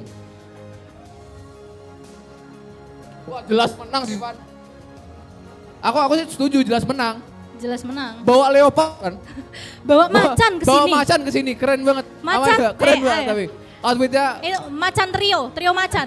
Oh, Macan macan kudus, Kudus. macan kudus, gak kuat. keren banget ya. Ini beneran ini, semuanya.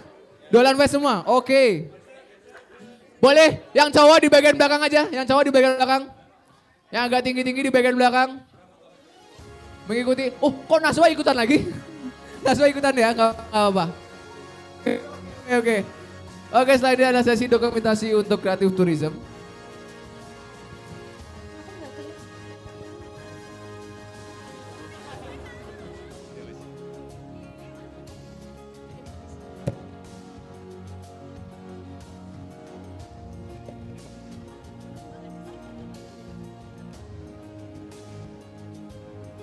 Oke, kita terima kasih juga kepada beberapa sponsor-sponsor yang telah memberi hadiah juga, yaitu ada Derma, Larissa, Alfat, Puninot, dan Emina.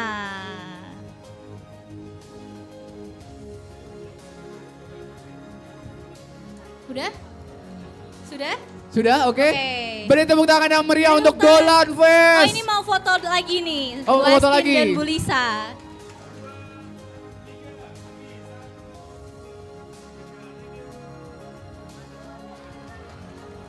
Beri tepuk tangan yang meriah dong untuk teman-teman ini yang udah berjuang nih.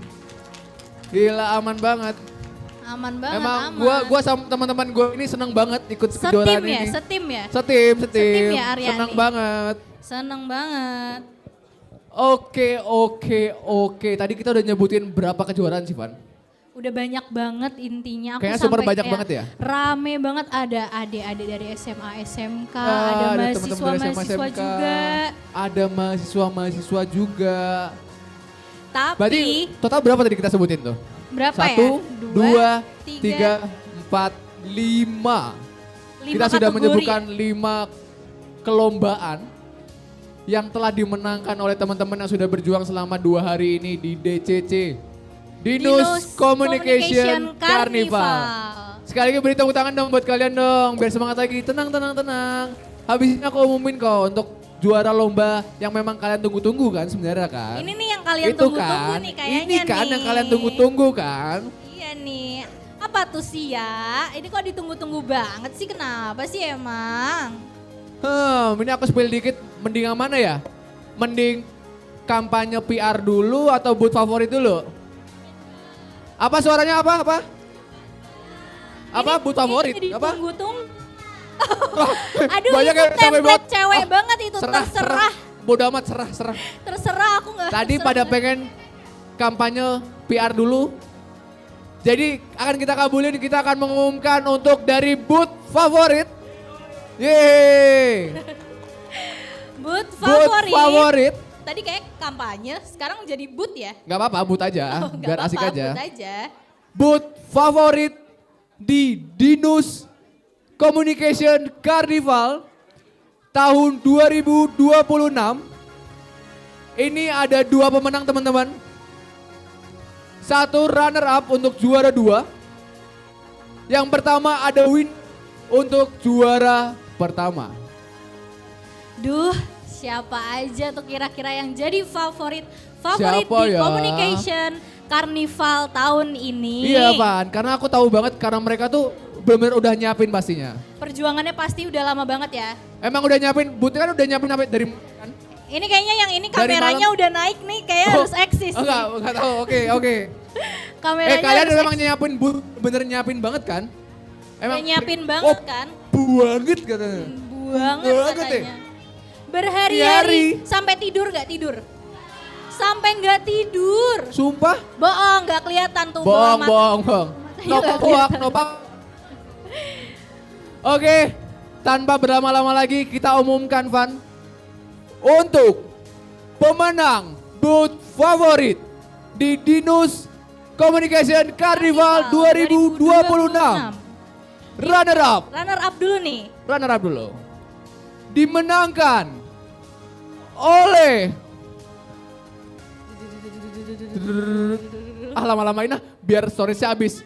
Biar penyimpanannya habis. Penyimpanannya habis. Ya, kita dimarahin. Pemenang runner up booth favorit dimenangkan oleh Digi Nova. Siapa tuh Digi Nova? Mana Digi Nova? Timnya Digi Nova, mana Digi Nova nih? Mana Digi Nova? Mana? Kenapa ya yang menang-menang tuh malah gak ikut ya? Kenapa kayak? Yang menang malah gak mau nunjuk tangan, nanti Pak Cecep terus loh yang. Cecep udah dari Naswa, jadi Digi Nova, semuanya ya Pak ya? Aman ya Pak ya? All in. Aman banget. All in. Aman banget, aman. Oke teman-teman, itu Digi Nova. Wah ini dia nih, untuk juara pertamanya Van. Juara pertama. Dari yang udah nyiapin booth sematang itu, siapa ya yang menang ya? Yang udah sampai nggak tidur itu katanya. Sampai nggak tidur itu katanya. Oke Van, langsung disebutkan aja. Kamu aja deh. Oke, dari aku juga akan mengawali untuk juara pertama. Booth favorit Dinus Communication Carnival 2026 dimenangkan oleh siapa nih? Aduh. Supassion. Oh, Kak, yang semangat dong. Kok kenapa ya kenapa sih pada kaget semua? Kayaknya pada nggak expect buat menang. Nggak Gua banget sih. interesting gitu kayaknya. Ya, kayak Pak nggak Cecep aja interesting lah tuh. yang maju. Pak Cecep lah semuanya ya Pak ya.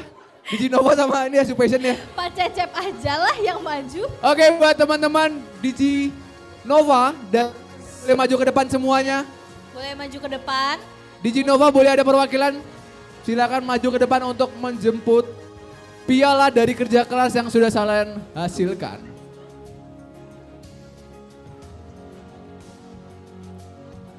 Kepada Pak Ulil, dipersilakan untuk mempersembahkan Pak Ulil untuk mempersembahkan hasil juara. Untuk Bu Lisa, ya silakan nih.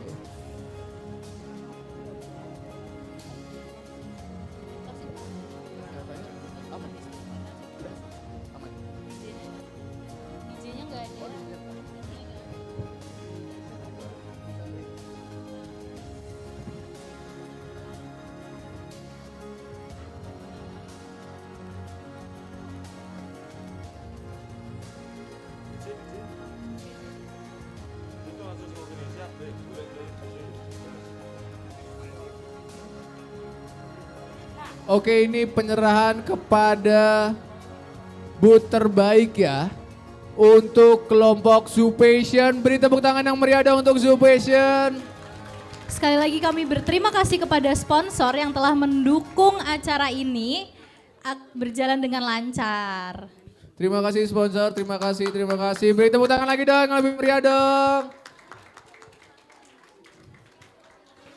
Dan Diginova akan diwakilkan oleh Pak Cecep lagi, Pak. Hadiah tuh, banyak banget tuh hadiahnya tuh.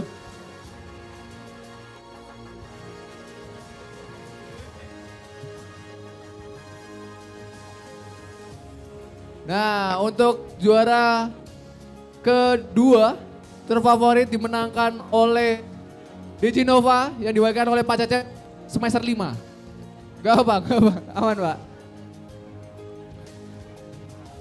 Oke, ini dokumentasi terlebih dahulu untuk mengabadikan juara kita pada hari ini. Beri tepuk tangan yang meriah untuk dua juara kita. Waduh.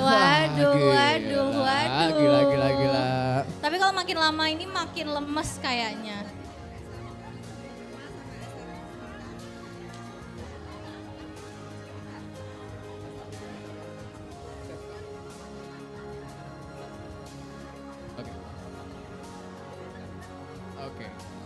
Oke teman-teman, tadi sudah dibacakan untuk booth favorit, tenang aja, selamat untuk yang sudah memenangkan. Tapi yang juga belum menang, tenang aja. Tenang aja. Kita pernah di situ kok, di posisimu, persis, nggak apa-apa. Itu kayak lagunya siapa ya? It's okay man, tenang aja. Ini juga aku dapat pesan nih buat teman-teman SMA 5 Semarang dan juga SMK 9 Semarang masih ada di sini. Masih bersama Teman-teman kita nggak SMA nih di acara di sisi? Untuk dari siswa ataupun guru masih ada? Ada. Untuk maju ke depan ya. Maju ke depan Dipersilakan dulu. untuk SMA 5 Negeri Semarang dan juga SMK 9 Negeri Semarang. Maju ke depan ke atas panggung semuanya aja nggak apa-apa. Semuanya nggak apa-apa SMA 5. Dapat hadiah BTW, asik. Mau ke depan masa nggak dapat hadiah? Aku dari SMK 9 Kak. Aku mau hadiah. Nggak kelihatan mukanya. Kok gak kelihatan mukanya? Serem banget gak kelihatan mukanya. Ih, ini teman-teman ungu-ungu, halo. Maju aja ke depan gak apa-apa Kak. Halo, maju-maju nih teman-teman. Di atas panggung ya, silakan. Silakan gak apa-apa, naik aja. Ini dari SMA 5 ya. SMK 9. SMA 5 udah pada pulang. Ini dari SMK 9. Beri tepuk tangan untuk SMK 9. Terima kasih telah mengikuti lomba di Dinus Communication Carnival 2026. Ini silakan diabadikan. Siapa tahu kan kalau masuk Udinus, nanti kayak, ih aku pernah foto loh sama Bu Lisa, asik. Promosi lagi. Hari-hari hard selling. Smooth banget. Smooth banget tuh. Oke, terima kasih teman-teman dari SMK 9. Untuk yang SMA. Dan ini nominasi terakhir. Oh udah ya, closing aja ya. Closing. Loh, katanya closing. Sumpah, aku enggak, bukan aku. Sumpah mereka tuh. Kita dikasih closing. Bukan aku, sumpah. Nanti dikirim di grup WA deh, mau menangnya deh ya. Nanti dikabarin ya lewat telepon ya. Gak apa-apa ya. Nanti lihat grup Ilkom aja ya. Masih ada. Ini dia. Yang ditunggu-tunggu kayaknya. Yang ditunggu-tunggu banget. Mungkin kalian juga sudah agak kecewa di bagian booth dan juga ada yang senang di bagian pemenang booth. Tapi tenang aja, ini masih ada PR lagi. Kok so Inggris banget. PR campaign. Kok camping? Kok camping? Terus apa tuh? PR campaign. Enggak bisa. Kampanye PR deh gitu aja. PR terbaik.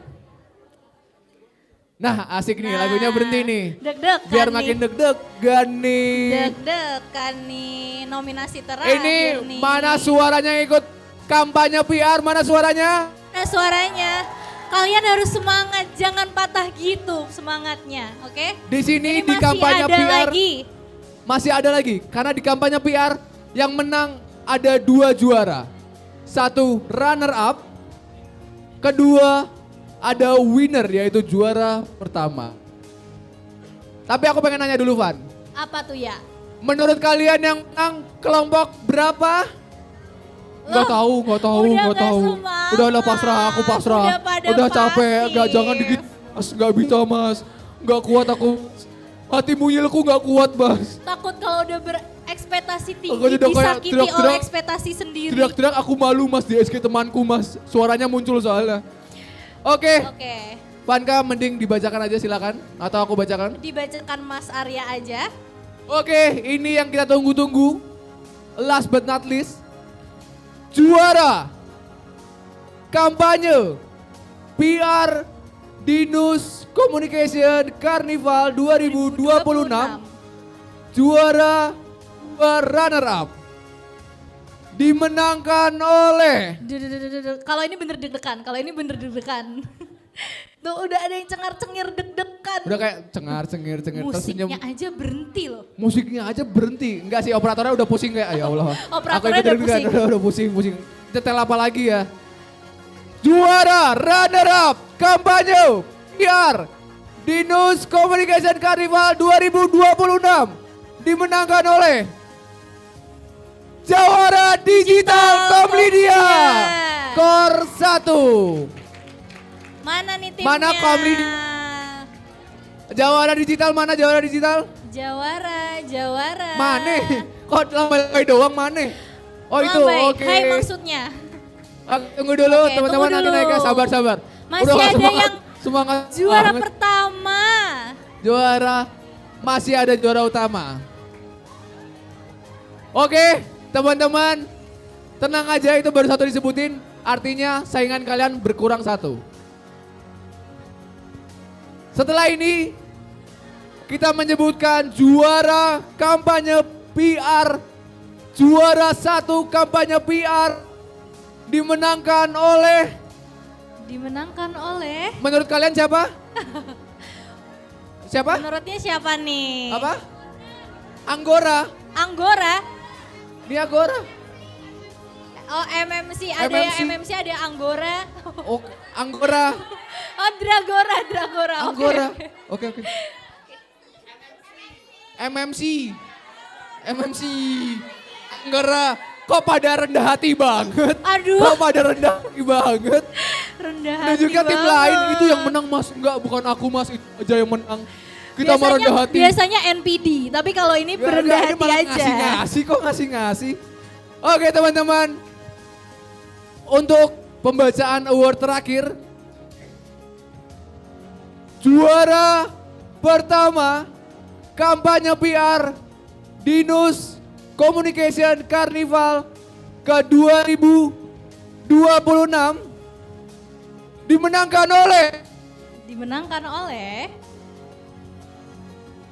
Aduh, deg-degan. Dragora. Kameranya tidak sia-sia mengangkat dari 5 menit pertama. Siap menunggu. Oke teman-teman dari Dragora dan Jawara Digital. Boleh maju ke depan Jawara Digital. Keren. Jawara Digital boleh maju ke depan. Terbayarkan. Semuanya aja gak apa-apa. Ada yang nangis. Jangan nangis. Jangan nangis. Sedih. Oke teman-teman maju digital. Van, untuk juara pertamanya kita salah baca nggak ya? Tuh. Kok langsung mandek gitu? Enggak mungkin Oh, salah nggak baca. mungkin. Nggak mungkin. Udah MPD. Keren. Sukses, keren. Silakan maju ke depan, silakan. Aku masuk konten dong, Kak. Asik, halo. Aku sama tim-timku menang guys, terima kasih. Oke, boleh naik ke atas panggung. Jawara Digital di sebelah kiri.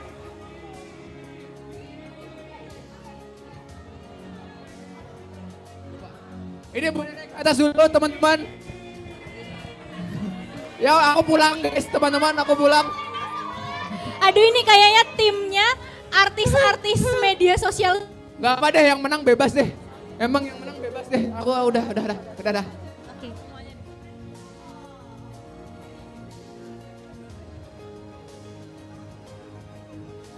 Oke, untuk kepada dipersilakan Pak Ulil, dipersilakan untuk Miss Heni, dipersilakan untuk memberikan piala kepada pemenang-pemenang kampanye PR Berita ya teman-teman. Ini kayak tears Selamat blood, untuk yang menang semuanya terbayarkan. dan juga untuk yang belum menang bisa coba lain kali. Sampai cium tangan sama Pak Ulil tuh berarti istimewa banget tuh. Istimewa banget. Juara 2 runner up untuk Jawara Digital Komlidia. Beri tepuk tangannya dong teman-teman. Kita tepuk tangan aja. Dan untuk juara pertama ada Dragora dari Core 4.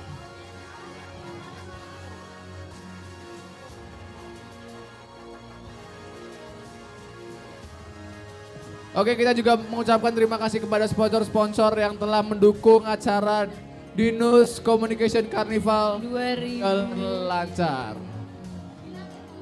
Untuk dokumentasi, kita nggak boleh ikutan nih foto. Bu, boleh ikutan nggak Bu? Boleh ikutan nggak teman-teman? Ibu MC-nya juga mau ikut. nyempil. Kayak gak terima banget kayak, apa sih kayak jijik banget kayak, apa sih?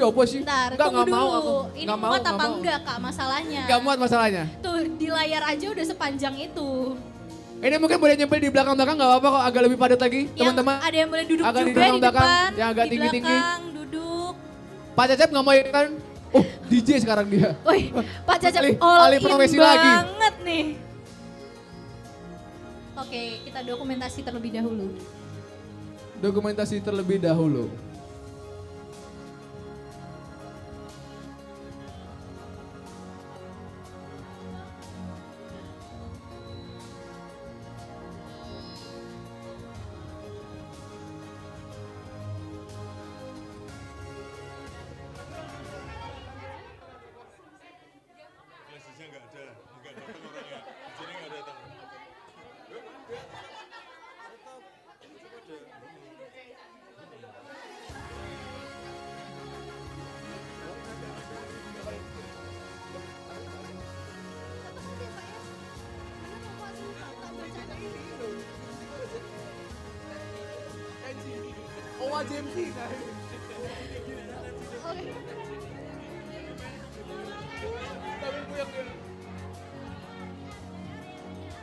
Lama banget ya Wak ya.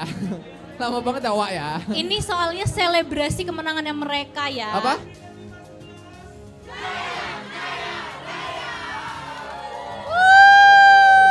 Keren banget. Padahal kalau JJ itu cuma butuh 3 foto ya. Ini banyak banget.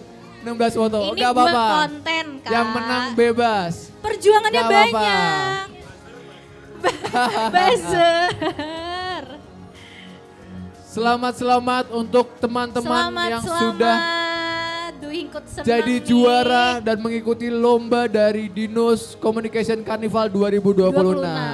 Tapi sebelum itu Van, kita juga tetap mengucapkan terima kasih kepada sponsor-sponsor yang telah mendukung kita sampai hari ini. Betul banget. Ada Mautol, Ada PR Indonesia, Derma Express, ada Larissa Aesthetic Center, ada PT Vision College Indonesia, ada Burger King, ada Derma Express Aesthetic Clinic, ada PT Sunli Property International, ada MNK Digital, ada Bank Mandiri, Superskin, Dapur Saji, Puninot Studio, PT Sinar Indah Kertas, Tuk Film, Showroom Mobil Wijaya Kusuma, IM3 Platinum, Unilever, Wings, Alphard, Margaria, PT Dua Kelinci, Ruang Interaksi, KAF, Vanco Galeri, Emina, Cheers, Sandika Natural, Ella, Warkop Sumini. Dauriana.